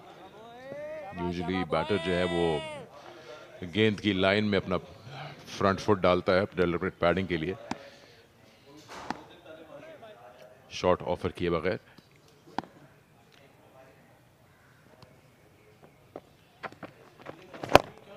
यूजुअली उन गेंदों पे होता है जो लेग स्टंप के बाहर पिच हो रही हो, क्योंकि फिर आप लेग बिफोर विकेट को आउट ऑफ इक्वेशन कर चुके होते हैं।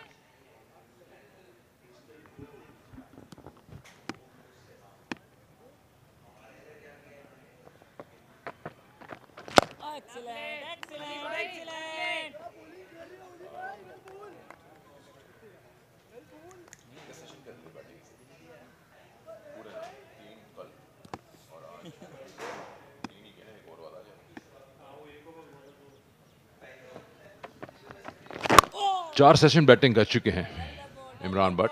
कल दिन का आगाज़ हुआ तो पहले ओवर के बाद ही डिक्लेरेशन आ गई थी, तो 3 सेशन कल और आज का एक्सटेंडेड सेशन, जिसको आप समझ लें तकरीबन 3.5 सेशन बैटिंग करके इन्होंने 250 बनाए हैं।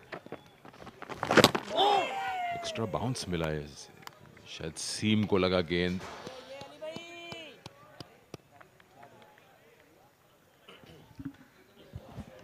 ये बहुत अच्छी गेंद थी और इस दफ़ा सरप्राइज हुए इमरान बट भी, विकेट कीपर भी। और ये अच्छी लेंथ थी। अली 2 विकेट्स हासिल किए हैं अली ने, अच्छी बॉलिंग का मुजाहरा किया है। ये जो एक्स्ट्रा बाउंस आया था, देखें कीपर ने क्या किया है, अपनी आंखें ही हटा ली। ये फिर मेकशिफ्ट विकेट कीपर का जो डर होता है, बैक फुट पे गए थे, कटका पहले तो उनके हाथ ही जगह पे नहीं है, उसके बाद ये एक्स्ट्रा बाउंस जो आया उन्होंने, ये कल भी ऐसा हुआ जब दूसरे मेकशिफ्ट विकेट कीपर थे।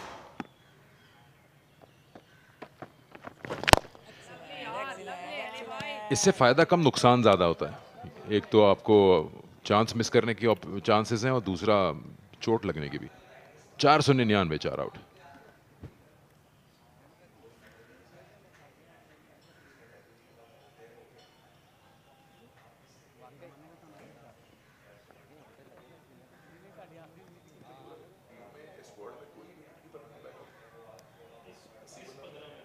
बहुत आला जाहिद भाई, बोल डाल बोल डाल बोल।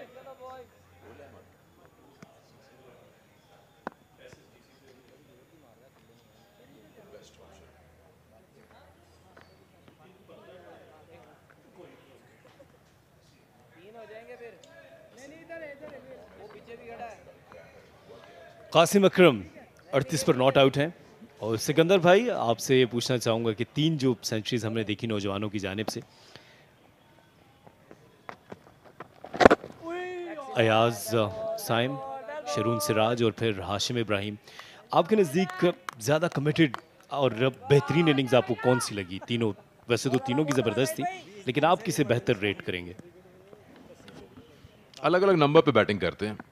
एक ने नया बॉल खेला है, हाशिम ने, साइम बिल्कुल नीचे आए 7वें नंबर पे। बट हाँ, कॉन्टेक्स्ट ऑफ द गेम मुझे शरून सिराज के 100 पसंद आए, जिस तरह से उन्होंने अप्रोच किया और टीम के रन रेट को उन 2 सेशंस में 5 से ऊपर लेकर गए।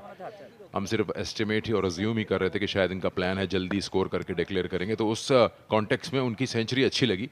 फिर पहली बार देखा है मैंने साइम को, उनमें अच्छे मोमेंट्स नज़र आए उनके 100 में, जहाँ पे उनके पास वो टैलेंट है इस नंबर पे जाके ऐसी बैटिंग करना। सो मिक्स बैग था अगेन हाशिम, बट मैं फिर भी शरून सिराज को पहले भी देखा है। I think context of the game में उनका मुझे पसंद आया यंगस्टर्स में 100 जो है। 500 रन मुकम्मल हो गए लाहौर ब्लूज के 4 विकेट्स के नुकसान पर, तो 1318 रन बन गए, 1218 माफ कीजिएगा।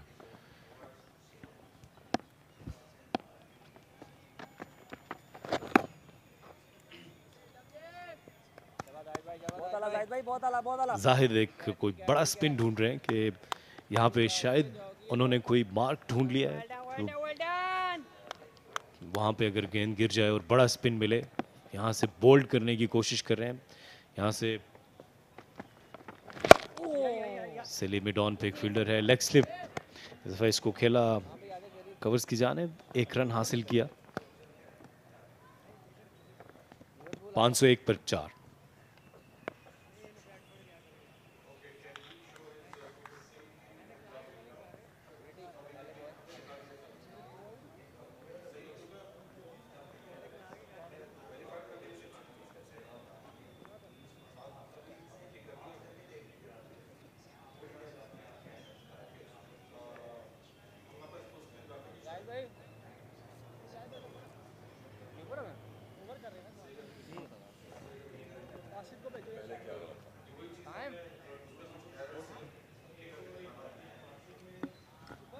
एक बार फिर नजर डालते हुए डबल सेंचुरी करने वाले कप्तान गद्दाफी स्टेडियम में,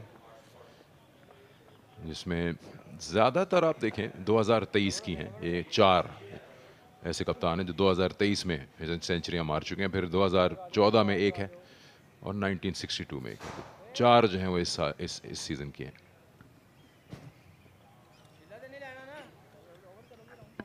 इस बात की अक्कासी करता है कि ये जो सीज़न है ख़ासतौर पर गद्दाफी स्टेडियम में बल्लेबाजों के लिए ज़बरदस्त रहा, और उसमें अब इमरान बट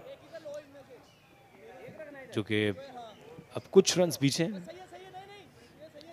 19 रन्स पीछे हैं कि वो कामरान अकमल का जो हाईएस्ट है उससे आगे चले जाएं और फिर 300 का हिंसा भी अबूर करें।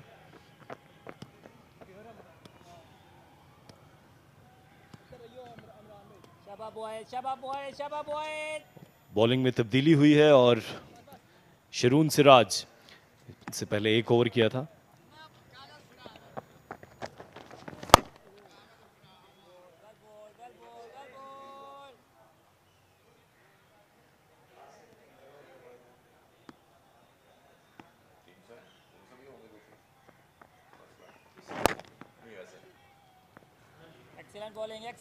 Excellent bowling.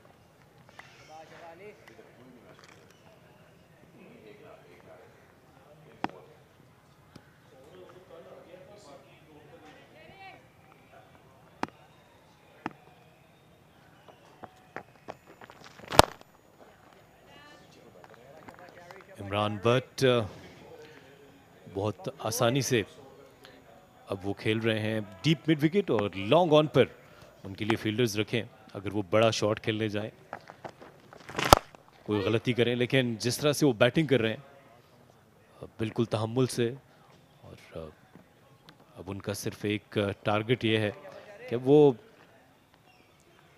300 की इनिंग्स है वो खेल जाएं और अपना भी रिकॉर्ड बेहतर करें, अपने एतमाद को बेहतर करें।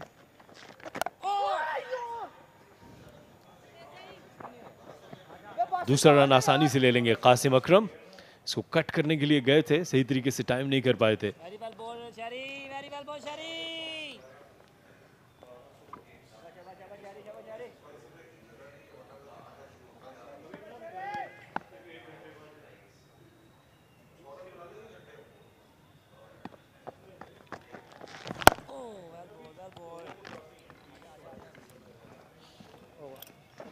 चलो 504, 4 विकेट के नुकसान पर।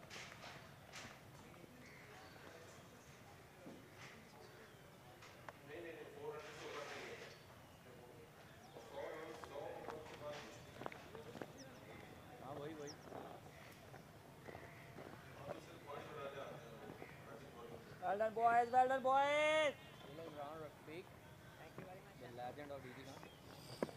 ये सारी टाइमिंग तो नहीं है भाई, 5 बजे तक मेरे इस पे थोड़ा इस पे ज़्यादा हो जाए.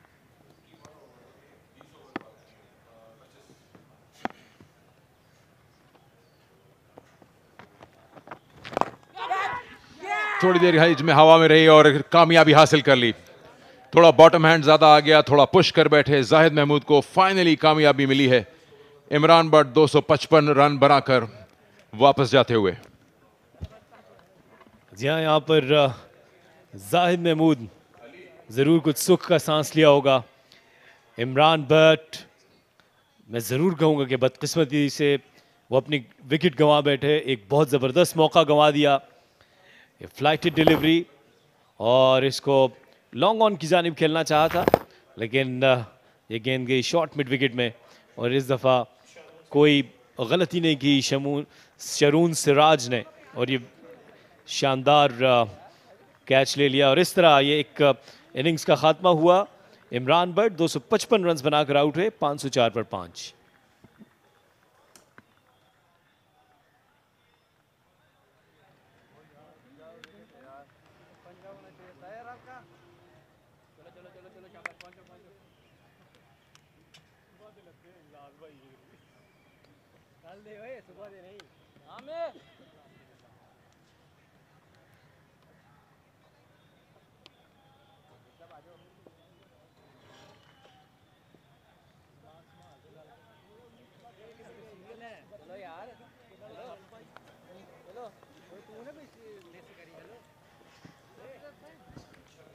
सातवें नंबर पे जुनेद अली आए हैं. कीपर बैटर हैं.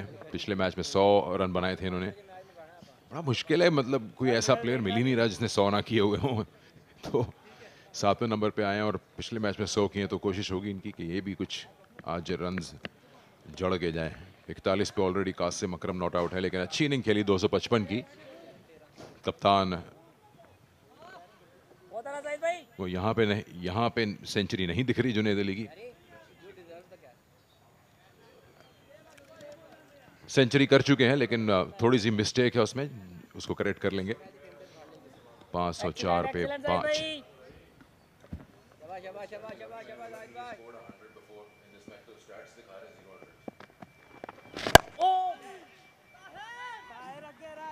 ऑफ द मार्क हुए इस सिंगल के साथ. और आप दुरुस्त कह रहे हैं कि कोई ऐसा बल्लेबाज नजर नहीं आ रहा, लेकिन ये जरूर इस वक्त पशेमान होंगे अपनी शॉट पे. 300 रन बनाने का बेहतरीन मौका गंवा दिया. इसको लॉन्ग ऑन भी जानिब खेलना चाहा, लेकिन शरून ने ये कैच हासिल किया शॉर्ट मिड विकेट पे. और जाहिद ने ये कामयाबी हासिल की. और ये बहुत अच्छी गेंद थी. इस दफा कासिम अकरम लकी रहे.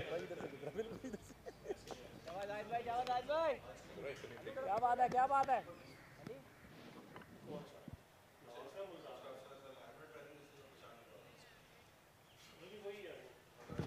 थोड़ी देर पहले आपने बात की थी कि किसकी सेंचुरी पसंद आई मुझे. अगर ओवरऑल आप बैटिंग का पूछे तो मुझे इनकी बैटिंग बड़ी पसंद आई है. अभी तक जितना देखा है मैंने, बहुत क्लीन हिटिंग है कासिम अकरम की. 4 रन हासिल किए. देखें, स्वीप शॉट हो तो पूरी तरह कंट्रोल में है, बिल्कुल हवा में ज़्यादा देर कोई गेंद नहीं है. अलोंग द ग्राउंड खेल रहे हैं. कवर ड्राइव्स बिल्कुल टेक्स्ट बुक है. तो आते ही पहली ही बॉल से इन्होंने जो अपनी बड़ी कमांडिंग पोजीशन के साथ उन्होंने स्ट्रोक प्ले किया है. और ये सिर्फ आज की बात नहीं है, ओवरऑल इनको देखा जाता है इम्पैक्ट के प्लेयर के तौर पे. बड़े अच्छे फील्डर हैं, आपके लिए हैंडी बॉलर भी हैं, लीडरशिप स्किल्स भी हैं, क्योंकि वो लीड कर चुके हैं पाकिस्तान शाहीन से, पाकिस्तान ए को, इमर्जिंग को, पाकिस्तान की जो एशियन गेम्स में गए थे. सेंट्रल पंजाब को भी लीड कर चुके हैं. Complete package. जी, पाकिस्तान अंडर 19 की भी कप्तानी कर चुके हैं कासिम. फील्डिंग में भी बहुत जान मारते हैं जिस तरह आप कह रहे थे. और एक ज़बरदस्त कंप्लीट ऑलराउंडर बनने की इनमें भरपूर सलाहियतें हैं. और ये पाकिस्तान के लिए बहुत अच्छा प्रॉस्पेक्ट भी हैं. टेक्निकली बहुत स्ट्रॉन्ग है.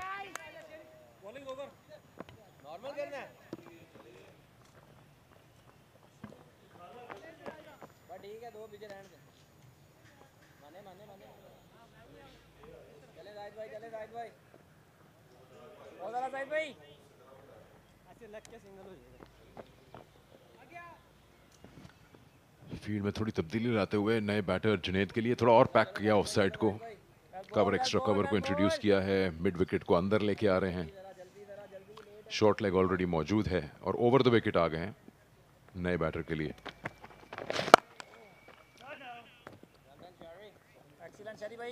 कोशिश करेंगे कि इनको कन्वेंशनल लेग स्पिन कराएं और एक आध कहीं अच्छी गुगली कर सकें। ओवर मुकम्मल हो गया, 5 से 10 पे 5।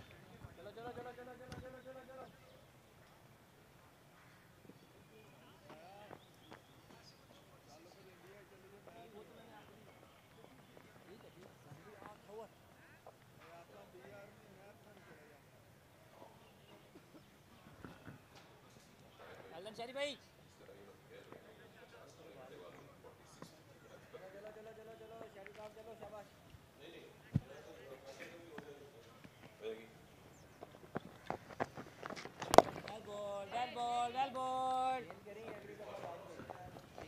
काफ़ी चीज़ें सेक्रीफाइस कर जाता है बॉलर जब राउंड द विकेट आने का फैसला करता है। लेग बिफोर को काफ़ी हद तक बाहर कर देता है इक्वेशन को, वो चांस वो लेगा क्योंकि वो एक एंगल क्रिएट करना चाह रहा है। ऑफ स्पिनर के लिए मैं इतना नहीं समझ पा रहा क्यों, लेकिन लेग स्पिनर को मैं फिर भी कह सकता हूँ कि बॉलर्स के रफ को यूज़ करने की कोशिश कर रहा है, जो कि बने नहीं है। थोड़ी देर जायद ने कोशिश की थी राउंड द विकेट और राउंड द लेग्स आउट करने की।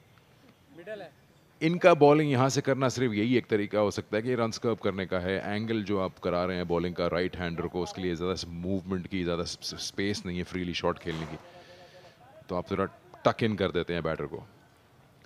वरना तकरीबन प्रेडोमिनेंटली 90% गेंदें जो है आपके ऑफ स्टंप के बाहर ही लेग स्टंप के बाहर ही पिच हो रही होती हैं, अनलेस आपको इतना टर्न मिल रहा है कि बॉल आप with in the line of the stumps करके सीधा कर लें।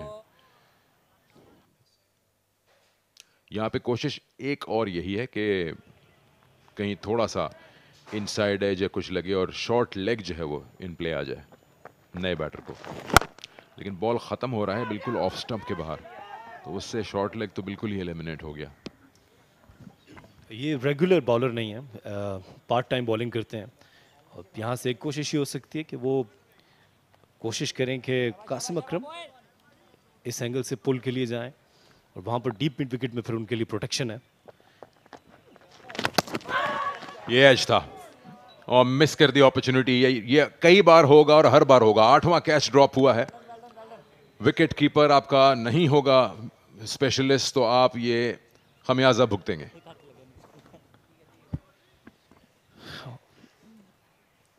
और ये कासिम अकरम को ये मौका मिला, ये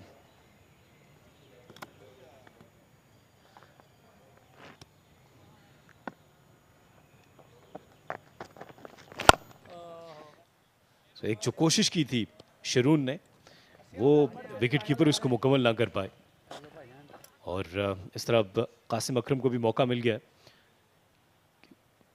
यहाँ से ड्राइव खेलने चले गए थे और वंस अगेन जो आपने कहा था कि विकेट कीपर जो है वो लास्ट मोमेंट तक उनकी कोई नज़र नहीं थी बॉल पे और ये मौका दे दिया।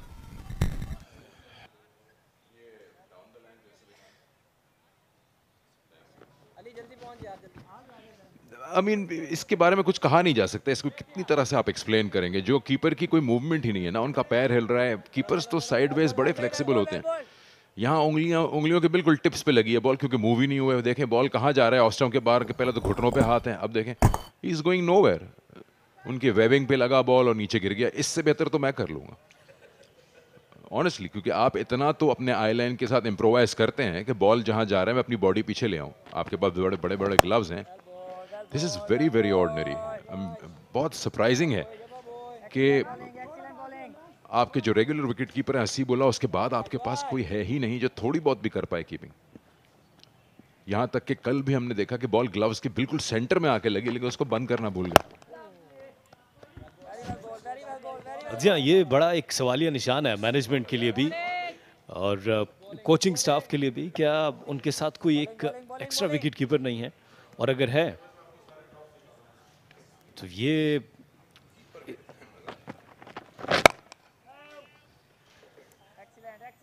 यकीनी तौर पर हमने इंटरनेशनल क्रिकेट में भी देखा है कि जब आपके साथ कोई नॉन रेगुलर विकेट कीपर भी होता है तो वो बेहतर परफॉर्मेंस होती है उसकी। उसकी वजह यही है कि वो गाहे बगाहे उसकी ट्रेनिंग भी करते हैं। देखें, अगर आप नॉन रेगुलर विकेट कीपर हैं, बिल्कुल ही आती नहीं है आपको कीपिंग, तो मोर द रीज़न कि आपको डर होगा कि मेरे ग्लव्स से मिस ना हो जाए, तो अपनी बॉडी पीछे ले जाएंगे। आपको पैड्स भी दिए हुए हैं, आप पैरों से भी रोक सकते हैं बॉल को।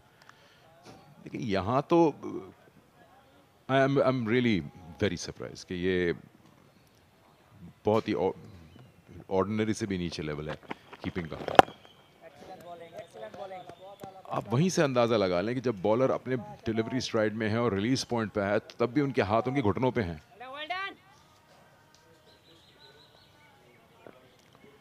मुल्तान के पास मकबूल अहमद हैं जो कि 15 में नहीं हैं, जो कि स्पेशलिस्ट विकेट कीपर हैं। अगर वो हो इन प्लेस ऑफ हसीबुल्लाह तो आपके लिए अभी कम से कम 7 विकेटें होनी चाहिए। 2 तो कीपर छोड़ ही चुके हैं। ओवरऑल 8 कैचेस हैं, 35 फर्स्ट क्लास मैचेज हैं मकबूल के। ओवर मुकम्मल हो गया, 513, 5 आउट।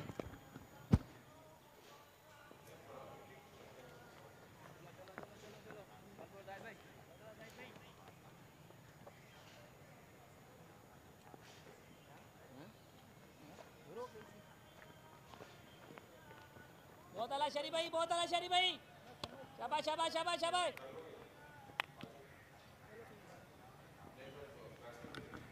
अगर आपका मैच लगा हुआ होता और आपके पास जीत और हार का फैसला आ सकता होता, तो आप सोचिए कि कितना बड़ा मिस था ये कासिम अकरम का कैच।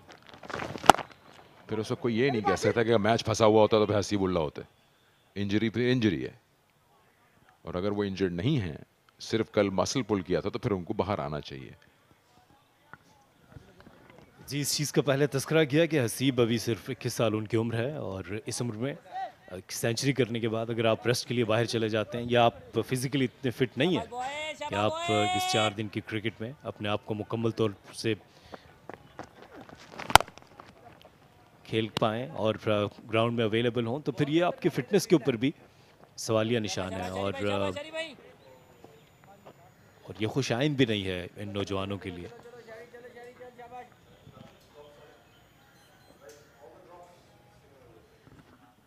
आठ कैच ड्रॉप हुए हैं। ये देखें कीपर, ये दूसरे कीपर हैं, कल मेक शिफ्ट थे। रियली मेरी समझ से तो बाहर है।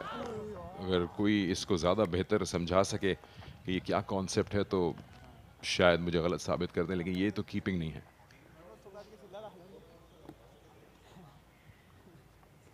बहुत आला, बहुत आला।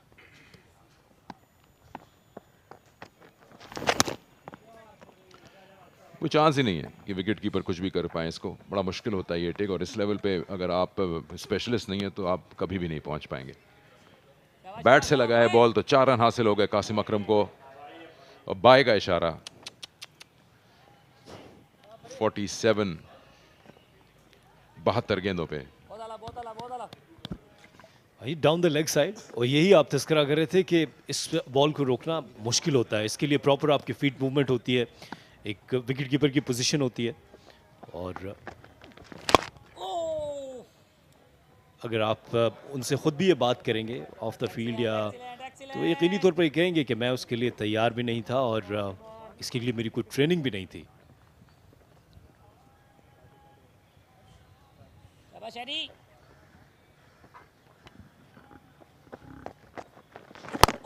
ये तो कहीं का इंसाफ नहीं है कि आप मेक शिफ्ट भी नहीं हैं और आप 11 में भी नहीं है, और आप ग्लव्स पहन के आ जाएं और अपना मुंह तोड़वा लें, और आपका डेब्यू भी नहीं हुआ।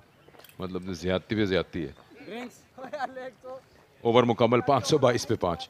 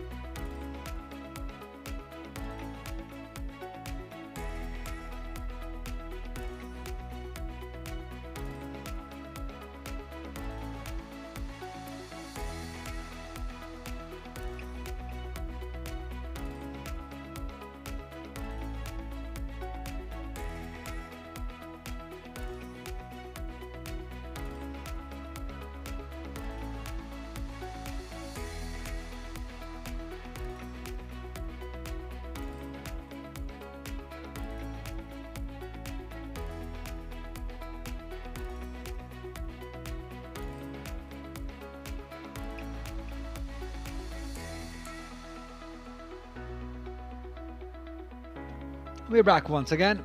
522 for 5. Last time Multan played here at Qadasi Stadium, they had Zishan Ashraf, the wicketkeeper, but this might not have happened if he was there today. Wicketkeeper clueless. This was second chance. Have a look at that, standing, no position whatsoever. This was again a miss by Imran Nandawa at point number 3. Another one, simple one. All simple catches dropped by Multan.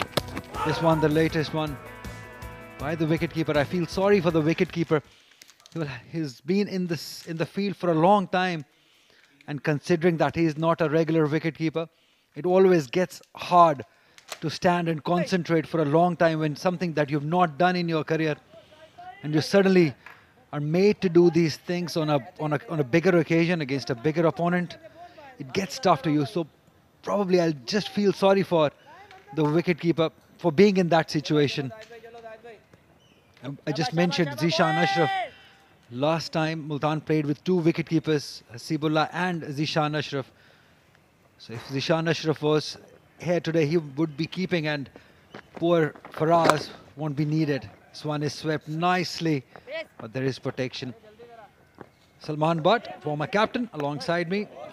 Salman, a tough day for wicketkeeper, but you cannot really blame him. Yes, exactly. In fact, you have to, just bear with him, because he's not someone who is even,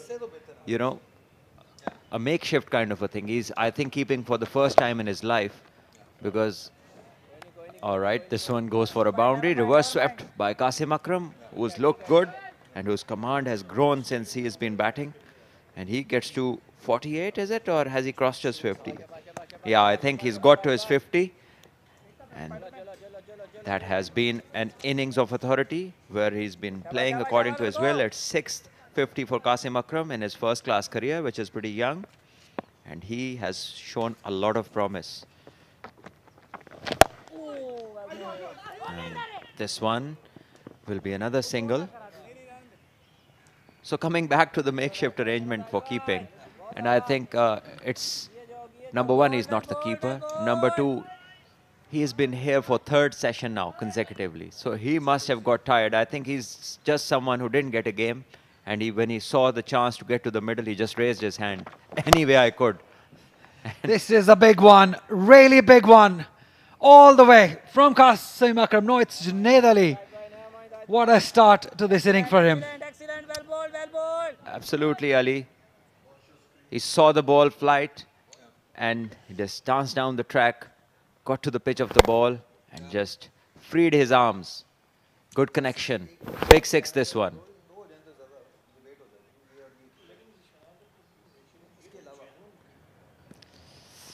Batters throughout the season have really enjoyed the decks that they have got over here at Gaddafi Stadium. Excellent bowling, excellent bowling, excellent bowling. There have been very few unlucky ones who haven't scored big at the Gaddafi Stadium. Others have enjoyed hundreds and loads of them.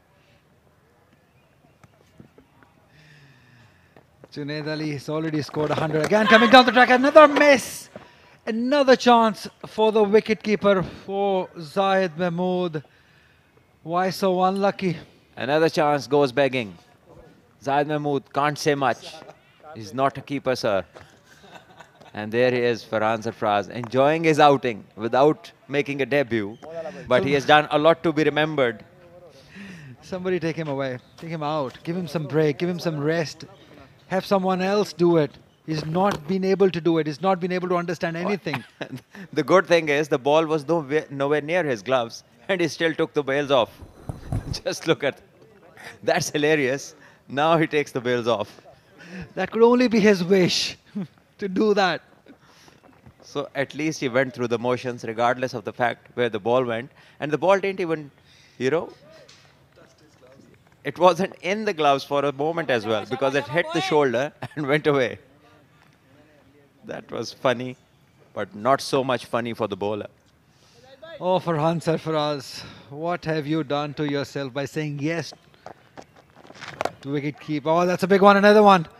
Another one sailing into, not exactly the stand, but the ground, over the ground for another 6 or 4. We'll yet to see Umpire is yet to make a decision. It looked like a 6 from here, and he's given it 4.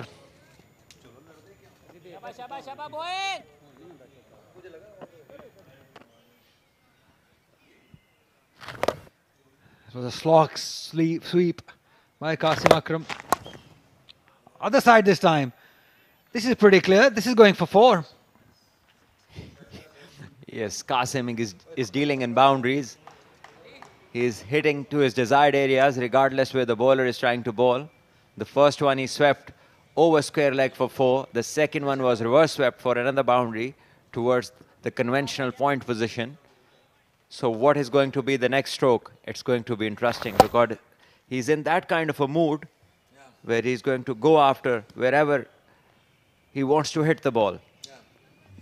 Yeah, there's nothing to lose. There's nothing to gain. And there we see another one. Late cut this time. A deft touch. And he'll get an easy 2. And Zahid, before his frustration has gone somewhere, he has to run around and stop the ball from going to the boundary and throw it back to the same keeper, who this time collects it cleanly. Stay away from Zahid Mahmood. That's the suggestion I can give it to you at the moment. Just stay away from him.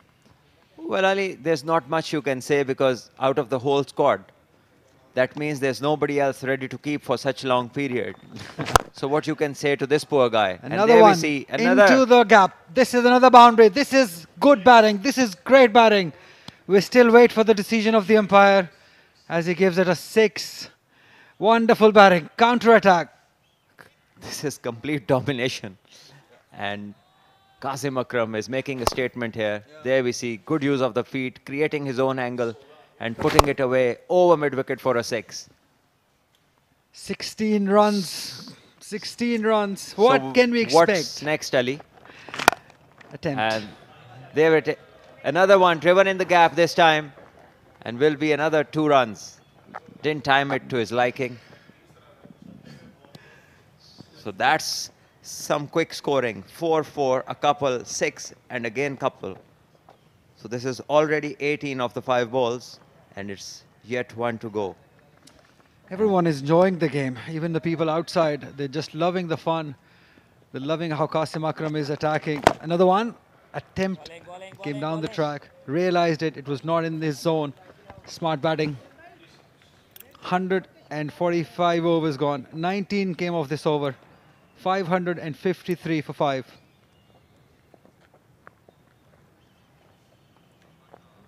Now we've been talking about the wicket keeper.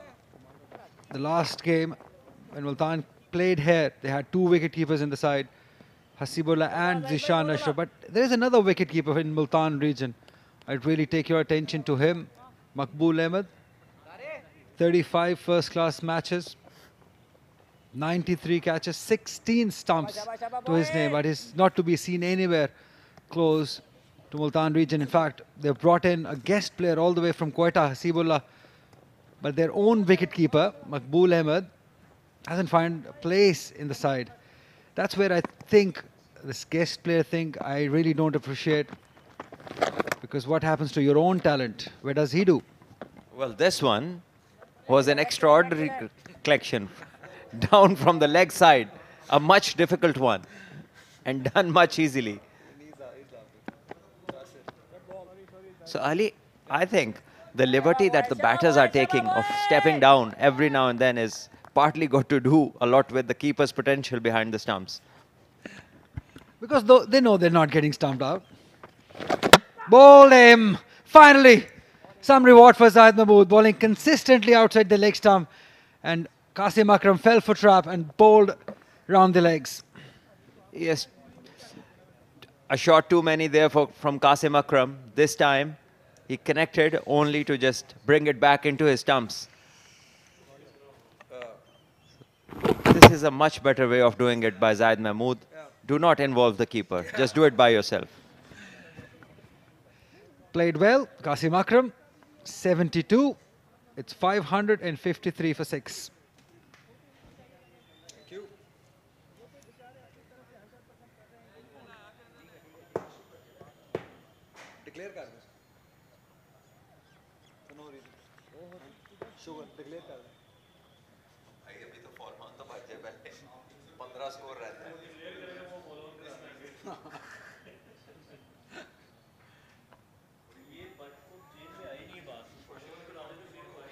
The hurdle.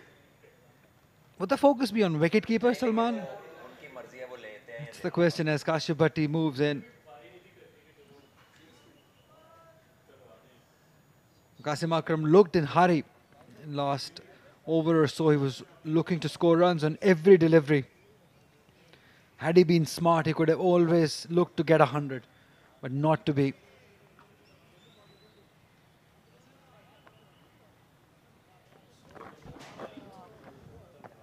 Well, he's played a lot of cricket now in the few months that he has been around this year and in the previous years that he has played. He's toured with Pakistan Shaheens, he's done Pakistan A tours, played in the emerging. And he should have thought about making this count as a big opportunity where he could have scored his 100 easily. The runs were flowing for him. Meanwhile, Kashyap Bhatti is the next man in.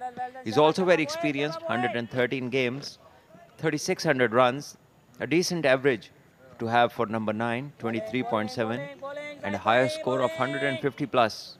So that shows that this man can bat. Has he played a game at Gaddafi Stadium? He's got 200s.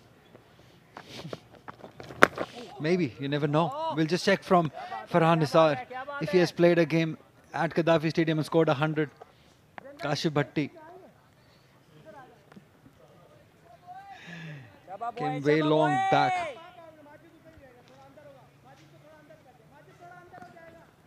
There we see again, spinning from outside of leg, and Qasim Akram just dragged it onto his stumps. So we were just asking our statistician about Kashyap Bhatti. Did he get his 150 in Lahore? But he says no, it's something that happened years back. So is it before the Gaddafi Stadium came into being?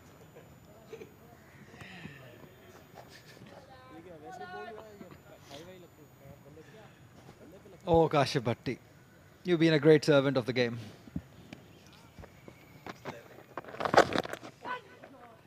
Another miss. Not actually an opportunity, but runs for Junaid.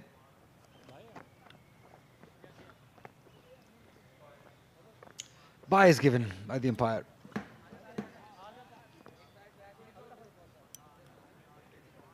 $556 for 6.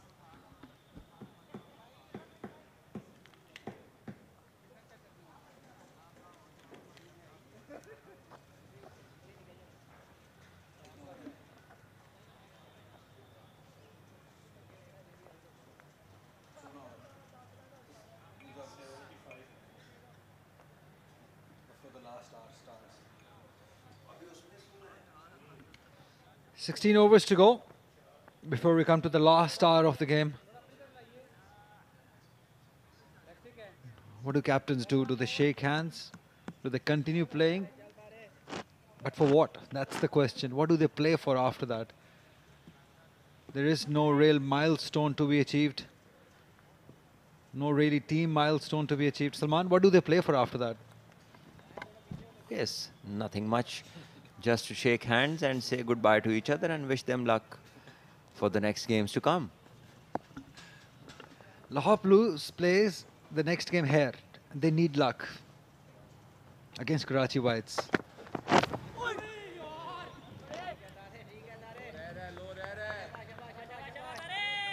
It's gone through to the keeper again on the bounce. He has been the center of attention. There we see this one didn't bounce much. It did move away off the surface. And Farhan Sarfraz, the keeper, actually doing well to get a glove onto it. And this is why a regular keeper is so important.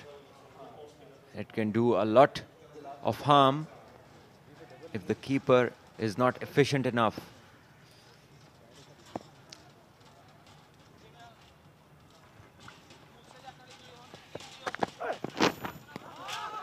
Nice glove work. Who is this wicketkeeper? Leave him, Ali. Leave him alone. The poor chap has done it for the team for three sessions now. It's his 5th hour of keeping. And real keepers get tired, and he's someone who's never kept. In fact, this might be the longest time that he has kept. And his total keeping time in life might not be 5 hours. So he has done something for the team which no one else was ready to do. Yeah, which reminds me, Salman, last year, there was this incident. There was this game, Balochistan's game, in State Bank ground, where 6 keepers were used. I'll tell you the detailed story of this after this ball is bowled. It's a nice, solid defense by 6 Kashif Bhatti. keepers in one game? Yes. In an innings? Yeah. What was What going happened on? was Bismillah Trials Khan, for keeping? Bismillah Khan was declared unfit early on. Umar Akmal was used. He, after wicket keeping for 1 over, said, I can't keep. Then there was another keeper. I don't actually recall the name. Then Jalad Khan, the left-arm spinner, he had to keep. He said after a couple of overs, I cannot wicket keep. Then came Razal Hassan, an off-spinner. He couldn't keep too. He said, I can't do it. Then there was another guy who was called from second 11. Then he kept it. Yeah, he kept the gloves. That happened last year at State Bank ground. We were there. We were covering the game. And Imam ul Haq was also the part of the team who didn't even say yes, who said, I can't do it. And he was laughing at others. So, did that reluctance of every one of those not to keep meant that there was something special with the gloves that were on offer, or something else? Imagine the last wicketkeeper, Razaul Hassan, who was an off spinner. He was standing way behind where a wicketkeeper stands for fast bowler, while wicketkeeping for spinner, because he said, I have never done that. I'm just there to stop the ball. That's it. So even after knowing all that and seeing that, you're still talking about Farhan Sarfraz, who has done it single-handedly for 5 hours now. No, I was appreciating him earlier for his effort. Seriously, he needs appreciation. Absolutely.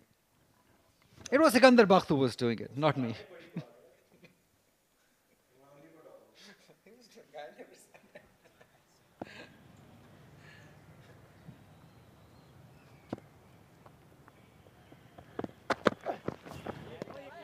Good leave. A maiden. 556 for 6.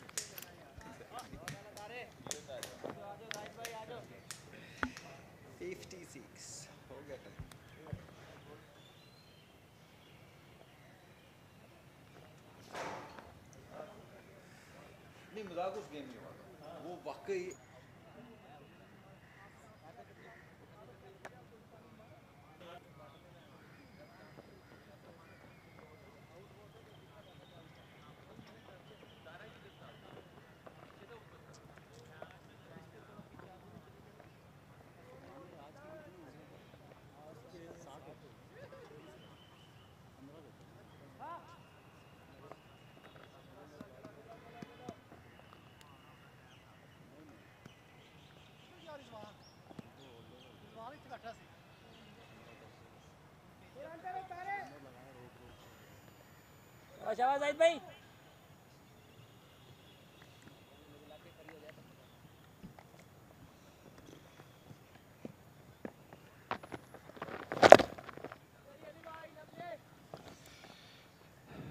Salman, big match tomorrow. Pakistan taking on India. What are the thoughts? What are the feelings? What are the emotions? I think it's the same length. It's just a 50-over game. The emotions, what do they say? What do they tell you? Well, emotions are similar. Nobody wants to lose that. Not a single person in Pakistan who wants, everyone wants Pakistan to win. And in India, it's likewise. All of them, they want India to win. What is the realistic approach? Well, I think both teams are entering this game very confident, especially the batting part. And Pakistan has just to do their bit in bowling. I think that we need to improve, especially in the middle overs. And we need our best bowler, Shaheen, to get going with the new ball, to get us off the mark early. And then Shadab, being the vice captain and one of the main players in the team. He needs to fire with the ball in his hand. And if both of them can turn up against India and pick up crucial wickets, then Pakistan are in with a big chance. Yeah, most people won't like it what I'm about to ask you, but there is this opinion of including Quaid-e-Azam into tomorrow's lineup. I said not many people are going to like this opinion, but there is this thought that you might add him.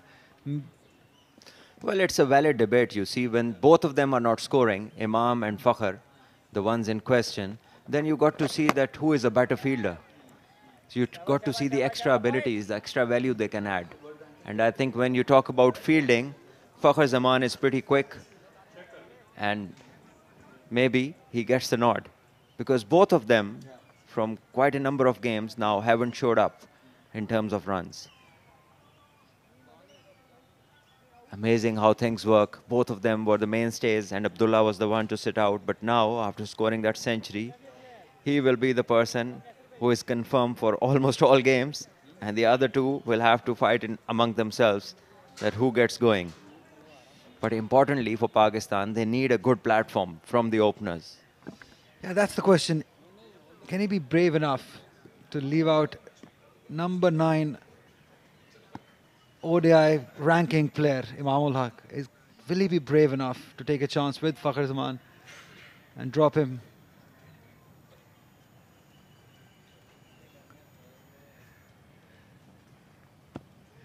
I would, if I was the captain. I would play Quaid-e-Azam just for that impact. Early on in the inning, we know the importance of power play, and who knows if it's his day, he'll change the day. He'll change the game on his own. Well, Ali, obviously there's an every chance whoever gets a game that maybe he does well. So, yes, when you talk about extra value additions, then out of the two, Fakhr is definitely someone who is very quick in the field. He's a live wire. He runs hard. He's a good boundary rider, safe hands, fast throw. And maybe debatable, and if he can play, that's fine.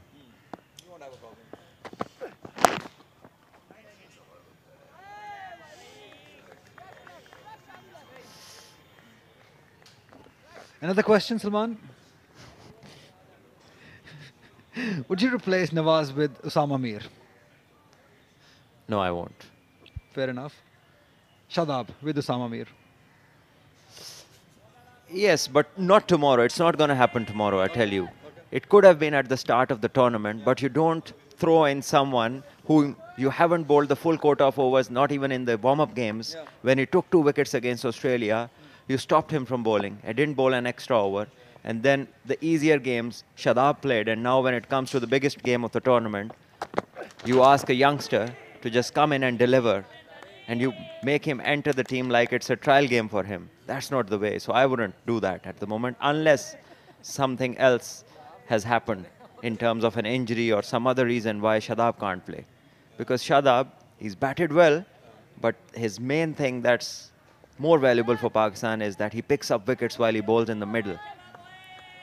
And that is where Pakistan need to fire in the middle of the innings. Has been the place where we have been giving more runs away and taking almost no wickets.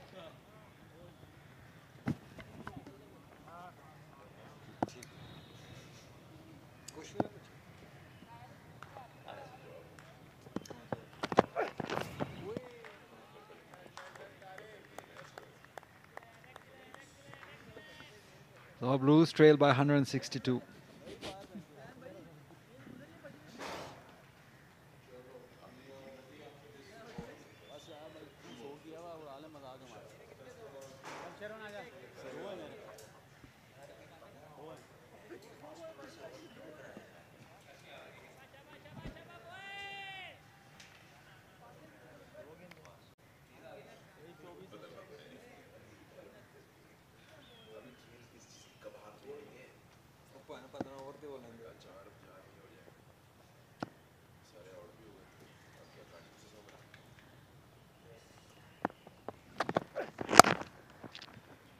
Solid. Very solid.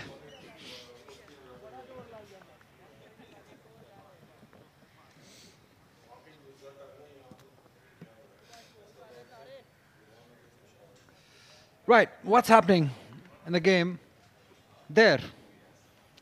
Ashraf Well, Ali? Ashraf Ali, along with Mr. Faisal, who's the analyst of Lahore Blues. Ali, tell me something. You've asked so many questions. The team's name is Lahore Blues. Why the cover of the helmet is red in color? That's a good question. I need an answer. I'm so sorry. I don't have an answer to you. It's such a difficult question. Such a difficult question. 149 overs gone. 556 for 6.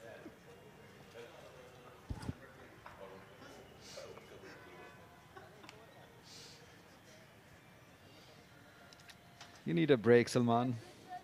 Look, this is a good sign. Faisalabad region winning it by 6 wickets. Results coming from Pindi Cricket Stadium. Peshawar region scoring 216. Faisalabad in return 313. Ali Waqas, the veteran, getting 100. Peshawar region 205. Sabzada Farhan with 92. Muhammad Ali Daisy getting Fifer. And Fifer in the first inning. So it makes 10 in this game for Muhammad Ali Daisy. And Faisalabad region 111 they scored after losing just 4 wickets. Niaz Ahmed getting 3. Change.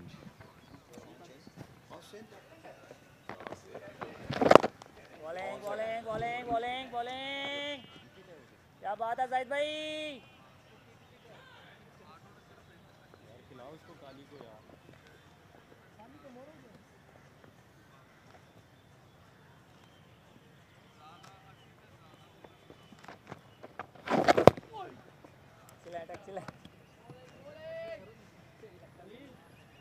थोड़ा नीचे वाला गेंद ना वो थोड़ा मसला क्योंकि मैं ऐसे रहना ना इनका तो इन्हें फट थल्ले नहीं जाना इनका गेंद रोक रहा है वो बस आदत है इस तरह ही खड़ा बैल बॉल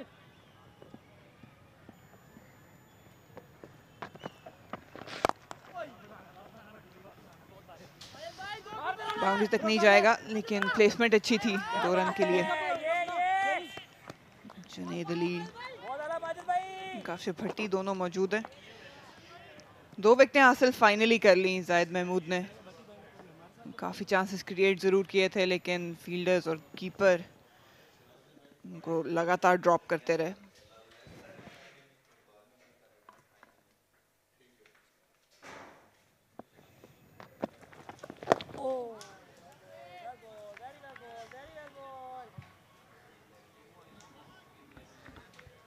इस दुनिया में हर एक इंसान किसी न किसी मकसद से आता है। मुझे लगता है कि दोनों टीमों का मकसद है कि हमें टेस्ट करें। यहाँ पर आप देखें, ऑब्वियसली सर्टन रूल्स रेगुलेशंस को तो फॉलो करना पड़ेगा, लेकिन मैं फिर भी चाहूँगा ओवरऑल अगर हम 3-4 दिनों को नटशेल में देखें तो इंडिविजुअल जो लैंडमार्क्स अचीव हुए हैं, 6 सेंचुरीज पहले, फिर इसमें भी सेंचुरीज, वो ज़रूर किसी प्लेयर के लिए स्पेशल होंगी। लेकिन ओवरऑल इसका क्या इम्पैक्ट रहा है इस ड्रॉ का पॉइंट्स टेबल पर in terms of getting into the final and not just trying not to be relegated in terms of Multan region. Lahore Blues, हमारे स्टेटिस्टिशियन कहते हैं कि ज़रूरी नहीं है कि जीत जाएं तो टॉप पे ही रहें, स्लिप डाउन भी हो सकते हैं डिपेंडिंग ऑन अदर रिजल्ट्स। और रिजल्ट आए हैं अभी पिंडी स्टेडियम का बताया गया रिजल्ट, और उससे पहले जो शुएब अख्तर क्रिकेट स्टेडियम उधर भी रिजल्ट आया है, एबटाबाद वाले में भी रिजल्ट आया है। तो जाहिर सी बात है वो फिर ऊपर आ रहे होंगे काफ़ी, इवेंचुअली हमें पता चलेगा at the end of the days play. तो गेंस बहुत ज़रूरी हैं इंडिविजुअल के अलावा कि ओवरऑल टीम कहाँ आई।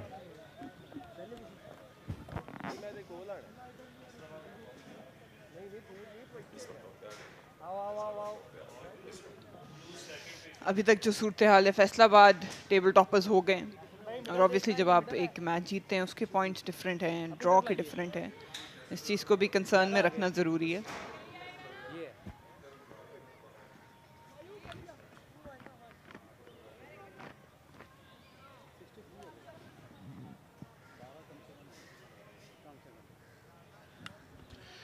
हमने बात की थी थोड़ी देर पहले मरीना कि अब जो आखिरी मैच है जो कि इसी टीम का है लाहौर ब्लूज़ का यहाँ पर कराची से, उधर क्या अप्रोच होगी लाहौर की? एक डिफरेंट बॉलिंग अटैक होगा, और एक डिफरेंट बैटिंग को ये बॉलिंग कर रहे होंगे, जिसमें मैं गलत भी हो सकता हूँ, लेकिन जितने नंबर्स हैं वो तो सजेस्ट करते हैं कि कराची की जो टीम है उसमें एक्सपीरियंस का काफ़ी दखल है, इसमें बैटिंग में भी और बॉलिंग में भी, और वो इतना आसान नहीं करेंगे आपके लिए। तो अगर इस ब्रांड ऑफ क्रिकेट को खेलना है तो बहुत चांसेस हैं कि बॉक्स में रहते हुए आप किसी परेशानी में आ जाएगी। चांसेस उधर भी कम होंगे कंडीशंस को देखते हुए, पिच की, और जो अभी तक हमने देखा है ओवरऑल गद्दाफी स्टेडियम में स्कोर्स कैसे रहे हैं, बट एक डिफरेंट चैलेंज पोज ज़रूर होगा। शान मसूद और साइम अयूब भी ज्वाइन कर चुके हैं। सरफराज खुरम मंजूर ऑलरेडी उनके पास मौजूद हैं। बैटिंग में बहुत सलाहियत भी है और एक्सपीरियंस भी बहुत है। और जहां तक लाहौर की बॉलिंग की बात करें, कोई सच लीथल बॉलर हमें नज़र नहीं आया। स्ट्रगल करते नज़र आए हैं नए बॉल से, स्पिनर्स ने खास इम्पैक्ट क्रिएट नहीं किया। इसके बरक्स जो मुल्तान रीजन के बॉलर्स हैं वो ज़्यादा बेहतर कंसिस्टेंसी से बॉलिंग करते हैं, एटलीस्ट थ्रेटनिंग एट टाइम ज़रूर नज़र आए हमें। तो ये बहुत बड़ा एक कंसर्निंग पॉइंट होगा, क्योंकि जिस तरह की डिफेंसिव अप्रोच लाहौर ब्लूज़ की रही है, इन टर्म्स ऑफ रिसोर्सेज भी कम है बट टैक्टिकल लैकिंग भी नज़र आई है हमें इमरान भट्ट की कप्तानी में। बाउंड्री के पार नहीं जाएगा, अच्छी फील्डिंग, 2 रन हासिल करेंगे।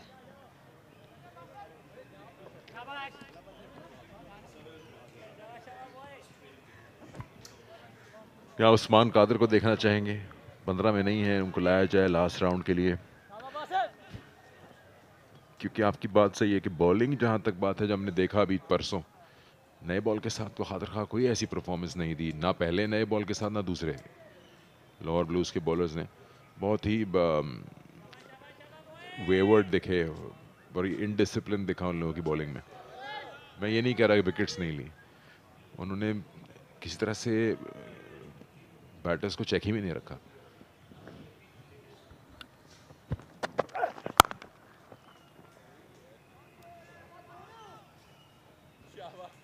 डिफरेंट सिनेरियोज हैं जिसमें ऑब्वियसली आपके थिंक टैंक जो होते हैं और कैप्टन, इनका इकट्ठे बैठना और एक प्लान बनाना बहुत ज़रूरी है विद बॉलर्स के। जो रिसोर्सेज अवेलेबल हैं एट बेस्ट कैसे वो यूटिलाइज कर सकते हैं, और एक्सिक्यूशन बहुत इंपॉर्टेंट होगी, क्योंकि बार बार हम ये बात करते आए हैं कि सिर्फ कंडीशंस को आप ब्लेम नहीं कर सकते as a team, as a captain, as a bowling unit. अब यहाँ पे जिस तरह फील्डिंग हो रही है, हमने देखे कितने कैचेस ड्रॉप हुए हैं दोनों टीम्स की जानिब से। ये एक बहुत बड़ा कंसर्न है कि इधर आप एक एवेन्यू ऐसा क्रिएट कर भी लेते हैं कि विकेट टेकिंग डिलीवरीज होती हैं, मगर आप उसको कैपिटलाइज ही नहीं कर पाते फील्डिंग साइड होते हुए। ये सारे कंसर्न्स होंगे, क्योंकि at the end of the day यहाँ पे रिजल्ट्स ना आने का इम्पैक्ट ज़रूर इन टीम्स पे पड़ेगा।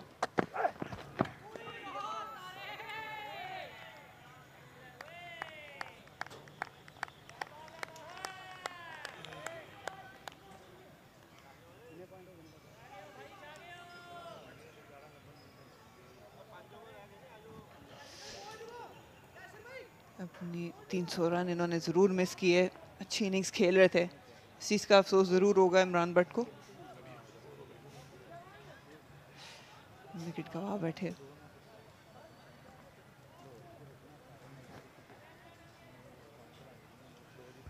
जब तक आप पैड और ग्लव्स पहने हैं, हेलमेट पहने हैं और इन द सेंटर है, मज़ा आ रहा होता है आपको। ड्रेसिंग रूम में बैठ के आउट होने के बाद आई एम श्योर उनको अंदाज़ा हो रहा होगा।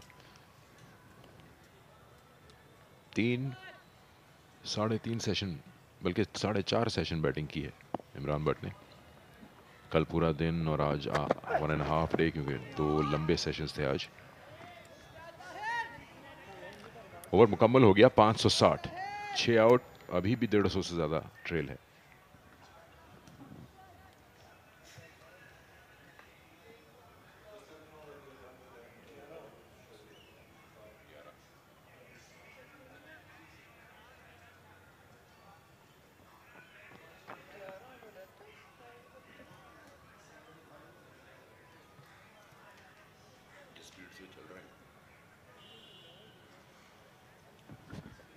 1278 रन बन चुके हैं इस मैच में अभी तक।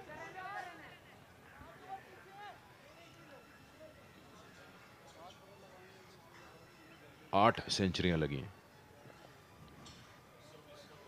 एक डबल सेंचुरी भी है इसमें, और कैचेस आज 8 छुटे हैं।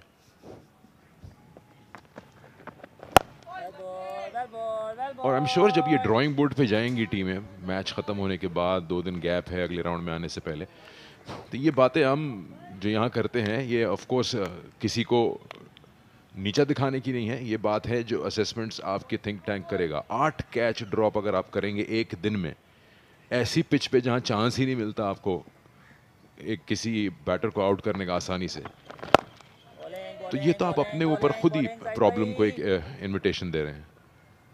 जाहिद महमूद उनमें से एक बॉलर हैं जिनकी बॉलिंग पे 2 तो मुझे अभी याद हैं, 2 ही कीपर्स ने छोड़े थे। कासिम अकरम का कैच छोड़ा अभी कुछ देर पहले, कल इमरान भट्ट का कैच छोटा था, तो फिर आप देखिए कि वो फिर 255 बना जाएंगे। तो ये वो असेसमेंट्स हैं जो टीम की मैनेजमेंट बैठ के करेगी और इनको एड्रेस करना बिल्कुल ज़रूरी है। लीव अलोन कि आप रिजल्ट की बात कर रहे हो किसी मैच में। फिर वही बात जो हमने थोड़ी देर पहले की कि अगर आपने टॉस जीत के पहले मुल्तान रीजन को बैटिंग की दावत दी है तो कोई वजह तो होगी उसकी, और फिर आप नए बॉल का इस्तेमाल ही नहीं करते, लेग स्टंप के बाहर गेंद कर रहे हैं, कभी ऑफ स्टंप के बाहर कर रहे हैं, तो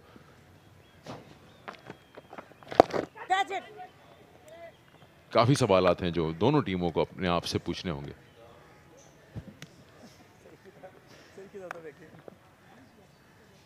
bowling bowling bowling bowling bowling bowling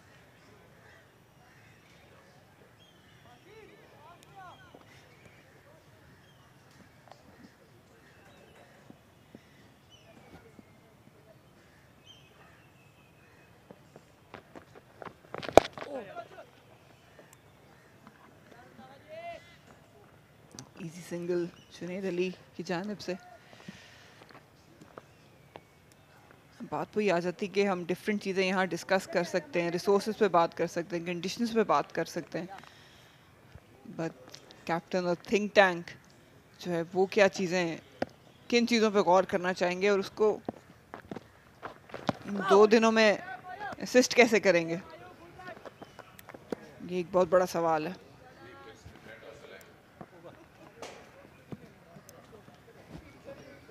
over मुकम्मल हो गया, 561 6 आउट। ये आखिरी बॉल, कीपर को देखें कहाँ है वो, उन्होंने सिर्फ बाय बाय किया बॉल को, ये गई।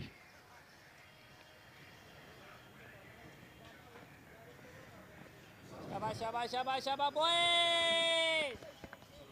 शाबाश बॉय। मैं जो चीज़ समझने से कासिर हूँ वो ये है कि जब आप अपना स्क्वाड सिलेक्ट करते हैं, स्पेशली जब ऐसे बात आती है कीपर्स की, एक जेन्युइन कीपर होता है, सेकंड ऑप्शन आपकी पहले ही होती है कि 11 में कोई ऐसा प्लेयर है जिसको आप यूटिलाइज कर सकते हैं, और अगर नहीं भी है तो जो आपका बैकअप कीपर है एटलीस्ट वो आपके जेन्युइन कीपर के स्टैंडर्ड के थोड़ा करीब तो हो। वो अगर उस लेवल के करीब भी नहीं है तो फिर ये तो ऑब्वियसली बात है कि अपने लिए और मुश्किलें बढ़ाने वाली बात है। फिर आप तकरीबन 10 प्लेयर्स के साथ आप खेल रहे होते हैं। बिल्कुल, अगर आपको जहाज उड़ाना नहीं आता आप क्यों कॉकपिट में बैठेंगे? ये तो आप नहीं कह सकते कि मुझे किसी ने धक्का देके बिठा दिया। जब आप बैठ जाएंगे तो फिर आपसे सवाल ज़रूर होगा कि ऐसे क्यों उड़ रहा है या उड़ क्यों नहीं रहा। चलिए, ओवरऑल ये तो हम ऐसी बात कर रहे थे। फिलहाल अभी सिचुएशन ये है कि पॉइंट्स जो हैं वो अब तब्दील हुए हैं। थोड़ी देर पहले आपने जिक्र किया था कि क्योंकि कुछ जीत हुई है एबटाबाद में, शोएब अख्तर क्रिकेट स्टेडियम, पिंडी क्रिकेट ग्राउंड में, तो पॉइंट्स टेबल थोड़ी तब्दीली आई है उनमें।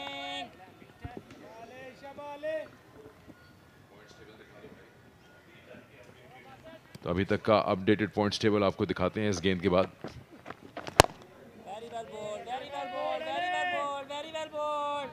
और ये पॉइंट्स की सूरत हाल है। फैसलाबाद अपना मैच जीत के टॉप पे आ गया, 3 मैचेस जीते हैं, और अब लाहौर ब्लूज भी जो है वो खतरे से खाली नहीं है। लाहौर जो है वो डिमोट हुआ है, मुल्तान के लिए एक बहुत बड़ा खतरा है। लाहौर वाइट्स आ गए,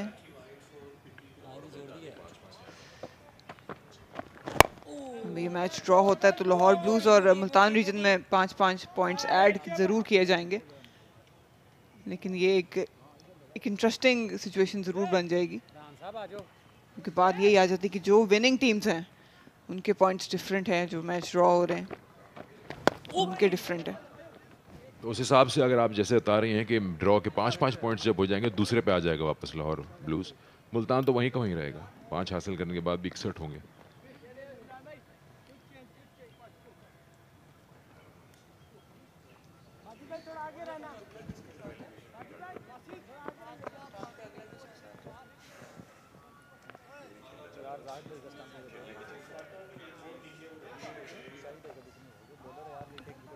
$562 for 6.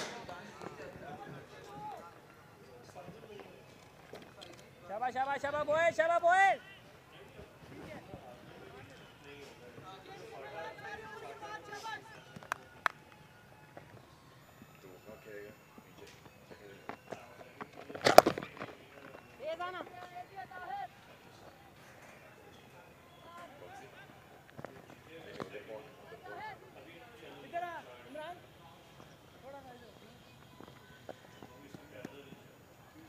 शाबाश शाबाश शाबाश लड़को।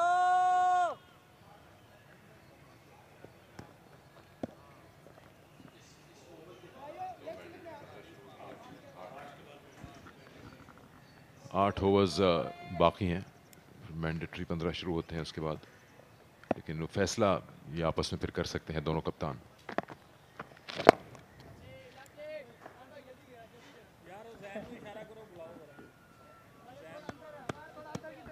और अभी कोई बैटर भी ऐसा सच किसी लैंडमार्क पे नहीं है कि बैटिंग के कप्तान थोड़ा और खेलना चाहे उसको उस लैंडमार्क तक पहुंचाने के लिए।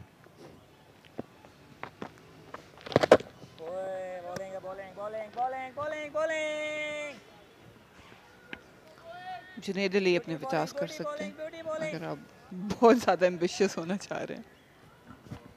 नहीं कराना तो आप काशिफ के 100 करा दें, 15 मैंडेटरी भी खिला दें। और ये बात वैसे कोई इसमें मजाक नहीं है, अभी इससे पहले नंबर 8 ने भी 100 किया है, 7 ने भी 100 किया है, नंबर 10 ने 80 किए, 88 to be precise.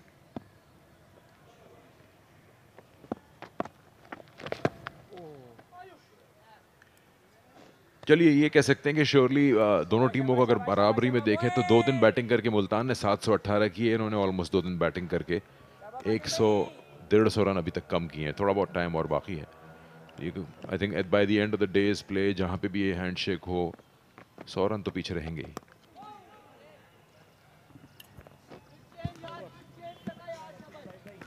Negative line bowling हो रही है क्योंकि ऐसा कोई रफ है नहीं जहाँ से कोई हेल्प मिल सके। जाहिद महमूद को पर्पसलेस इस वक्त प्रोसीडिंग्स चल रही हैं, ओवर भी मुकम्मल हो गया।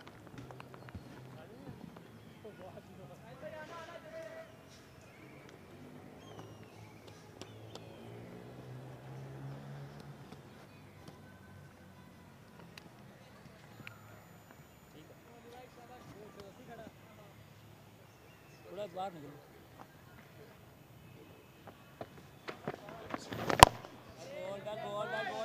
अली उस्मान 2 विकेट उन्होंने भी हासिल किया आज के दिन में ही। हमाद भट्ट और उस्मान सलाहुद्दीन 2 शिकार थे।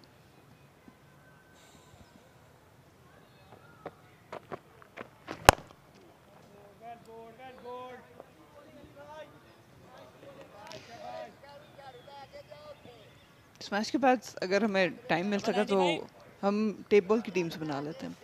टेप बॉल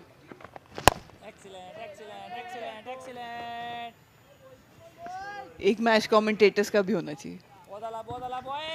टेप बॉल क्यों होगा? आपके लिए कह रही थी। मेरे लिए टेप बॉल, मैं टेनिस बॉल से खेला है प्रॉपर जो होती है, टेप लगा के तेज हो जाएगी। नहीं हम पूरा खेलेंगे, प्रॉपर क्रिकेट बॉल से खेलेंगे। हमारी टीम में बहुत सारे इमर्जिंग प्लेयर्स भी हैं, अली यूनुस हैं। हमने टीम भी बना ली, हमारी टीम हो गई पहले से ही।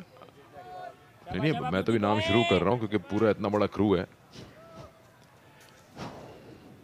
लेकिन कोई ना कोई प्राइज भी होना चाहिए जीत पे।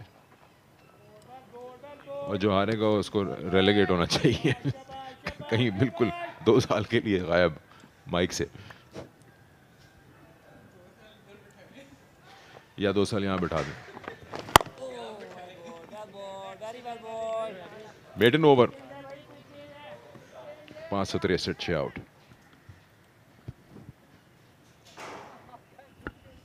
एक टाइम था जब हुआ करता था ऐसे इंटरनेशनल में, जब टूर के बीच में गैप्स आते थे तो मीडिया वर्सेस कमेंटेटर्स, और उसमें कुछ फॉर्मर प्लेयर्स भी आते थे और प्रॉपर स्टेडियम में मैच होता था। श्रीलंका में काफ़ी हुए, वेस्ट इंडीज़ में खेले मैं, आपको प्रॉपर टीम बनती है। जिसमें फिर बहुत से लोग मुझे आज तक याद पड़ता है, एक कराया गया था वर्ल्ड कप के दौरान जो वेस्ट इंडीज़ में हुआ ना, उसमें कमेंटेटर्स में और मीडिया में हम लोग थे वर्सेस वेस्ट इंडीज़ ग्रेट्स, जिसमें Viv Richards, Richie Richardson, Augustine लोगी,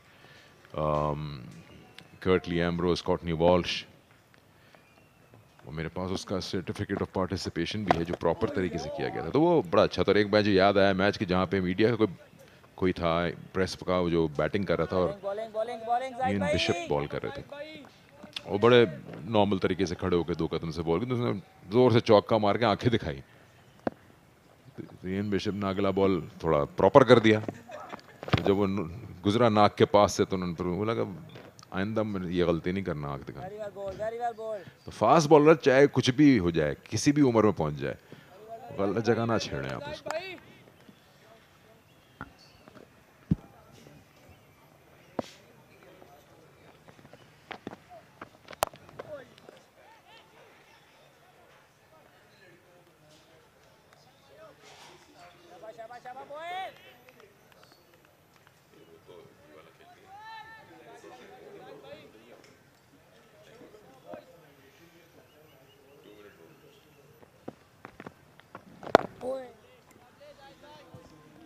तो नॉर्मली हमने ये चीज़ भी देखी है कि अब एक रुझान आ गया कि बाकी स्पोर्ट्स को भी एक तरह से इंडक्ट किया गया है किसी न किसी तरीके से। क्रिकेट में वार्म अप्स में हम फुटबॉल देखते हैं, वॉलीबॉल देखते हैं, गोल्फ काफ़ी क्रिकेटर्स खेलना शुरू हो गए स्विंग बेहतर करने के लिए। लेकिन इस तरह की सिचुएशन में उसका कोई खास फायदा नहीं होगा। एक और मेडन 563 6 आउट। अभी मैं कुछ दिन पहले पढ़ रहा था कि काफ़ी चांसेस ब्राइट हो गए हैं कि क्रिकेट को ओलंपिक्स में इंक्लूड किया जाए, तो एक और गोल्ड मेडल जीतने का चांस है पाकिस्तान के पास।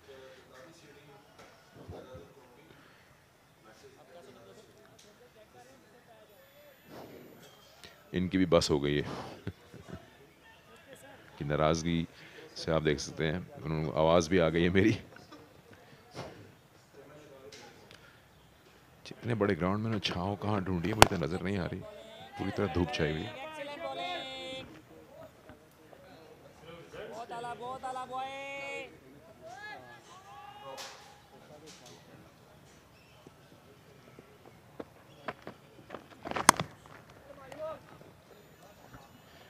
बाउंड्री काफी टाइम बाद 68 बॉल्स, तकरीबन समझिए 11.2 ओवर बाद बाउंड्री लगी है।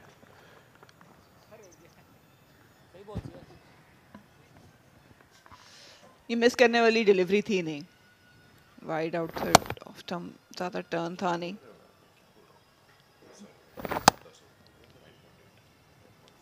चार रन हासिल किए। थोड़ा सा करेक्शन कर दूं, ये चौका 58 बॉल्स बाद लगा है, जो कि 9.4 ओवर होंगे। वैसे ही डिफरेंट न्यूज़ में 651 डॉट बॉल्स हुई हैं अभी तक, ऑलमोस्ट 160 सिंगल बने हैं, ऑलमोस्ट 40 डबल्स लिए हैं, 3 भी भागे हैं 13 बार, 5 छक्के और 58 चौके लग चुके हैं इस इनिंग्स में। क्या बात है स्पीडो।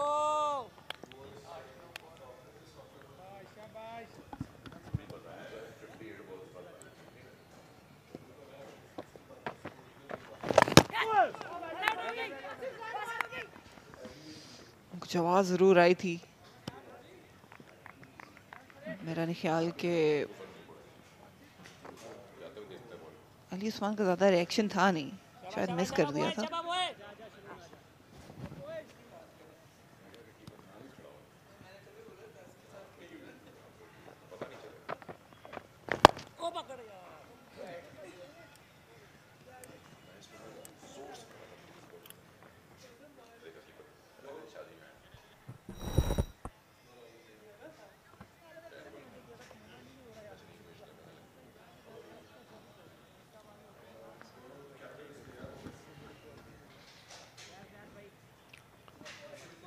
4 रन बने पिछले ओवर में। एक बार फिर अब जायद महमूद गेंद करेंगे राउंड द विकेट।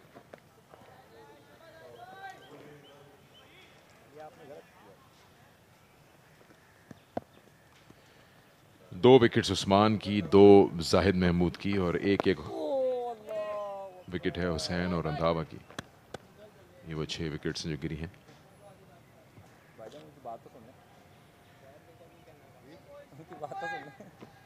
दोनों टीम के ओपनर्स ने 200 से ज़्यादा की ओपनिंग पार्टनरशिप लगाई। पहली विकेट मुल्तान की 204 पे और लाहौर की 259 पे गिरी थी। बड़े बड़े स्टार्ट मिले। दोनों ही टीमें नए बॉल को खास नहीं इस्तेमाल कर पाई। शाबाश शाबाश शाबाश शाबाश बॉय।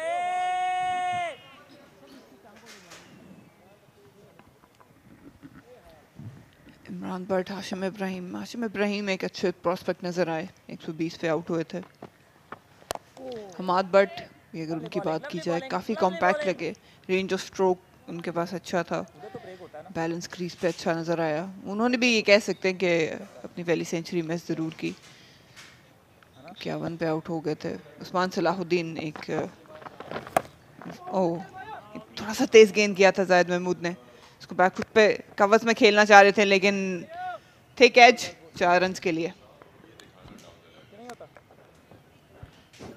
खेलना तो यहाँ नहीं चाहते थे लेकिन एज लग गया और कीपर भी बच गए। आप देख सकते हैं रिप्ले में, कीपर ने पहले देखा ये एज लग रहा है और फिर उन्होंने दूसरी तरफ देखा ये।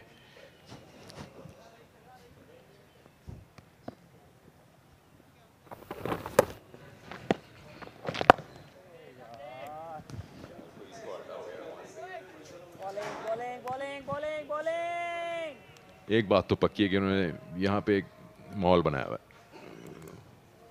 कुछ ना कुछ नया देखने को मिल रहा है कीपर की तरफ से, बड़ा अच्छा। I hope that he doesn't hurt himself.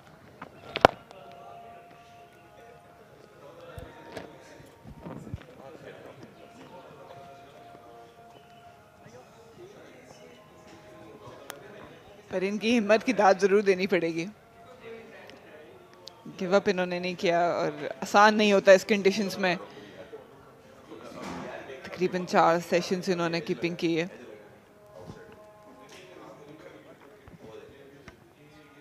ज़्यादा ओवर क्रिटिकल होना नहीं चाहते बट पोजीशन जो है, अगर आप उनका ग्लव वर्क भी देखें, बिल्कुल नज़र उठा ली थी। स्टांस में जा नहीं रहे, कीपिंग के खड़े खड़े कर रहे हैं।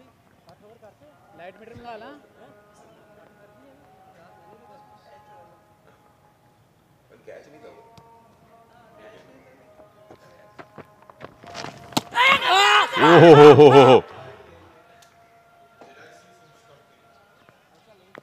जैसे ही उनको रियलाइज हुआ ग्लव्स में आ गया ball. Quick hands, fast hands, बहुत ही शानदार। इस बार टर्न भी देखने को मिला।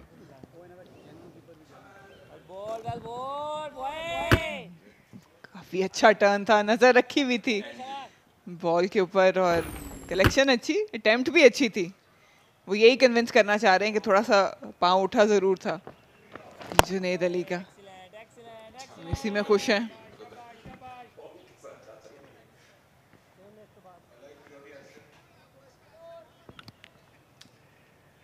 देखिए इनकी एक चीज तो है कंसिस्टेंट, ये अपनी जगह से नहीं हिलते। वहां अगर आ गया ग्लव में बॉल तो गुड। लेकिन ये मैंने इससे पहले हमने जो बात की कि ये सर्टन चीज़ें ऐसी हैं जो टीम्स को एड्रेस करनी चाहिए हैं।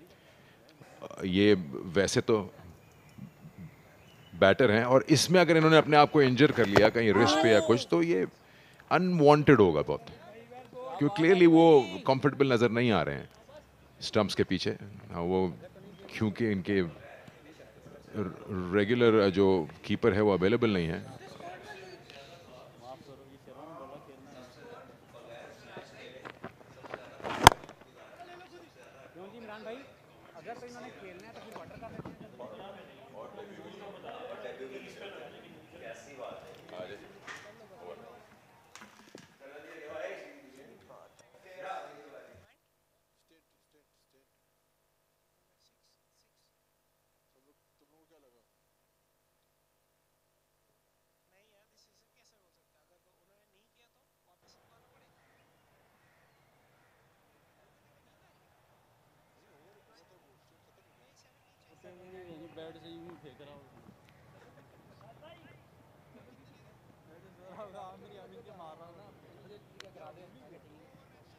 चले चले चले भाइयों.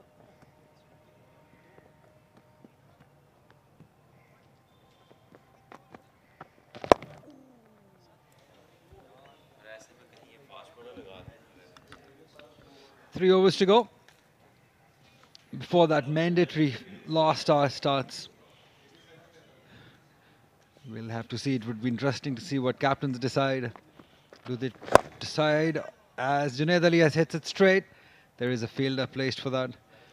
What if captains decide to carry on playing, or they decide to shake hands? What if they try? What if they thought of continuing playing for another hour? Salman Bird.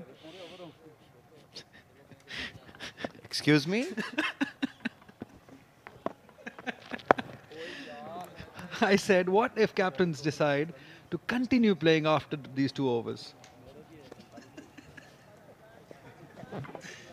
There are some questions like a delivery outside the off stump. They're better to leave alone.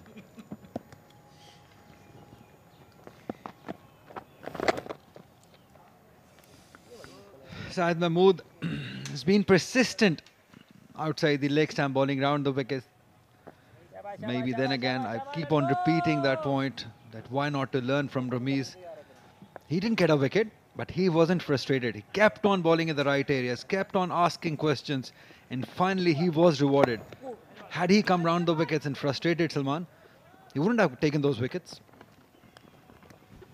Well, he was much more consistent in his line and length, in his thought process. But that's not the case. Zahid has struggled with his line and length to be maintained over longer periods. And he found this way where he could, you know, stop the flow of runs, stop the number of boundaries being scored. And also that the Lahore team, they made sure by bowling these lines that they didn't get many runs, especially in the first 100 overs. Lahore did not get all the batting points that were available. Over bowled. One of the many.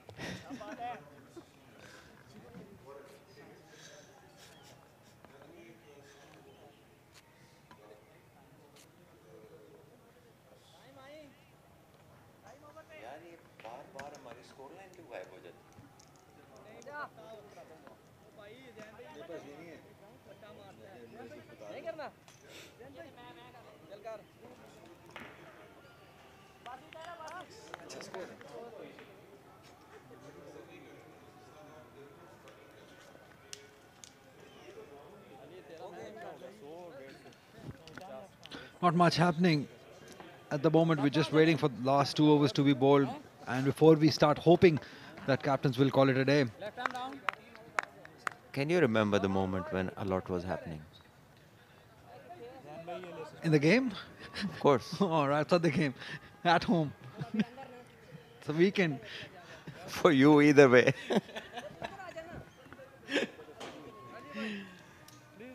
Well, throughout this, if you ask me, throughout the season, this is the 6th game.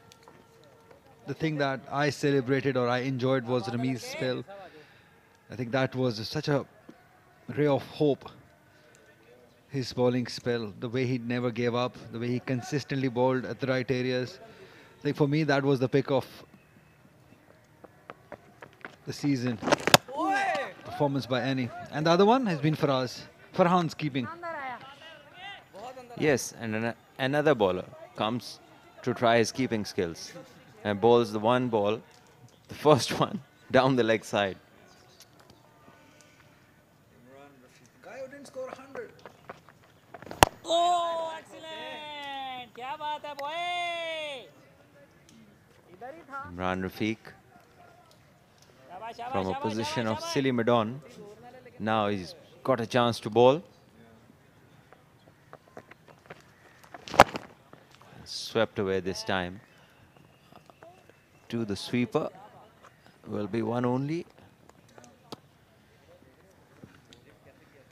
Imran Rafiq, the guy who will be remembered for not scoring a run when everyone around him was scoring scoring 100. Well, there have been a number of guys now haven't been lucky at the GSL, and a few others with bad shot selection. क्या बात है boy? क्या बात है boy? He's paired it up, all set for a big one. I think the way Ahmad, but I really wanted him to score big and score 100. But I believe he missed out on 100 too. Usman Salahuddin. Well, Usman, the way he got out, I've never seen him do that so early in his innings. That was a total surprise to me. And there it is, worked away on the legs. Another one.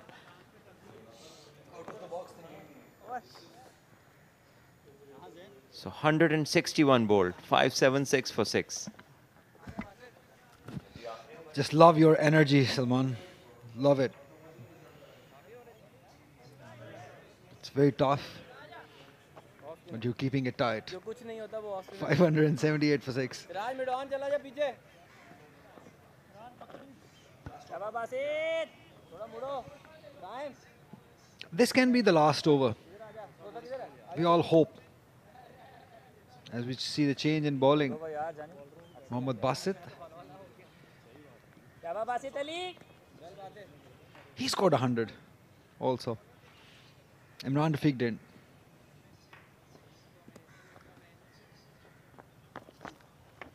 O well ball लड़के good shot 5 balls to go. Your wish.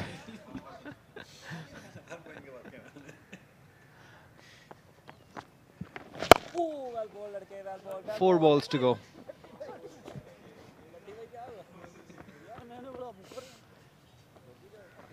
I wonder what the fielders on the boundary are doing now. When according to you, it's 3 to go. 3 balls to go.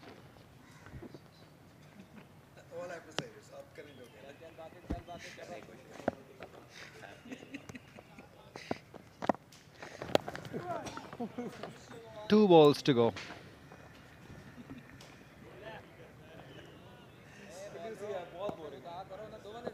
क्या बात है भाइयों शाबाश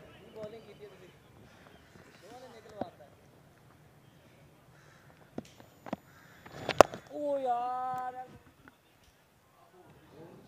1 ball to go.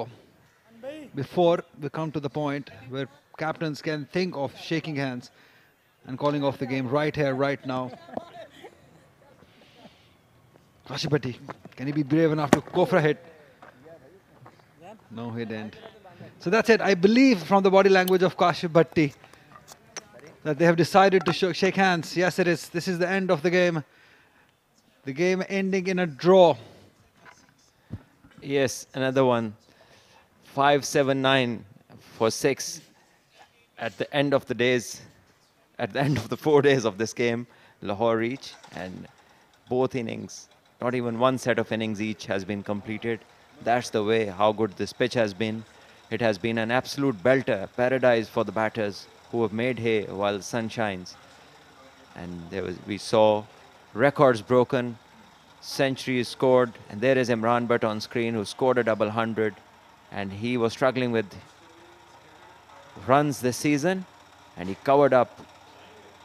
Given the opportunity to bat here at Gaddafi Stadium, he did not need a second invitation, and the fielding lapses also helped him. There we see Zan, who is having a wonderful season, captain of Multan region.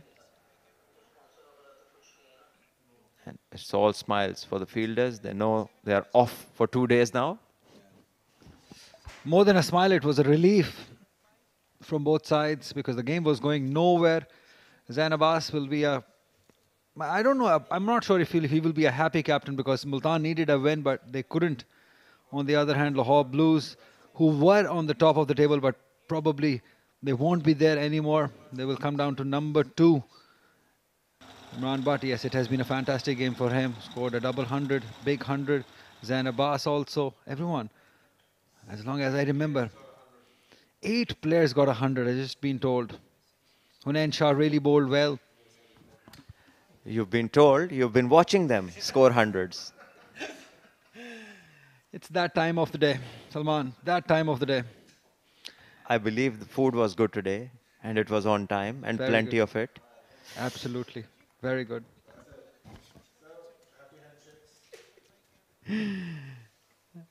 Imran Butt having a word with Nisar. The match has ended in a draw. Zahid Mahmood bowled his heart out without much of the assistance from the fielders. Sain Tarat missed out. Qasim Akram scored a 70, but he could have easily gotten to 100. But the rush of blood making him lose his wicket. There's the batting card for Lahore Blues. 255 Imran Butt, the captain, got 120 for Hashim Ibrahim, who's just played his second game of his career. Hamad Butt debut, made 51. Usman Salahuddin played an expensive shot and paid the price. Hussain Talat scored 16. And Qasim was very impressive with his 72 of 84 balls. Junaid Ali did bat till the end, till the captains decided to shake hands. He was 31, and Lahore Blues, they got 579 for 6 in 162 overs, which were bowled by the bowlers that are on screen now. Majid Ali 17, Tahir Hussain, another bowler who bowled 17 and took 1 wicket. Imran Randhawa bowled 14 only, gave 63 away, took 1. Zahid Mahmood, the bowler who bowled the most overs, 57, gave away 173, took 2 wickets. Ali Usman, 50 overs he bowled, and he also took 2 wickets.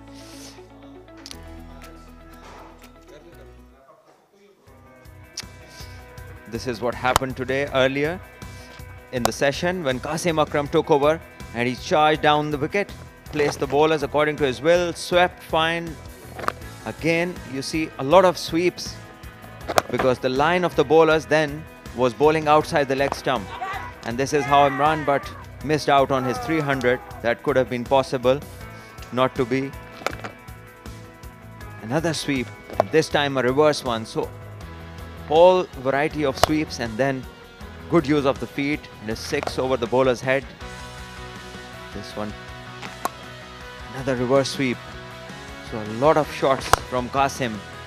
This one was well timed as well, and then in the end dragged once while sweeping. Then came Junaid Ali, who also played a few good looking shots. Then came the time that even the umpires were waiting for.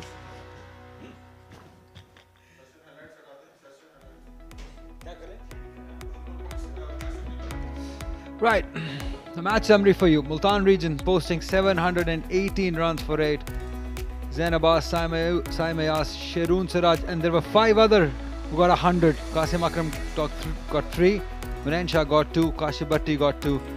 In reply, Lahore Blues 579 for 6. Imran Butt getting a double, 255. Hashim Ibrahim also 120. Qasim Akram missed out on 100, but managed 72. Ali Usman more 50 overs for 2 wickets. Zahid Mahmood 57 overs for 2 wickets. Imran Randhawa 14 overs for 1 wicket as the match ended in a draw.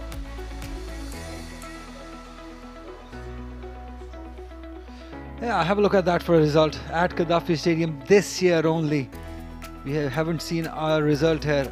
All the games, all 6 of them have ended in a draw. The latest one being Lahore Blues and Multan match. The last one, match number 25. Lots of runs being scored in these games. We haven't seen much of the bowling from here. Yeah, what we're going to do is we're going to take a short break here. When we return, we'll have 2 captains talking to us.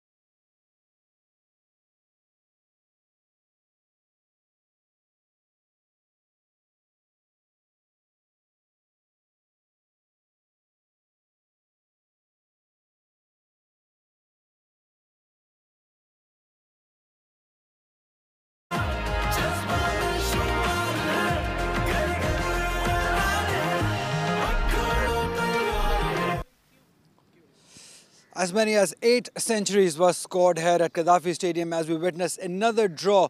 6th of this season, 6 consecutive games we have seen here at Gaddafi Stadium without a result. It's very important to talk to the captains about it, what they feel that should happen and what they feel about these draw games.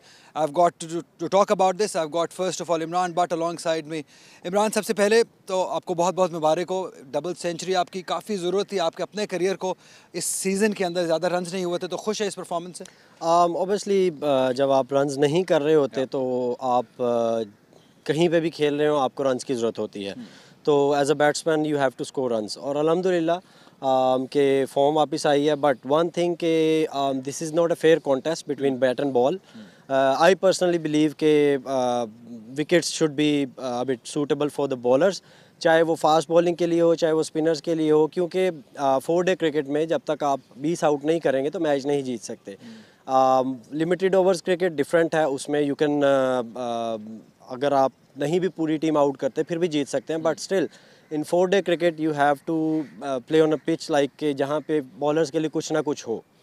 काफ़ी brave है कि coming from a batter जिसने 250 run किया हो तो फिर भी आप कहते हैं कि कुछ ना कुछ होना चाहिए.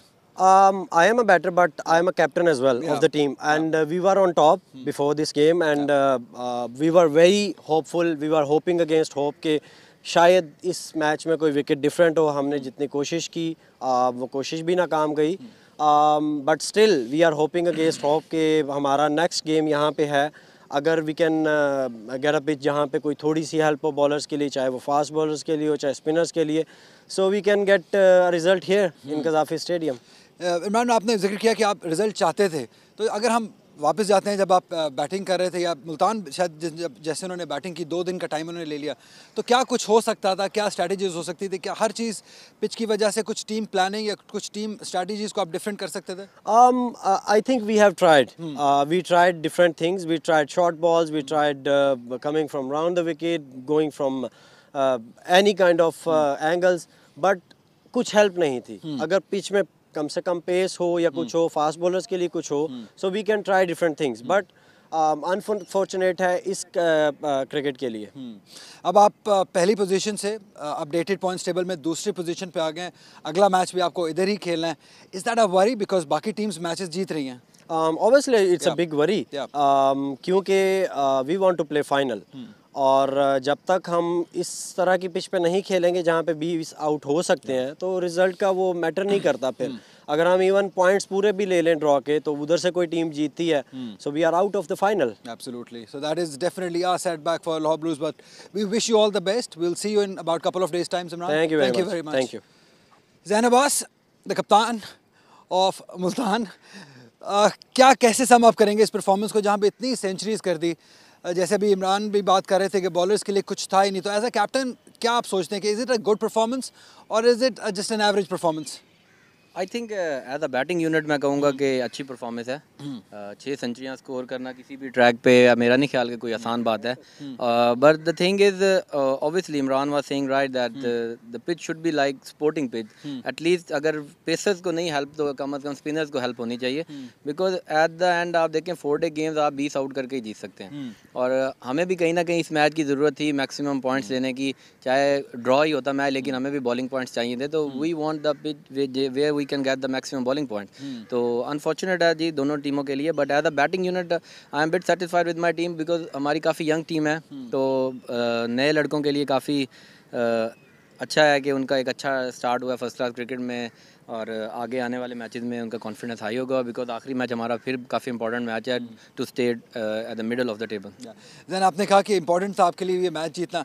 आप लोगों ने 2 दिन बैटिंग की, तो क्या हम ऐसा सोच सकते हैं कि कुछ स्ट्रैटेजी आप बदल सकते थे, कुछ out of the box thinking, कुछ पॉजिटिव आप डिक्लेरेशन कर सकते थे टू गेट अ रिजल्ट? नहीं, मेरा नहीं ख्याल इस तरह होता क्योंकि जो हमने यहाँ पे 5 गेम्स देखे हैं उनमें यही हुआ है कि 2 दिन एक टीम ने बारी ली, 2 दिन एक टीम. तो ये ऑब्वियसली यही होता कि अगर हम 1.5 दिन बैटिंग करके उन्हें बारी देते तो वो 2 की जगह 2.5 दिन खेल जाते.